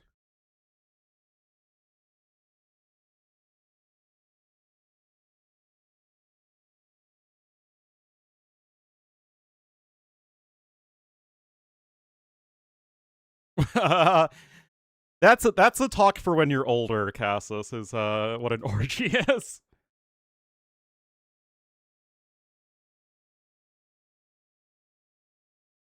Oh, you know what? Wait, no. I shouldn't have gotten them in a folder. The heck are these things?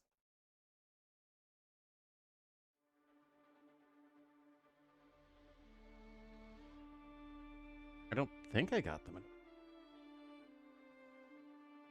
in. Should be at the top.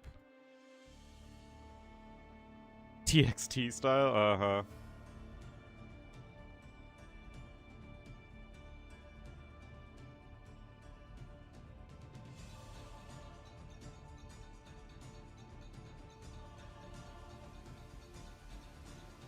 I do have a lot of Rex in here.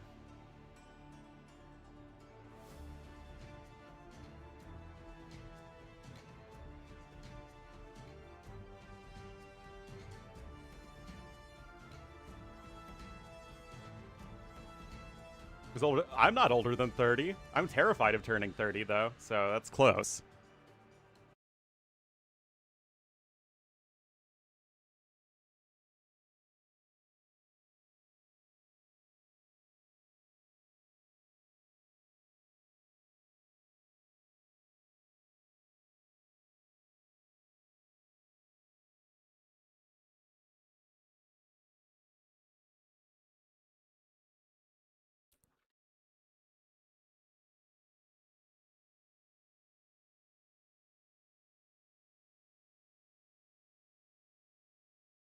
You had that count in months, that's true.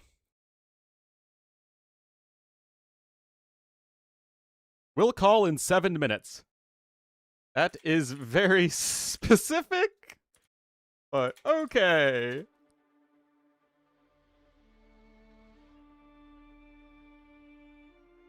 All right, now we got him.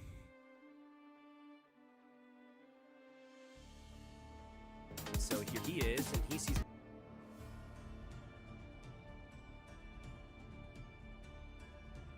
I had a good weekend. It was a weekend. Of all the weekends to have, it sure was one of them.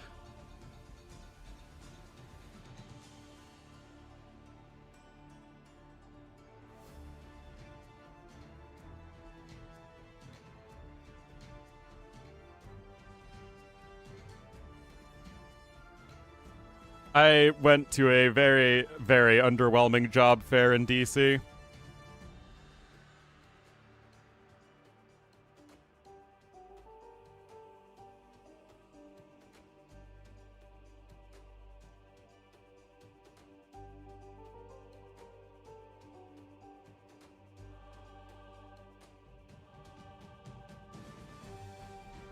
German in Seoul.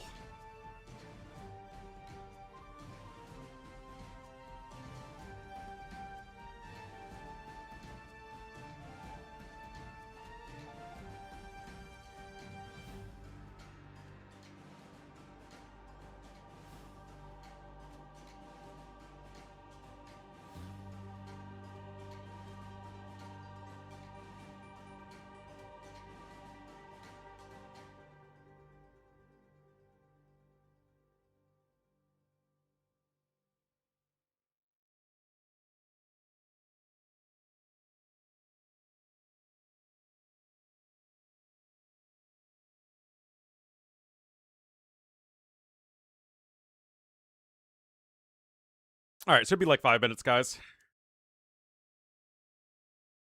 Oh, wait, we can do our gritty. I forgot about our gritty.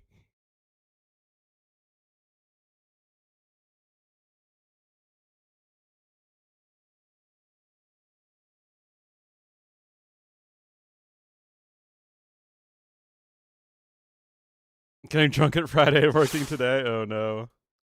Oh, no. All right, has hand cannoneers. Melee unique unit does not have a shield. Interesting. Has a unique tech affecting towers. And bonus unique techs have affect the same unit or building. Okay. Added in the last chieftains. That's going to be awfully specific. Has a team bonus that affects building work rate. Cool. All right, so this is going to be the Mapuche.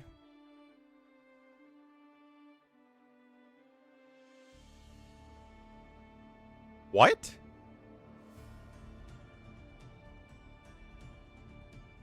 Guys, the Konas do not have a shield. What the heck? I guess Tupi? Okay, that's just weird.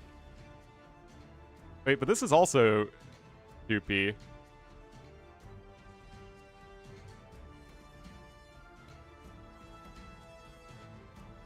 This is Muisca. Oh, geez. What the heck is going on, guys? What the heck is going on?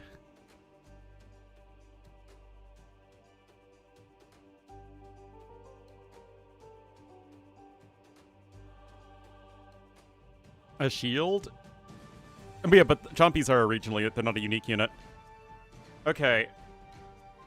This literally has to be 2P, because they're the only ones that have a unique tech that affects towers with Curare.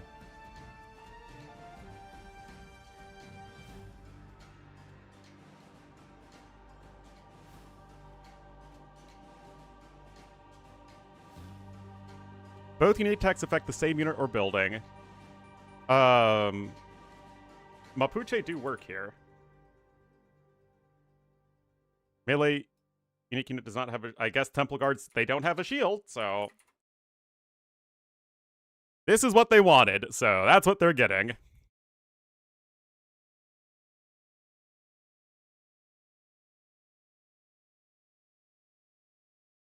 Alright.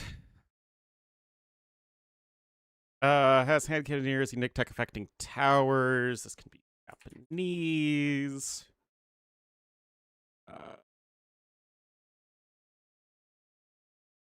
This can be Franks. Wait, I can type, which is unlikely. Both unique techs affect the same unit or building. DauTs.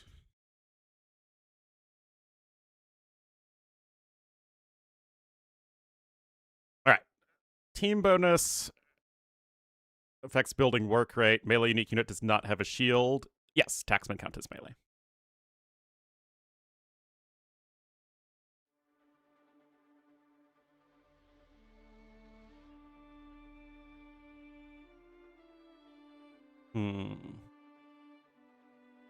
This is Britain's.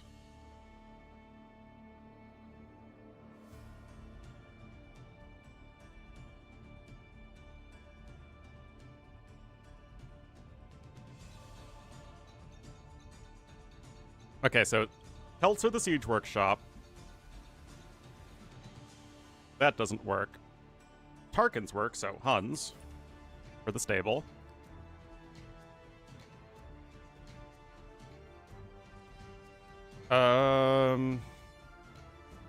Yes, Wodes have shields. They have huge shields.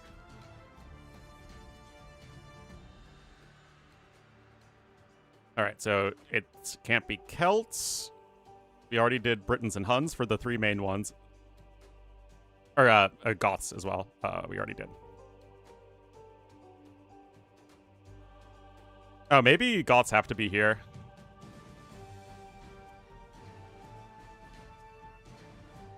This is much less restrictive.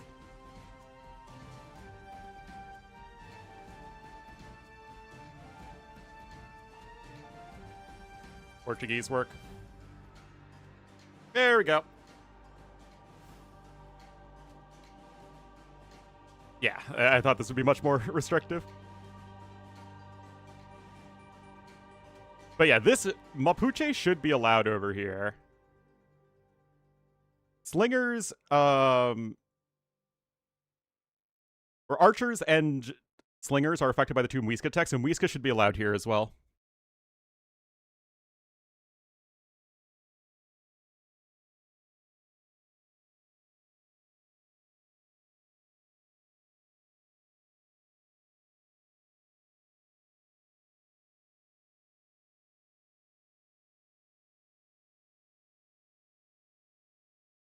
Is he back? All right. Let's get Ornlu on a call. A letter to the AoE2 grid folks? Oh, I will. Oh, I will.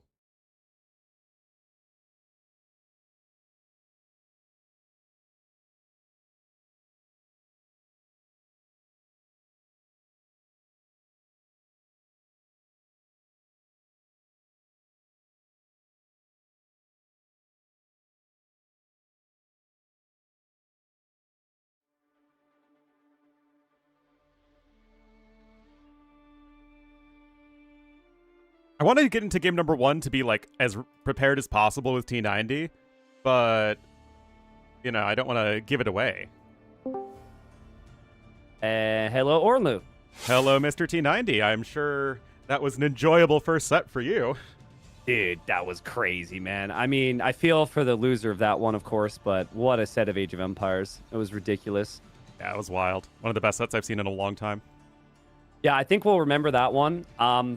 We'd be lucky to have this series be as competitive, but I think it's different storylines. DauT's a player who is hugely experienced. He's been playing the game for like almost as long as DauT has, to be honest, like 10, 15 plus years. He's accomplished a lot in 1v1s and team games. Kazma's also been around a long time, but he just hasn't reached the heights. So for me, I have DauT as the big favorite. Yeah, I think DauT 4-1 makes a lot of sense. Yeah. The thing about Kazma is I think he does prepare really well, and I'm not really sure if that's a strong point for DauT. So I think it'll come down to the key moments of the attacks. Kazma doesn't play defensive at all. If you look at the draft here, he's got Slopes, Stranded, and Monocle, some of our more aggressive maps. And DauT's gone for like Seychelles, which is a bit more relaxed. Reverse Acropolis, which is maybe a bit more relaxed, and then has High Tides in there. But any big takeaways from the draft here before we get into it? Well, we get a new Civ sighting with Mapuche, so that could be fun. Muisca were not picked or banned, which I also thought was interesting. So maybe people are already saying the Chompy Rush isn't as silly as it is, but because we have a lot of aggressive maps here. Yeah, I mean, my take has been that Incas are like crazy strong with the Champies for sure.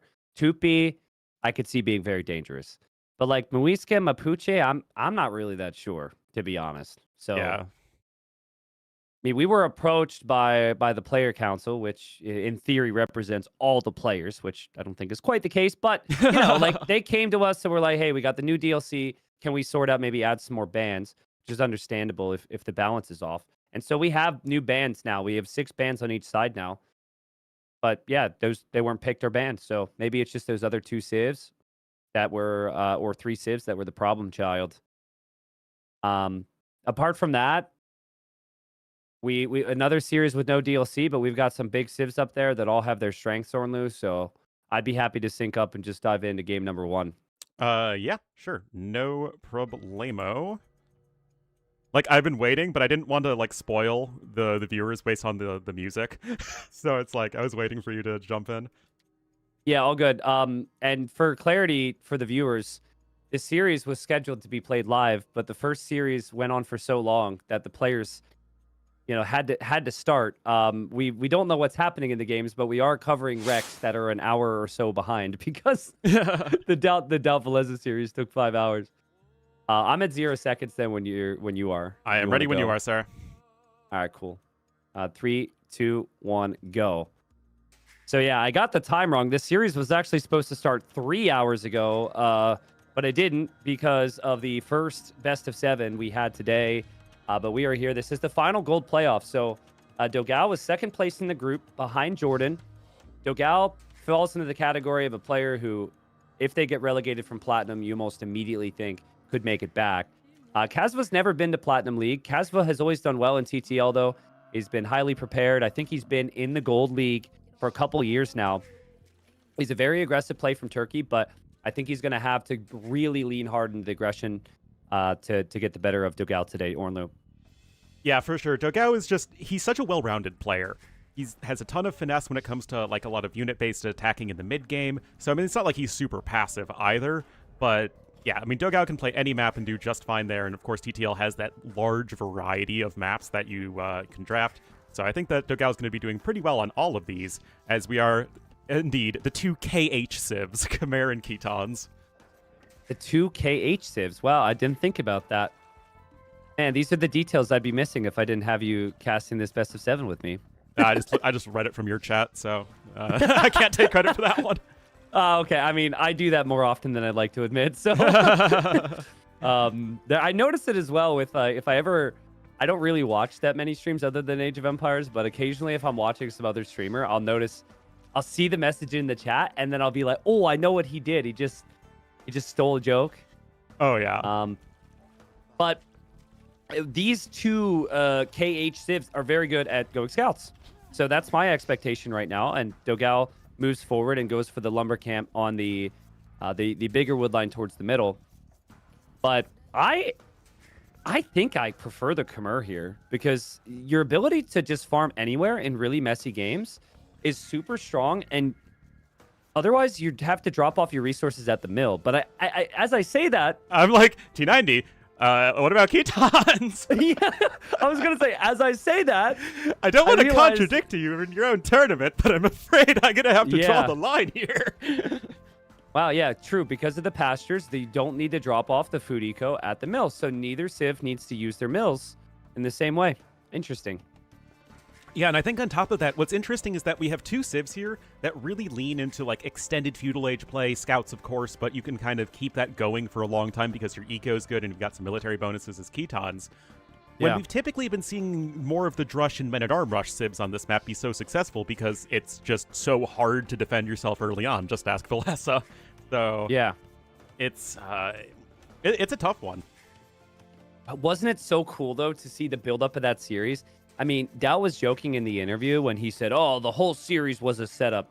He obviously didn't want to lose the early games, but the storyline was he had previously always gone for Fast Castle Lancers. He did it with Mongols. He did it with Churchins. And I think Villese just straight up expected him to do it again.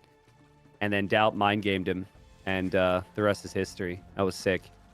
Yeah, that was the game itself was a bit of a damper, but the actual like build up to the game and why things unfolded the way it did was very interesting. Yeah, I'm so excited. It's wild. Once TTL ends, we have to wait another year. But every single time, I feel like the competition just gets closer in every league. And of course, it's still going to be the same narrative of if players get promoted, they should in theory be relegated. But like DauT promoted, Sorakuma promoted, potentially Dogao or Kasva. Like I start to look at these names that are getting promoted, both from Gold League to Platinum, but also from Silver League to Gold. And I'm just thinking, like, I don't think they're going down again. So, yeah, it'll be fun. It'll be fun. Yeah, definitely looking forward to it. We do have Feudal Age on the way for these guys. Very similar uptimes, just one popped faster here for Kasva.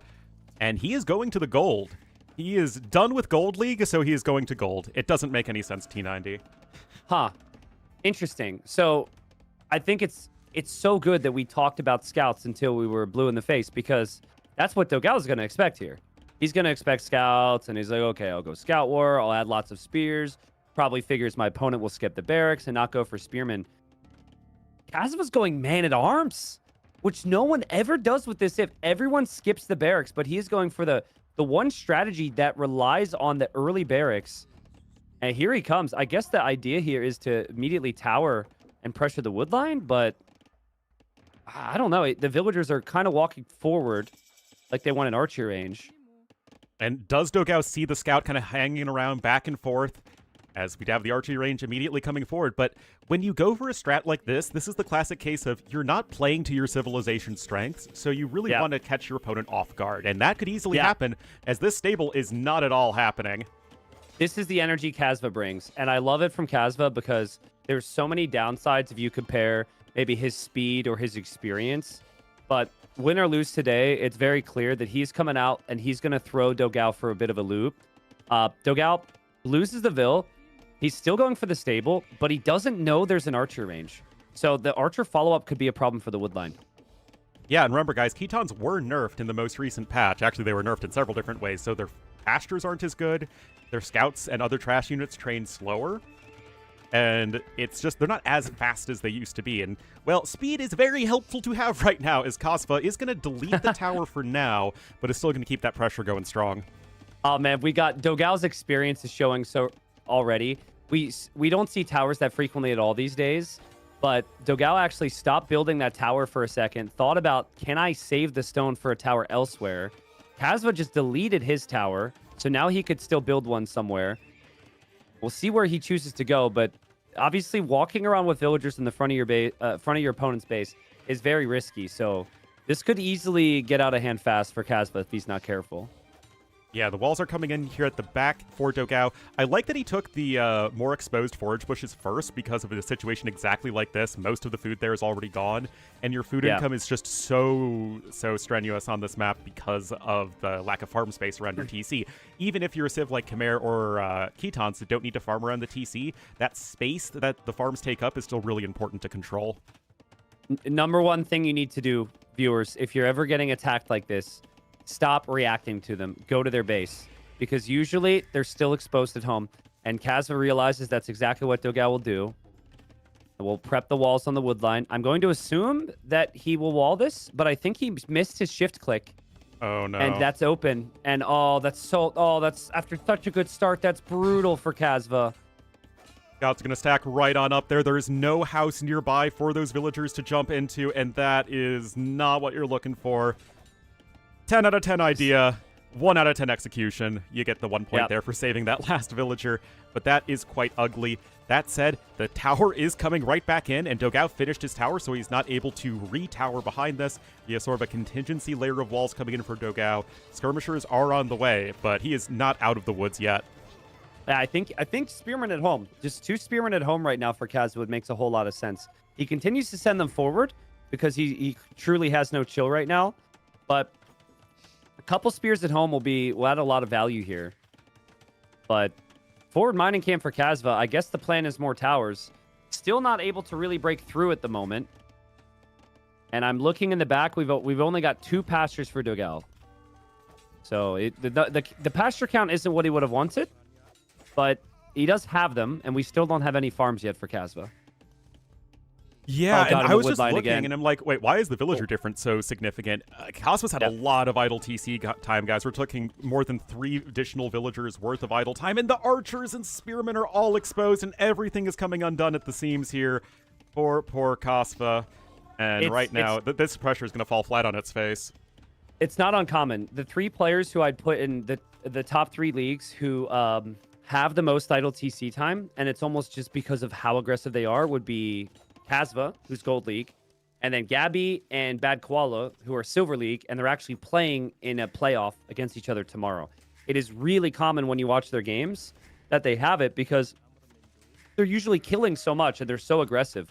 But obviously, the patient players like DauT, if they could maintain their villager production and just relax against the pressure, it should be much better for them. And that feels the way this is trending. DauT will actually rush this tower down. He brings his skirmishers to disrupt the other tower from Kazva. The scouts are coming back home as well. And I kind of fear for Kazva at the moment that this attack has not done what he was looking for. Yeah, and the thing is, with these hyper-aggressive playstyles, I feel like they just run into a wall eventually, because at some point, once you advance far enough, the players are just getting too good at defending at it, and there's a reason that these super all-in aggressive plays are not what we see a ton of in AoE 2. You usually want to have some sort of economy behind whatever you do, and it's only very specific strategies and specific civs and maps that this generally works out for. Yeah, I think against the army that you're up against now, skirmishers and scouts, you would try and go for your own scouts, but Kazva taps out.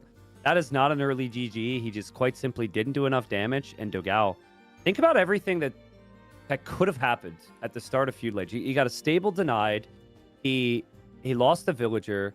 He could have been rattled. He could have missed some steps economically, but he got his upgrades. He got his military out. He got great counterattacks. He defended his wood line. I mean, none of that's easy. He's even fully walled as well. Yeah. And yeah, he's just that good.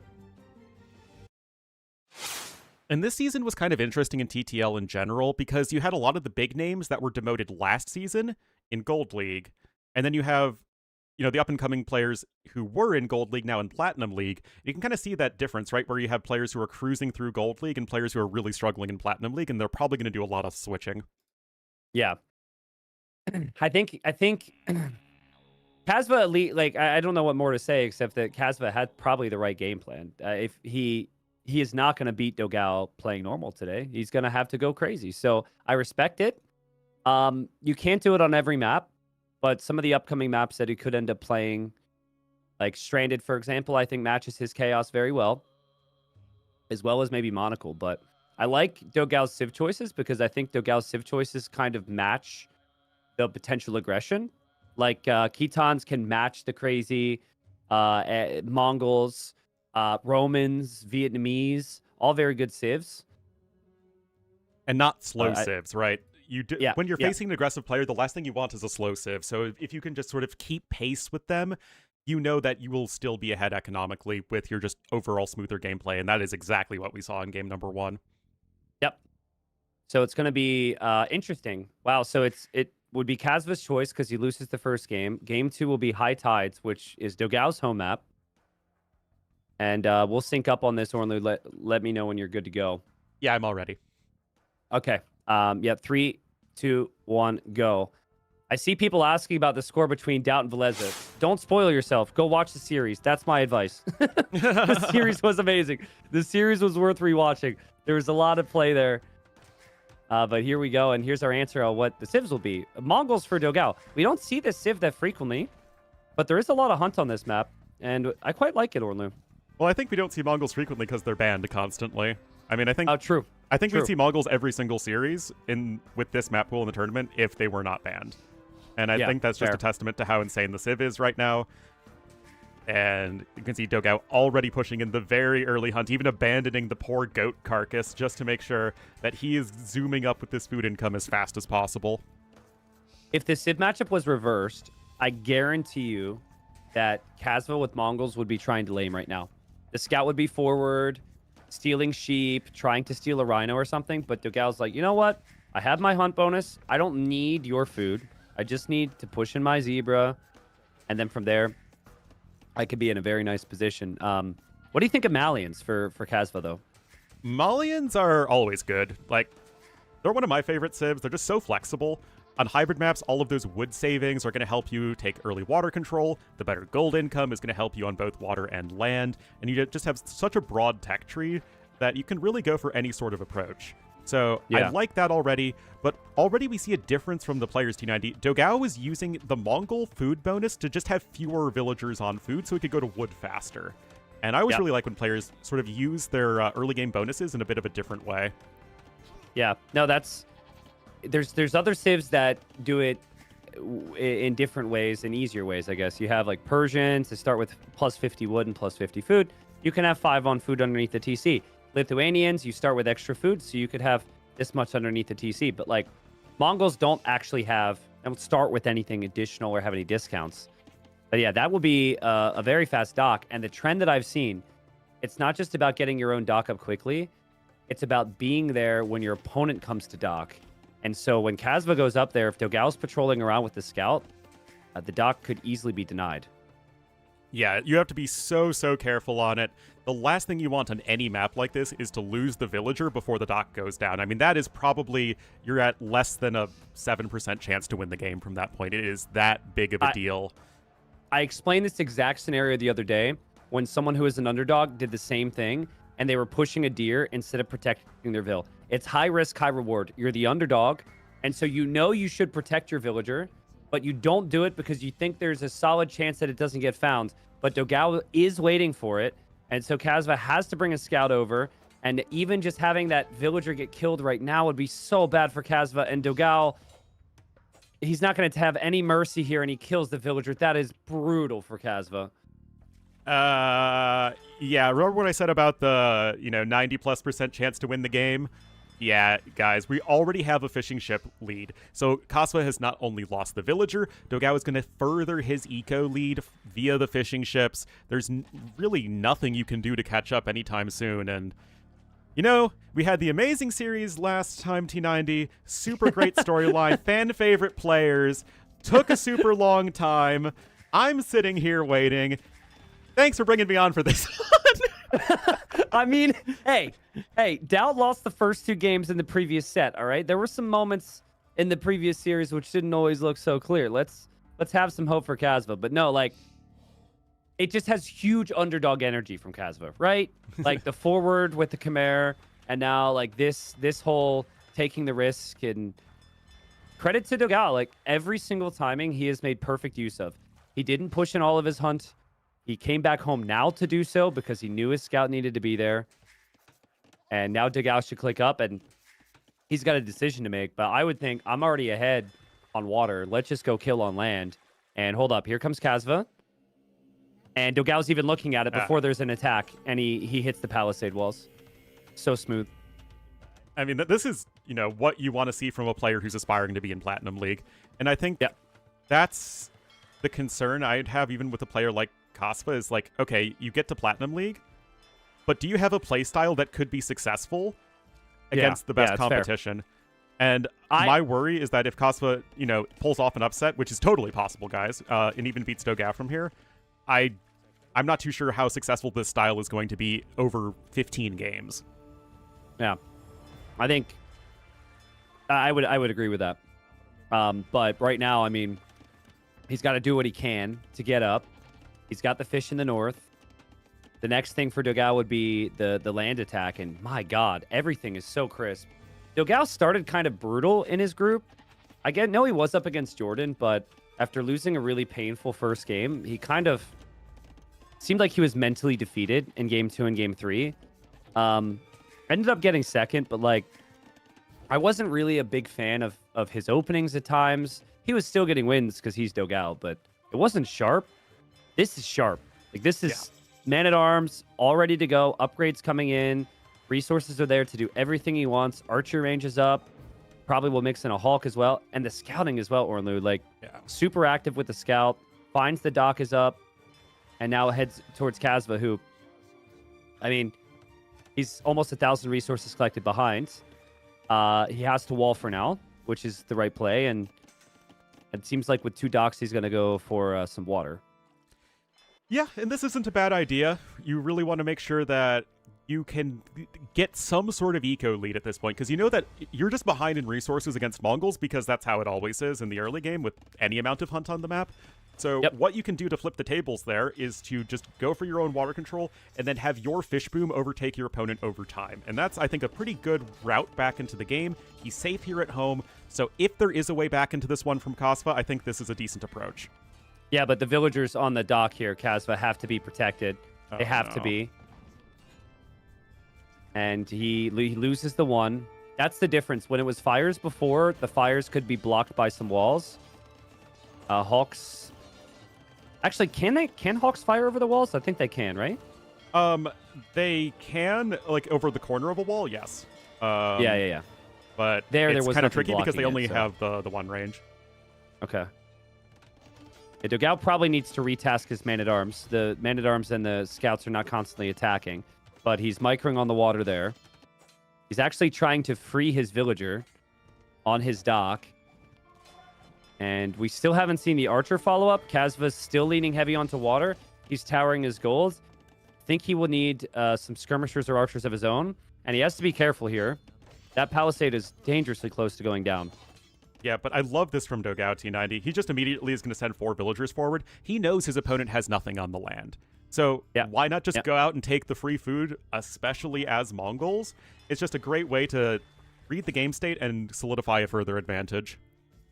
One of the things that DauT was known for, and interestingly enough, it was very much a Brazilian pro thing, was just full house wall and not palisade, right? It's not something you see as frequently overall these days because palisades are so vulnerable.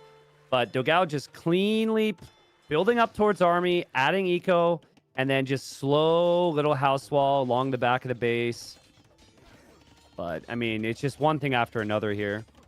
Kasva should have no chance against a top-tier opponent with how the start panned out in this matchup. And it's kind of looking like he just cannot do enough. He still hasn't killed the fish from DauT. He does still have the numbers there, but DauT he's doing everything right. And it's just this crisp execution that we really do associate with DauT. Going all the way back to, the early tournaments. I remember watching him take a game versus Viper back in 2012 was just out executing him in early game, and I was like, oh my goodness.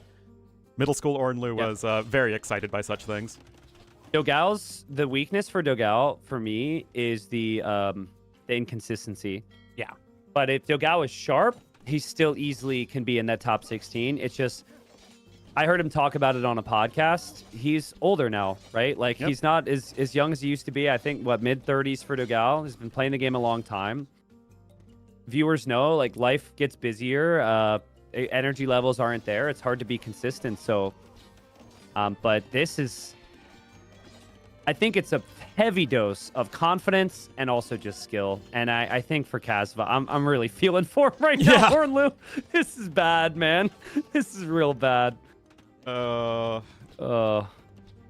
It's like, we've all been there, right? In our games like this, where it's just like everything is going horribly wrong, and you're just trying to make something work, like anything, and just nothing really is. And yeah, this is not really where you want to be as Kasva right now. Yeah, but I think you gotta play it out a little bit. Absolutely. You're dead. Play it out a little bit. Just like try and get that negative energy out of your system. The reality is, though, he will be later to Castle H. And I wanted to actually bring up, now that the game is essentially kind of over and we have some time. So there's a strat that Nikov did. And I think we were casting the series in the Nikov-Sebastian series, right? Yes, we casted that one together. Okay, so the whole adding the fishing ships in the south situation had me thinking. See, right now, DauT's villagers are completely unprotected. If something counterattacks, they die. But if you have fishing ships there too, you can just garrison the fish, and against feudal age army, your villagers are protected from the arrows. Yeah, I'm a big fan of that. I think people will, as this new feature gets more explored, use the docks as powerful defensive structures early on, because that's exactly what they are. I mean, they deal a decent amount of early damage, and it's just damage you can't really stop. Because if the fishing ships are garrisoned, you just can't be in that area. 6 range is decent enough, and I think if you just hug it with your units, it is very powerful to keep your villagers or even your own army safe. Do you think the arrow fire from docks is too strong, just like balance-wise? I think that it is probably, you shouldn't be able to garrison as many fish, maybe. Interesting. Okay, so although, have you seen harbors since the fishing ship garrison became a thing?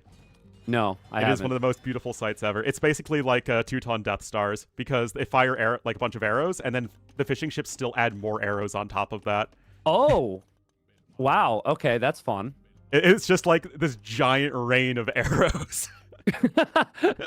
That's fun. No, I didn't know that. Yeah, it's a fun one. I want to see it in like more team game tournaments and stuff where you can actually get to like late game water slugfests. Dude, oh man, I'm just thinking of community games now on water maps. Oh yeah, it'll be fun. Oh my god, this sounds terrible. Sounds like with that and getting wood and gold from trade now, I'm terrified for community games, because normally but it does in require community population, games, right? So I think it's actually fairly balanced. Yeah, okay. Well, unfortunately for Kasva, he's completely out of position. The archers coveted the berries, and Kasva's going to lose even more. And this game has long been over. I mean, DauT was just literally played perfect today. Kasva, he never could get his feet off the ground here in the matchup. And after losing the dock villager, and I mean, probably should be GG here once the upgrades come in for DauT. Oh, Bob Crowsaw not even able to be researched, and DauT. This is the level of confidence that you'd expect from a veteran like DauT, and he is absolutely showing why he is a dominant player. He had a really rough start to his group, as you mentioned earlier, but it's good to see him bounce back for sure. Yeah, really clean, really clean. I mean, near perfect. Did you just combine Bodcanero, Crossbowman, and Bowsaw into one word? Yeah, I've done it for literally my entire casting career. It's the holy trinity of early Castle Age Archer upgrades. It's Bod Crowsaw. What do you say if it's Elite Skirm, Bodcanero, and Bowsaw? Then it's like Skirm Bodsaw, but it doesn't sound good. It also, on water maps, used to be Bod Warsaw with War Galley, but now it's Bod Hulksaw? Bod Medium Warship Saw. It just isn't as good, guys. I'm sorry. Yeah. What were the devs thinking, man? I know. All right. Well, we'll hop into game number 3. So far, DauT is speed running the series. I think it's a mix of Kasva not playing his best, DauT playing absolutely insane. But I mean, that previous game was just all the Dockville. Yep.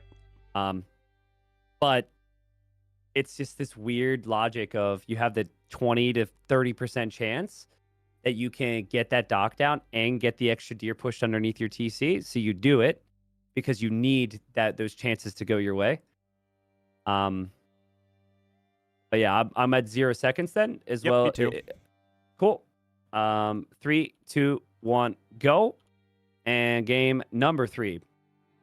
So dominant so far for DauT. And Gaz going to look for any type of control. I think this map is the map that actually fits his energy. It's extremely chaotic. There's a lot of different things that can happen. I don't think DauT can just play like this min-max approach of a perfect amount of military on water, perfect amount of military on land, because honestly, I don't even know what that is, right? Like, we have seen water win this. We have seen land win this, whether it be like archers, knights, siege, monks. So much can work if you control the middle hill. I would guess, though, because of their experience, that Kasva will play land and DauT will play play water. It's typically how it would go between these two. Yeah, I think that DauT, back in ye old days, DauT was considered one of the prime water players out there. And I think even to this day, he's still going to feel very comfortable on the more aquatic maps in the pool. And Stranded is going to certainly work there if you can defend early on. Because back when this map was introduced, and I was talking about this in the last series, is like we saw a lot of different things on this map. We saw like crazy fast castles with Koreans be meta. We saw forwards be very popular. We saw full water play be popular. Nowadays, it feels like if you're not going fully aggressive on the land, you're probably having a bad time. And I think that is where Kasva can get that advantage. I don't think this is going to be fast castle with Koreans. I remember Kasva played with Koreans in the group stage. And I'm just trying to remember exactly how he opened, but I remember it was double range and skirmishers in Castle Age. So I think his opponent had gone man-at-arms or something as Dravidian. So Koreans are perfect for that. It's cheaper for you to make the archers and skirms. You also have cheaper ships. So it's like a map with range units, water units, and then also if you build the occasional tower, which you might need to defend your woodlines or pressure, again, free tower upgrades. So I think Koreans are easy top 5. Actually not fully in love with the Portuguese here, just because they don't have any of the starting bonuses like Japanese and Dravidians and like Persians and Lithuanians do. But I guess Koreans don't have any early game eco bonuses either, so should be pretty close. Yeah, you would certainly prefer to play Portuguese on a map that have forage bushes on them as opposed to this one, which does not. So yeah, that's a little unfortunate. That said, I don't think Portuguese are ever truly a bad civ. They have such a good general bonus with the gold discount, and their tech tree is amazing. So yeah. You can make them work. They even have the ship HP bonus, which is nice, which is now actually staggered a bit more throughout the game. So it's even better now in the mid to late game. So what do you think? Castle Age fighting could be better.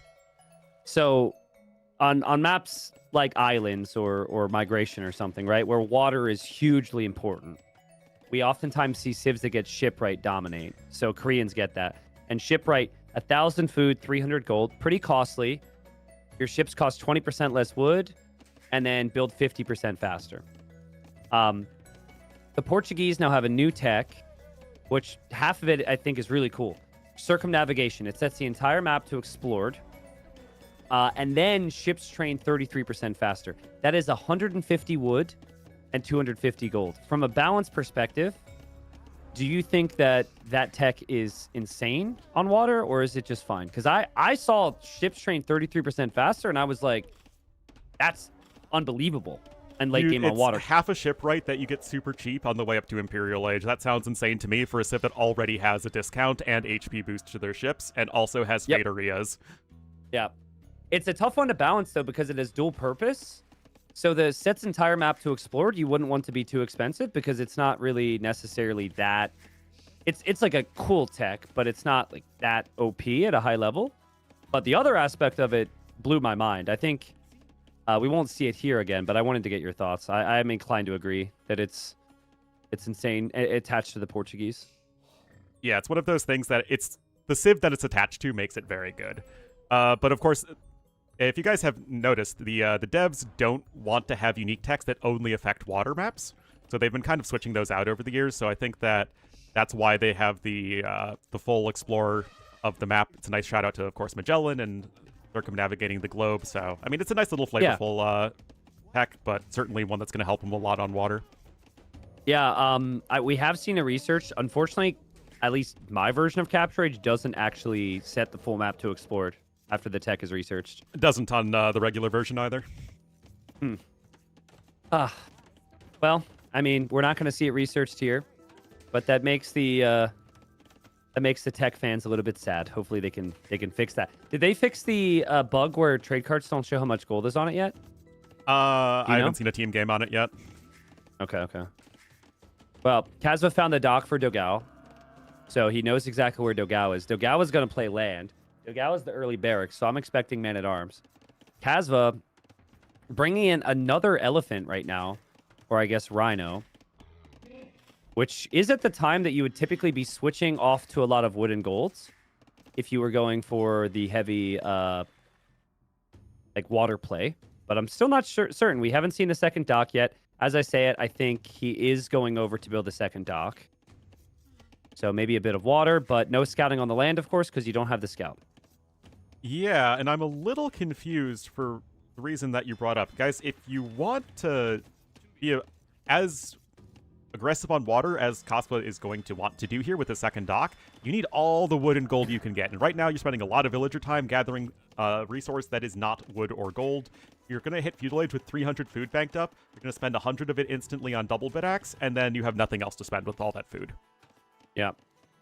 Kazva's just not a player who has the cleanest builds. He never has been. He's about the aggression. He's about the grit and like really awkward fights where games are going back and forth. But DauT has set the standard so far this series.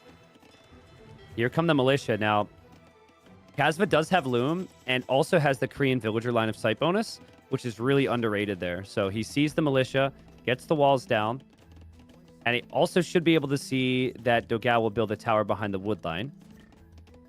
And I think it's easy enough here to just go for a counter tower and should be able to shut that down, and that's what he will do.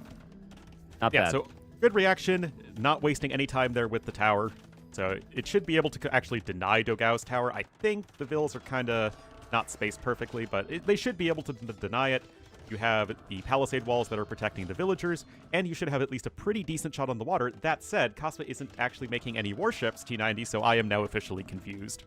Yeah, but if he traps these vills, it's 2 free kills, and that's some nice walling, and DauT did not see that coming, and wow, Kazva kills 2 vills, denies the tower at 73%, and you have time, right? You can garrison your boats, and you can make 2 hawks right now. It's fairly common. Your opponent's always going to add in a couple units, and I feel like while Kazva isn't producing on water at the moment, that's a nice win, and it's unlikely he loses many fish here.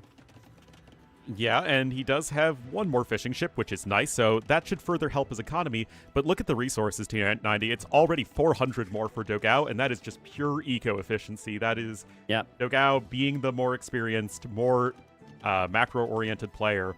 So in that sense, the men-at-arms and the aggression have done something useful. Yep, nice walls there from Kazva. It is super easy to forget about your Dockville. So he ends up saving the villager. DauT will now know his target, or his not fires, sorry, his hawks. And 2 hawks are coming down. But yeah, by the time DauT is there will be 2 hawks from Kazva. Yeah, I think for Kazva, he's really just, he doesn't want to stay in Feudal Age for very long. He just wants to get to Castle Age. I think that's why he's underproducing a little bit. Just save the resources and wait to click up. And if you can get there, then you can go for Fire Lancers. We could see more towers, of course. And we could see turtle ships. And turtles, yeah, which have looked insane.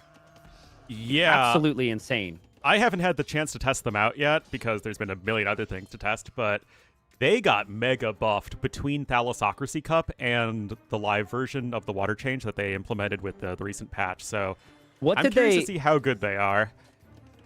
I mean, they were always good. So, like, what were the buffs? I don't remember them. They seem unbeatable right now. I don't know. Like, they added a ton of armor for the unit. I think they made their attacking a little bit more consistent as well, which I hated microing turtle ships after they got the change with 3 Kingdoms. Like, with the rockets, it just made it so awkward to control. So hopefully that's a bit easier now. All right. Well, I mean, they at least in Northern Crossings, it seemed like maybe the best civ right now. Yeah. Kazva sees the man-at-arms loop back in. The only 2 kills in this game have been the 2 villager kills, and Kazva clicks up. So yeah, I think that's the play, right? He's undermade Navy. His plan might be turtle ships on land, and then turtle ships on water. Turtle ships on land, let's go! On land. That'll be in the next patch. The land. that'll be the next patch. Oh my goodness.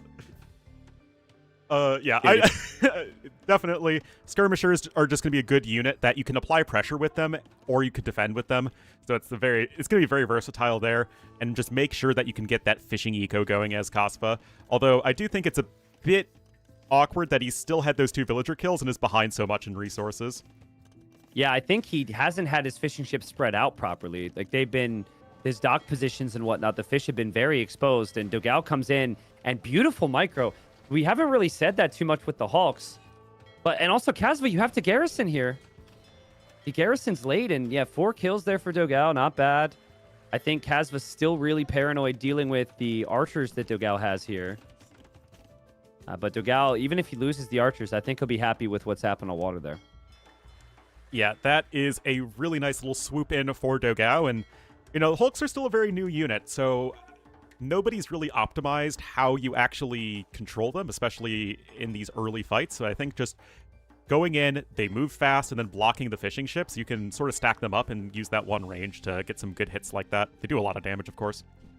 Oh man, I've never seen a comment more suited for Ornlu to answer. I'm gonna read it from the YouTube chat. Sorry for off-topic question. Asking for any native English speakers. Why the melee ship is called Hulk? I can't find the right definition in the Oxford dictionaries. Any answers here, Ornlu? Yeah, so the Hulk is actually a type of ship, and it is characterized by the number of sails, I think. So it's just a real type of ship that was used historically. Same with the Caracs, were actually the larger Hulks that the Portuguese used, which is why they went from the unique tech Carac to actually being a generic unit. The hook throwing thing is a reference to the fact that the ships were quite fast. And the hooks are sort of representing like Marines boarding the enemy ships, which is actually how most of the naval fighting historically took place. Awesome. Thank you. Yeah, I knew you'd have an answer. And I would be able to tell you when you should make them or when you should not make them in the game. But beyond that, yep, not really one to focus on the details. What I can also tell you, Ornlu, is that I think the oars are not moving properly on the now moving oars of the turtle ship. It's bothering me. It looks like they're rowing backwards.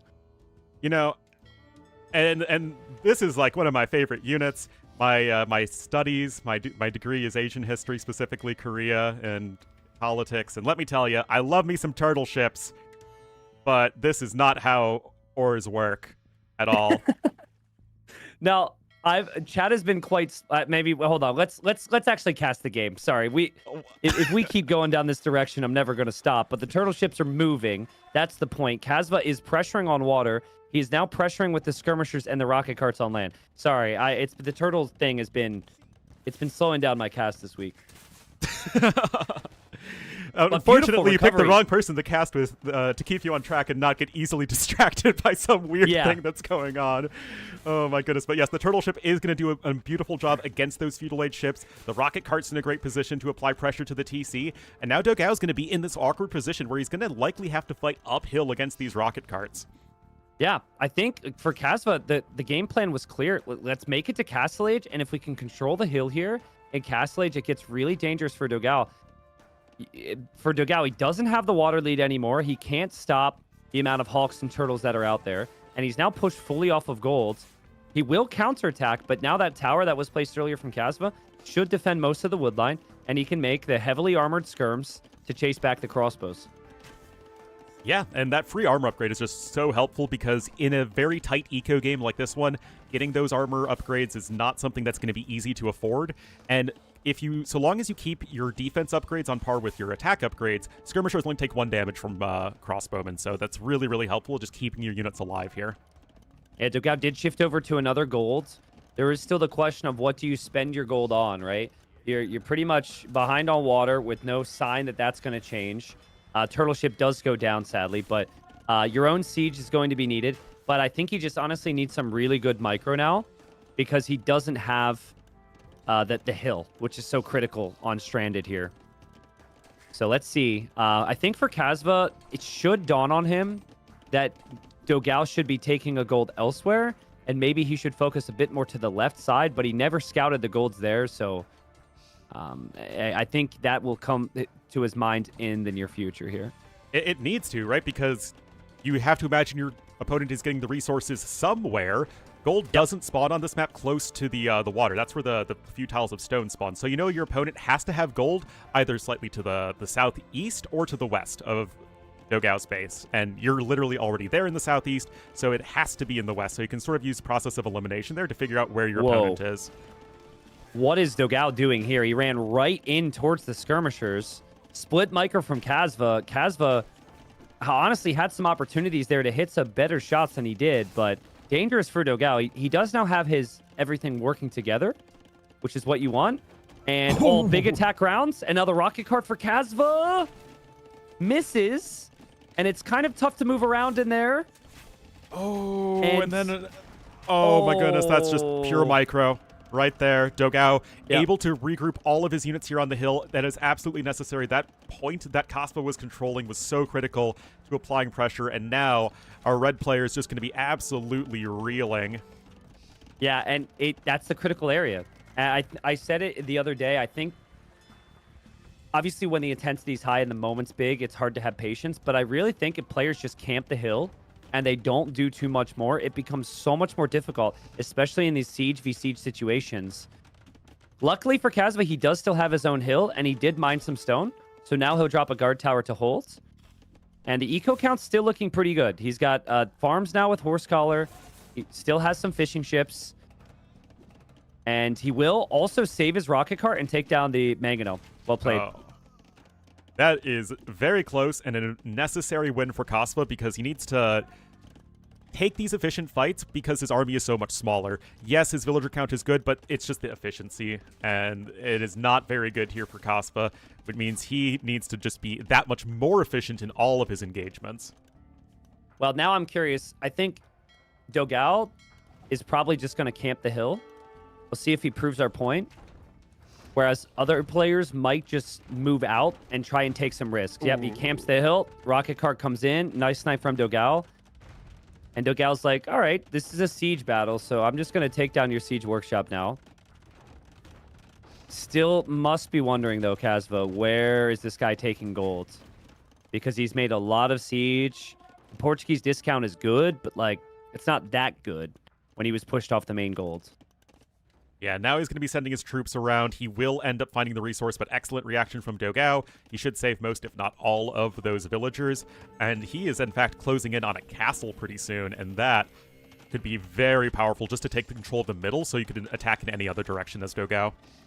Yeah, I think that was Kasva's initial plan. He had 420 stone, but he ended up having to build these towers to prevent the push, which is still fine, and there's still stone around the map. Still feel like Kasva just needs another siege workshop, and now could be an opportunity if you know DauT's chasing with all your mangonels and leaving the hill. You could always sneak a tower up there. Surprised that DauT's pulling back with everything, to be honest. Well, he's not pulling back with his crossbowman blob as they just get 3 free villager kills, so you'll take that whenever you can. And it makes sense. Yep. You see where your opponent's towers are located, so just attack wherever those towers are not. And that is going to be a nice little runaround for DauT that Kasva has to reckon with.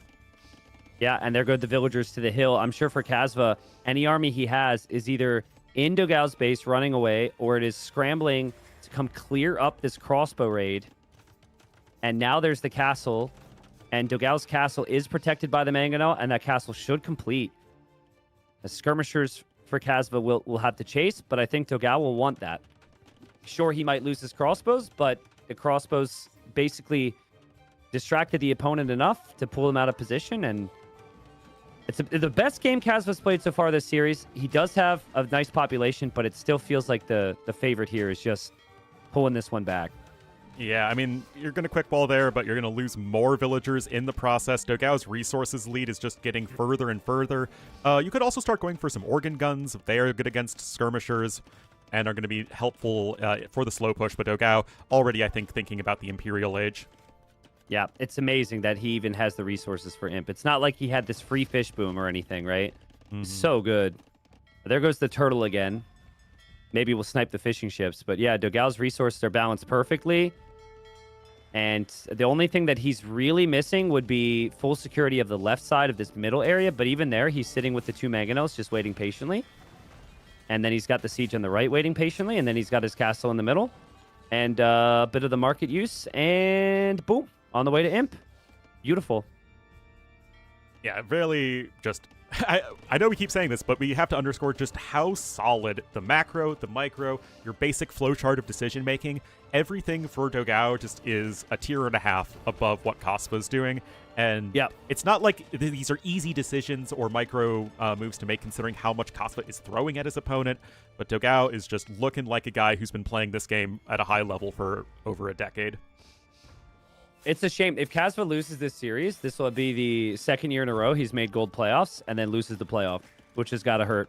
That's rough.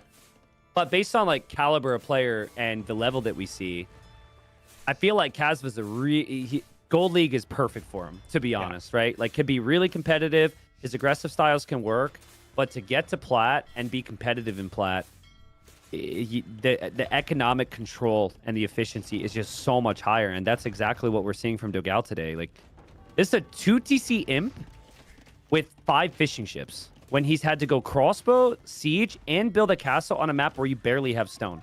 Like, how? Well, he's not spending food, right? The only thing he's spending food on are villagers and a few upgrades. And that, with good enough eco management, which is, of course, exactly what we're seeing from Dogao, that's how you can just sneak in that Imperial Age upgrade. And if you get that, you get control of the middle with Trebs, get Bracer for your crossbowmen. The win is very easy at that point. Yeah, trade 1-for-1 there is fine for Dogao. Can always pull the villager to get the repair. And Kaspa's eco is cooking up a little bit. He does have very solid economy, but once he sees Imp, that means Trebs. And that also means Bracer on the crossbows, which there's going to be 20 of. So just really tough to stop this. Yeah, it's one of those situations where it's like, okay, there are some things that Kaspa did well, but the most important stat, guys, is the 11% lower average worker efficiency. Sometimes that's what AoE boils down to, and that is exactly why Dogao won that game, guys. Yep, Dogao's efficiency was super smooth. Even losing the 2 early villagers, it just always felt like behind it, it's such a good economy. And that's just that's been the theme so far. So we'll hop into the next game. In theory, we could have a 4-game-in-a-row comeback here from Kasva. That's the hype. That's the thing we're supposed to say, but it does not look likely at the moment. It does not. We already had the excitement today. I will also add, I don't know details, and I wasn't going to mention it, but considering how rough this looks at the moment, I will also add that the series got pushed to today. And I think Kasva had like a loss in the family or something personal happen. So it could be a mix as well as like Kasva's not necessarily all at 100% and Dogao's at 100%. So, but it was the games haven't been improving. There was a better start for him there. I still don't really know where it went wrong, to be honest with you. I think maybe losing the siege and losing the skirmishers in that hill area was probably the critical moment. I actually think it was way sooner than that. I think it was when Dogao went forward and he didn't kill anything, but Kaspa's eco was so idle that it literally didn't matter that he had more villagers because he was still less efficient and still behind in resources. Yeah. And when you and we can sync up here. Let's do the countdown first and keep talking about it. 3, 2, 1, go. I think the way I would describe that to people, and I hope it's relatable. I don't know how many people play the game. Many just watch. But if you're up against a better player who has such good unit control, you might need to invest an extra 10 to 20% of your focus onto having an even KD just to stay even in the game.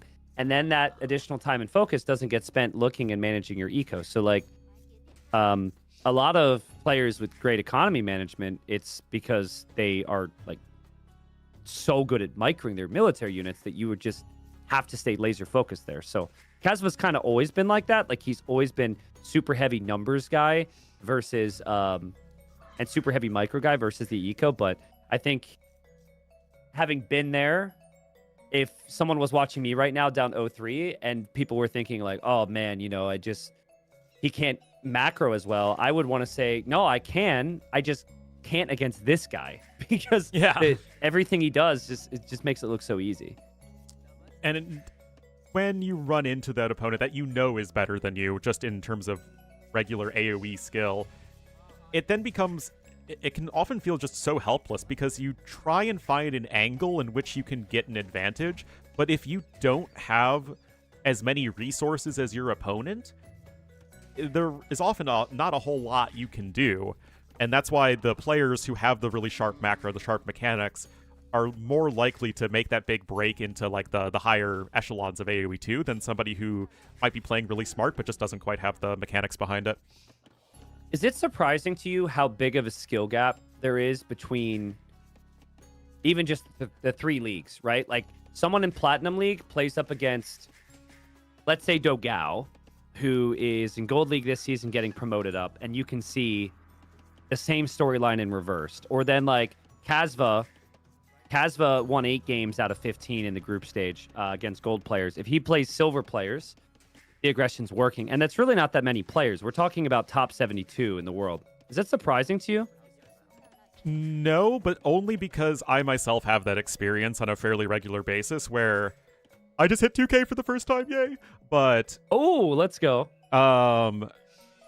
Whenever I played someone who's like just, 2K2, 2K3, like if I ran into you on the ladder, it's like, oh no, this just feels like a whole world of difference.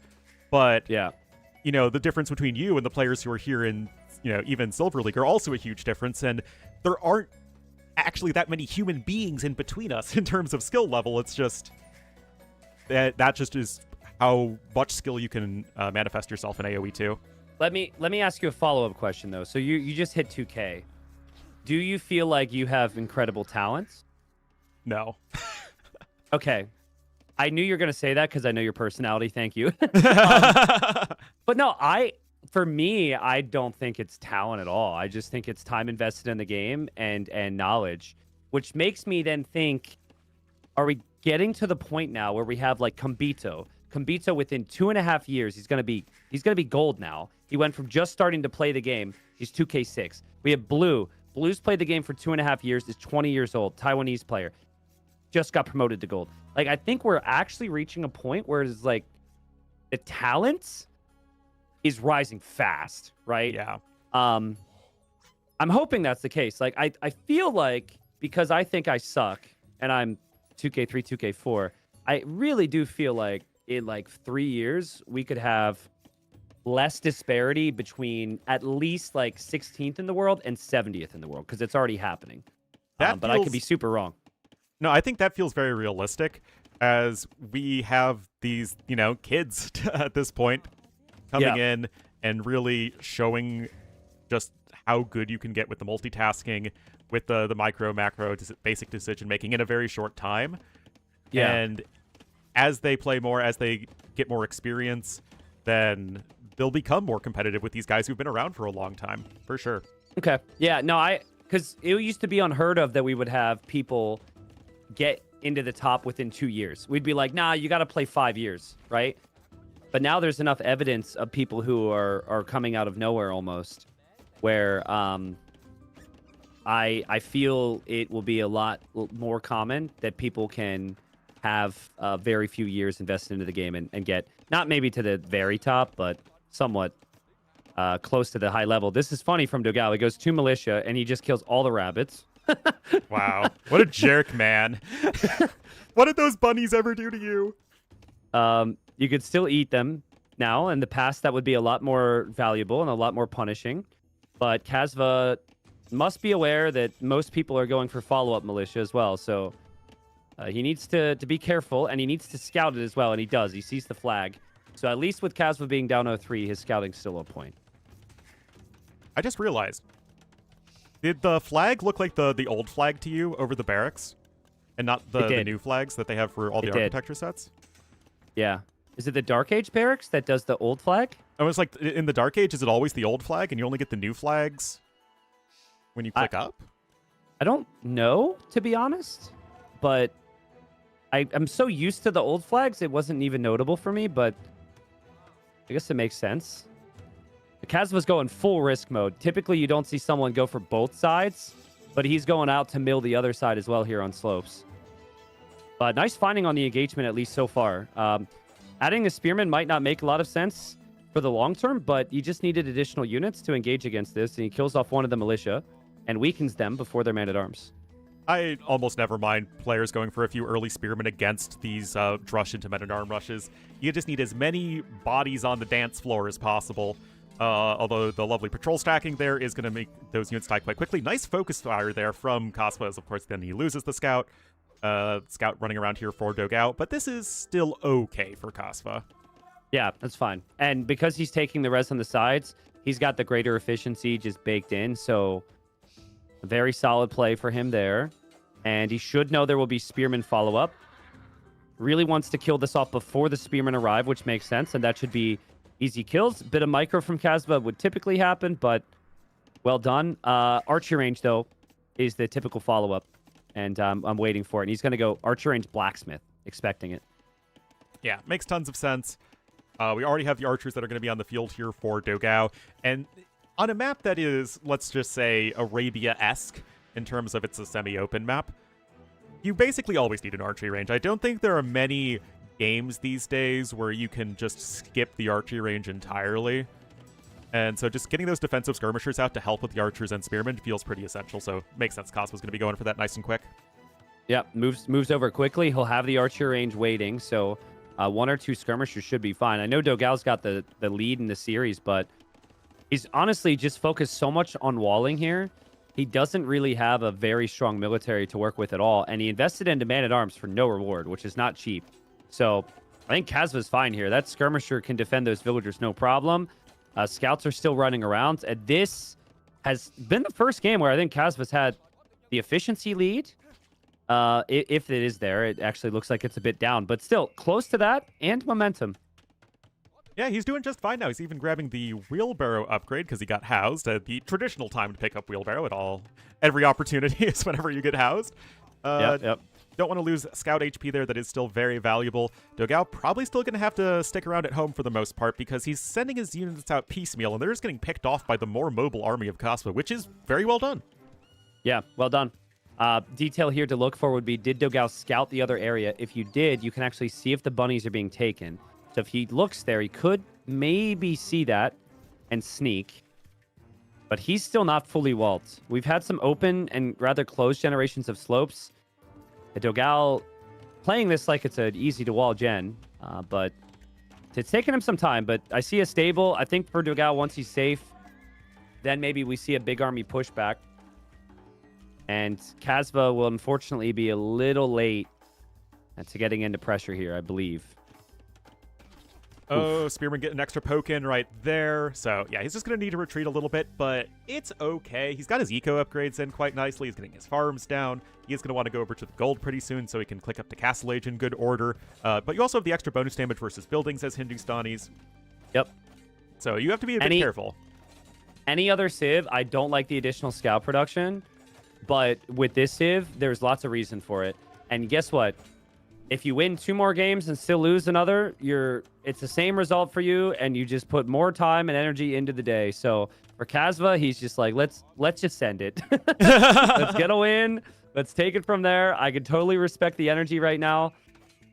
And he's also going to bring the villagers. And this is because of the situation, but as someone who has been absolutely massacred by Kasva many, many times, he does this because he knows his eco isn't as efficient. And players are normally sitting back playing towards Castle Age now. And sometimes they'll sell their stone so they can't tower. And yeah, then the all-ins can happen. Interesting, he moved his tower back a little bit. But the tower's on the way up, and there's the counter tower from DauT. Yeah, it's a little awkward. The +1 defense there for the skirmishers makes it that much more tricky to actually focus down those units. And those vills are getting harassed as they're trying to build the tower. The tower of Kasva is going to be here in just a moment. Or not even at 2/3 yet on the tower of DauT. Oof. This is where you get to really see the damage control. That house could have easily gone down. House stays up. Does DauT lose a villager here? Still hasn't lost one. He loses one. But he does have his own scouts behind here. I think that's the important thing. Is if the army gets in, there will be some resistance from DauT. But And it is forging for Kasva, and there's still lots of palisade walls here for him to take down. I mean, this is interesting. Like, look at this. On the north, he's just farming in the middle of nowhere.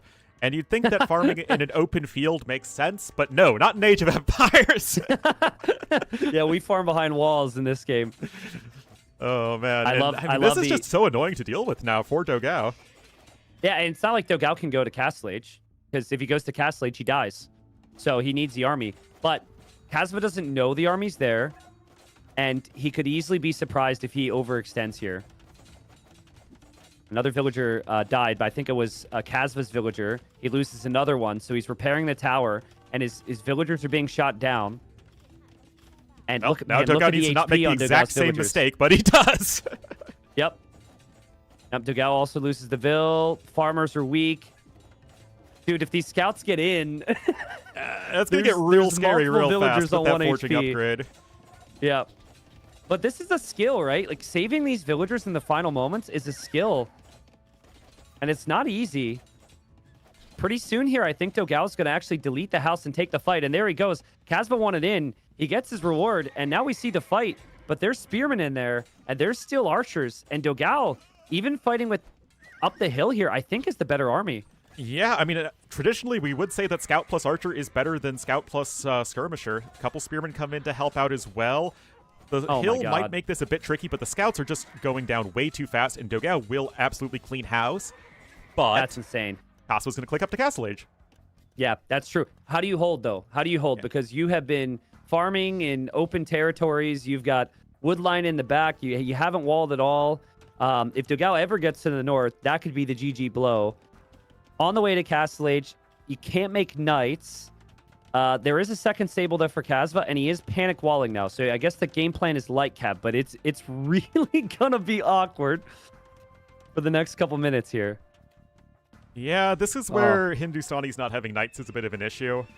I mean, they are still like a very good, well-rounded civ, but against Scouts plus Archers, the unit you want most of the time is the Knight. Now, the Camels will kill the Scouts very quickly, but their lack of Pierce Armor does mean that they're vulnerable to large numbers of Feudal Age Archers, which is kind of what DauT is going to be working with, who himself is going to be clicking up to Castle Age quite soon. Resources, again, DauT just with that better eco efficiency as well. It's just every single game. Well, Vietnamese as well, right? Cheaper eco techs goes a long way. You can snag the upgrades really early. And DauT will be fully walled for the long term. He's clearly expecting all-in stable units because he sees the double stable. So it seems like his long-term plan might be Fire Lancers because we see a barracks built in the back of his base.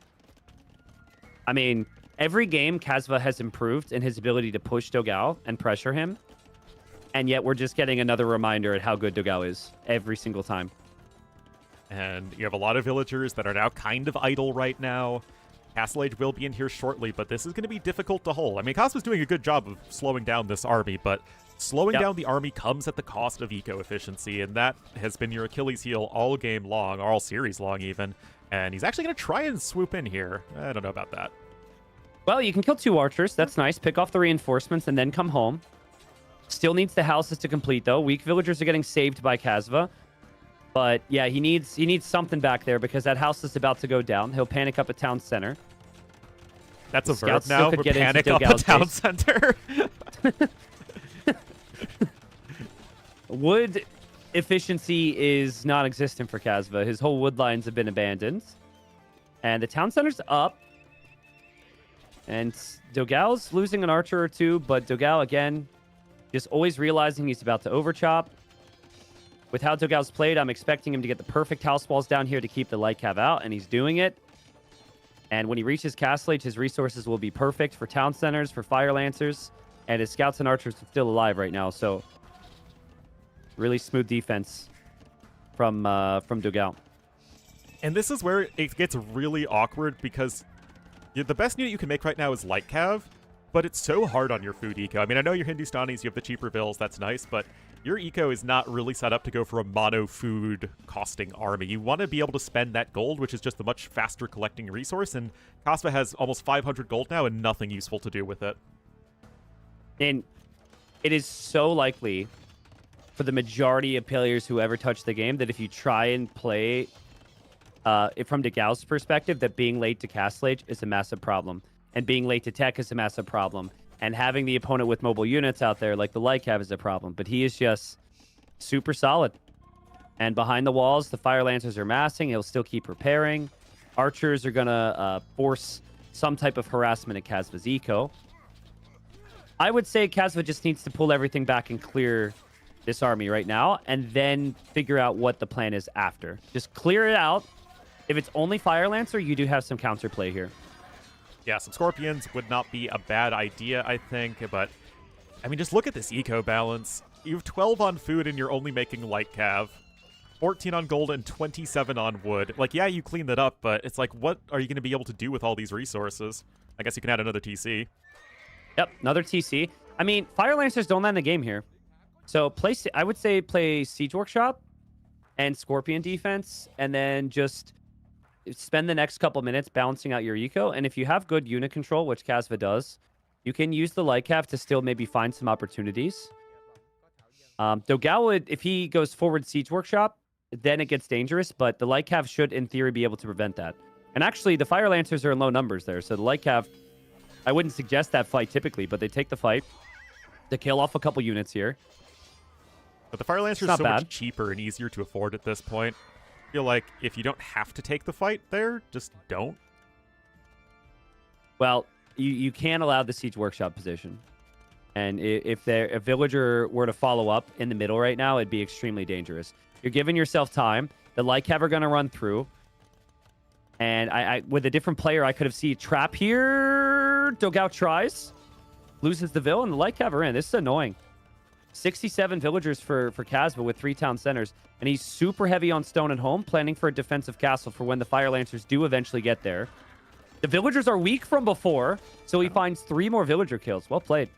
Not bad. Not bad at all there from Cosmo. Showing some good fighting spirit, as I believe the phrase is in this community. And yeah, really doing his best to pick off the low HP Vills, save his light cav from the much slower moving Fire Lancers. And I mean, you know, Cosmo is likely at this point to lose the series 0-4. This is really good play from a guy who has no reason to be feeling this good about his unit control.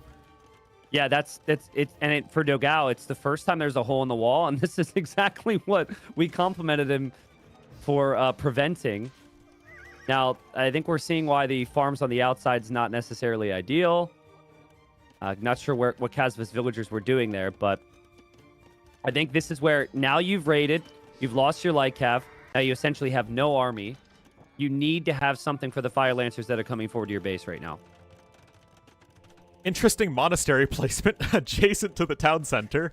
You don't get a production boost in this game by building stuff close to your TC, guys. Those are other strategy games. When I'm tired, for whatever reason, when I'm tired, I always place my production buildings in farm spots. I don't know why. Really? But I do the same thing. Yeah, I do the same thing. It's stupid, but it's like there's no farm there anymore, and I need a building, and it just goes there. And then I occasionally see it from other players. The only thing I can... Castles! Oh, God. Oh, the Fire no, Lancers are delaying the castle. This is going to be potentially a get out of my series castle, guys. Oh, that's no. so rough. Because now when he deletes, he doesn't have enough stone for the other castle, and... Oh, man.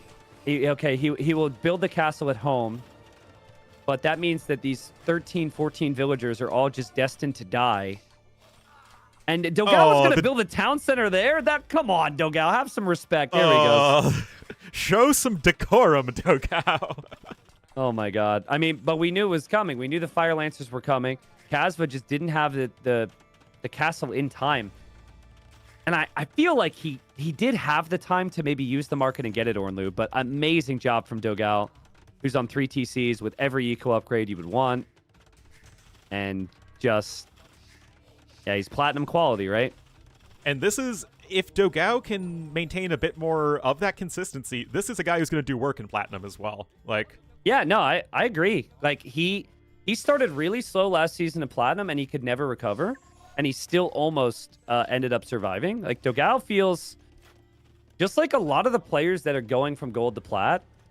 They feel like you could see them staying up there, which just makes the next season so much more exciting in my mind. Ghulam's on the way now. Ghulams are typically pretty good against archer units, There are a couple rats and archers from DauT, but I feel like the Ghoulims don't fare too well against Fire Lancers. Yeah, they do. They deal bonus damage to them. I don't know. I've seen it, and I didn't think the Ghoulims did very well. Well, But maybe. the tone in which you responded to me makes me think I'm wrong. You are never wrong, T90. You are our glorious tournament host. Oh my god. Lead Stop being AoE into the future. Stop being so patronizing. Oh my god. I mean, the cost difference, right, between the Ghoulims and the Fire Lancer would be notable here. It's food gold for one and then wood gold for the other, which means DauT could still go imp. But there you go. Ghoulims and monks looking pretty good for Kasva. Only 5 villagers behind. And he will complete a castle, which actually ranges DauT's TC now. And any villagers that he has over there. And it's 2 castle Ghoulim production. I am really impressed at how well Koss was playing despite being in like such a horrible position. Like this really speaks to his mentality as an AoE 2 competitor. And he's going to click up to imp faster than his opponent. Yes, his eco is still very not impressive, but it is not inconceivable that he wins this game. I think DauT is very confused on what to make at the moment. Because you have 2 castles, you want to play rats and archers, but then your opponent's going Ghoulim. Fire Lancers maybe do or do not work well here. He is on the way to the Imperial Age, but typically when you're going up to imp, you prefer the castles in the key positions, and oh god, I'm worried for Kasva. He is placing an important one. If he completes that castle, he will have 3 castles to spam unique units, and he will be an imp faster. But that castle is this is such a DauT right now. Yeah, I'm like, I thought that was in the last series. But DauT doesn't see it. DauT missed it by 1 tile. Oh my goodness. What? I mean, this is getting past the DauT castle into the happy castle, if you remember from back in the day. Walking forward with 4 villagers in the middle of nowhere to build a castle. Against Leary. Yep. Against Leary. Yep, I remember that. Well, here comes DauT. He's about to build his own castle. He actually has the military to protect it, and he's getting the 4th relic. And there's a lot of economy on the left side for Kasva, which will again be pressured. He does have some Ghoulims, but he doesn't have enough of them right now to stop this. Yeah, you still need to up those numbers a little bit more. The upgrades are quite solid. You do need to remember to pick up Squires, though, as obviously movement speed absolutely critical for a melee unit. A market does not deny a castle, guys. That is... It almost did. It almost did. I mean, just put it back a tile. Yeah, I think he already has a market, so that was clearly just to try and deny the castle spot, but...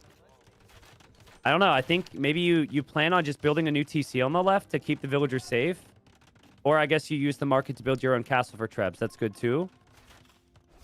A castle should go up for Kasva, but man, we've got castles everywhere. Trebs can only be in so many positions. And look at the resources for DauT. It's actually a little awkward, because he has way too many on food for going for a wood and gold only unit. It's like his eco set up for spamming infantry, except it's the one infantry that doesn't cost food. Yeah, I mean, in theory, he could play champion, but I don't think that's what DauT's planning on. He's going to go for Elite Fire Lancer and also Chemistry, which, again, is so easy to spam. The fact that you don't even need an upgrade to get Fire Lancer in the first place in Castle Age makes it a no-brainer. And then you just get Elite, which is relatively cheap. I know they increase the cost, but still. Just so quick, and then Vietnamese get the additional HP, so... Combine that with the fact it's a unique unit you don't need to make from castles like every other unique unit. It's pretty damn strong. It really is. And now that Elite's in, it's going to be a pretty bad fight here for the Ghoulims. I mean, it's still going to be a Castle Age unit versus Imperial Age unit. And I always find it surprising that you have these regional units that you don't have to make in the castle that also have cheaper Elite upgrades than the ones that you do need to make in the castle. It feels like that should be backwards. Yeah, no, I'm in agreement. I don't love the way that it's balanced. It feels like it should be a little bit tougher to get into the unit, but beyond that, I just think the whole game, DauT has had more resources collected, and DauT has a Civ that can do so many other things well. That's the other thing about the Fire Lancer, is just the Civs that get the Fire Lancers can do so many other things well. The Rats and Archers, the Elephants, the economy. And Kasva likely to be in gold for another season here, which is nothing to be ashamed of. Not at all. Getting 4-0'd at the end of this season is painful. But I appreciate his fight here. He really is losing both sides right now pretty badly. He's out of stone. And so if he loses the north, his Trebs and his Mangano will go down, and the villagers. And if he were to lose the west as well, that would also be problematic. So that makes the Ghoulems important. And, well, here he is. Unfortunately, Ghoulems just fight can't back. afford a lead. Then I think a lot of these fights would start to look very different, but it's just not an upgrade he can afford because it is expensive. You know, it is a castle unique unit upgrade. He is at least going to destroy the castle over to the west, although the east is looking like a bit of a catastrophe because DauT is going to be safe, and the castle's going to go down. He's also going for... He's going for double counter raid in the south and the east. DauT's noticed some of that, but castle and everything in the north goes down, and now DauT can just spam the Fire Lancers underneath the TC in the castle in the west as well, and it's just been... You just don't have enough stone to repair double castle against this many Trebs. And he'll try. He might even take down that Treb, but his economy is in ruins right now. Yeah, it's kind of a nightmare. I mean, the thing is, he has no actual army behind this. So, like, even if you try and keep the castles alive, the 102 HP Fire Lancers do not care in the slightest. Yep. Like, legit more HP than a Teutonic Knight before the recent buff. Yeah, and Kasva, you feel for him. Obviously has some fans out there rooting for him. Had a great season, and it unfortunately rough day for him. But DauT was always going to be the favorite, and DauT it was a surprise when he got relegated from Platinum. Everyone was like, "Whoa, that actually happened!" And you expect him to bounce back. And Kasva says, "GG, good luck on Platinum," and he'll be back in Gold. So. Yeah, we said it all throughout the series here. I know it wasn't that competitive, but DauT is that guy. He is that good. I played with a lot of confidence. And the last 2 games, a reminder of if Kasva can get the aggression, or anyone for that matter, can be aggressive against DauT, he's just so solid, right? Like, to control the map, with the eco, with the macro, with the micro, there's just very few players in the world that can do it this well. So congrats to DauT. Happy for him to see him back at the in the upper league. Yeah, he's going to do, I think, quite well there if he can keep up that level of play. But I think that's really the case with a lot of these guys who are sort of borderline gold platinum players, is just the lack of consistency. And yeah, I mean, it can create a lot of upsets. It makes it exciting for us to cast. Yep. And Kasva, we'll see if he can get back to the drawing board. I think that for gold, like for someone like Kasva, in standard tournaments, it'd be very hard for him to get decent prize pool caches because a standard tournament bracket, you get knocked out by a top 16 player very early on. You might not even get into any money. Kasva getting into this position, he's earned over $1,000. I don't know exactly where, but like, there's nothing wrong with that. Just being a gold player or a silver player, even if that's like indefinitely, it's still a great opportunity. I know Kasva sees it that way, but I also know Kasva really wanted to be platinum. So, well, it's the duality of man right there. It's like, you know, be proud of the accomplishments, which are very real, but also you always want to be able to do better and, you know, get that extra step. Yeah. But was not meant to be today, not against someone who's playing as well as DauT did. Yep. So with that, we actually know all the players who are promoted to Platinum League for the next season. So I think that's a good place to close it off here for the day. We do still have playoffs for silver, which I'll talk about here in just a second. But I'll just review. We don't know who's relegated out of Platinum League yet because Platinum still has 2 more rounds starting next Friday. But if you were first place in the group, you got auto-promoted already. So we had the young Argentinian Prisma auto-promoted to Platinum. We had the older Argentinian Kapoch getting auto-promoted to Platinum.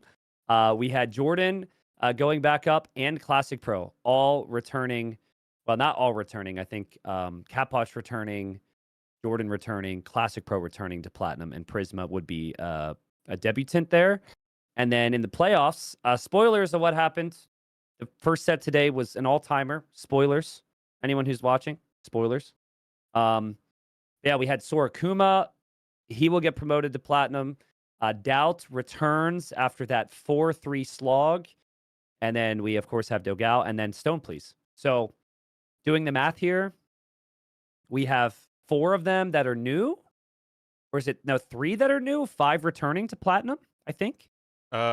Yes, because Sora wasn't in Platinum, which I found very surprising. Yeah, Sora, Stone, please, and Prisma never in Platinum. The other 5 have been there before. Yep. Which is a pretty decent turnover, right? It shows that there is at least some volatility there at the edges of platinum and gold.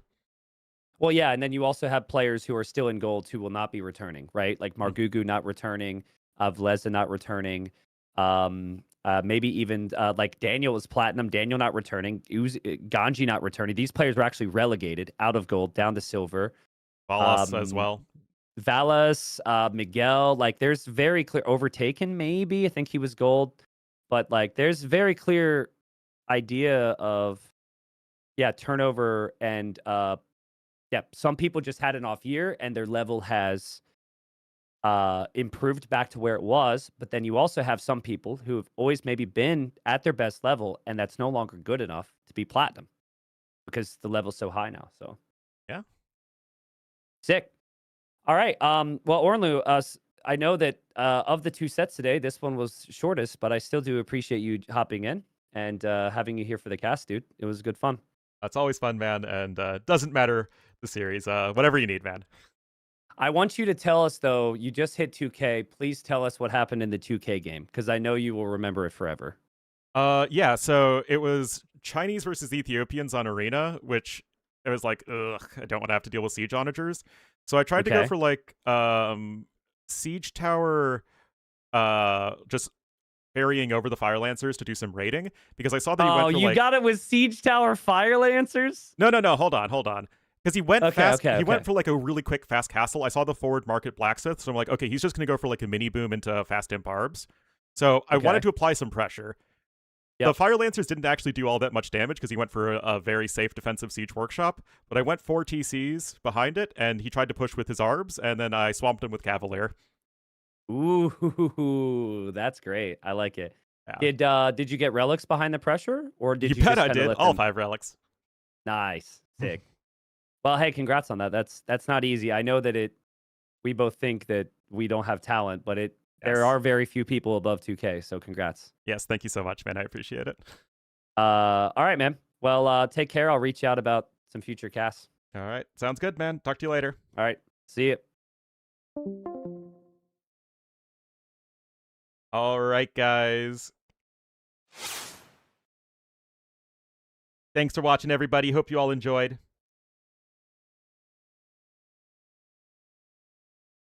And I'll probably be back tomorrow. Bye-bye.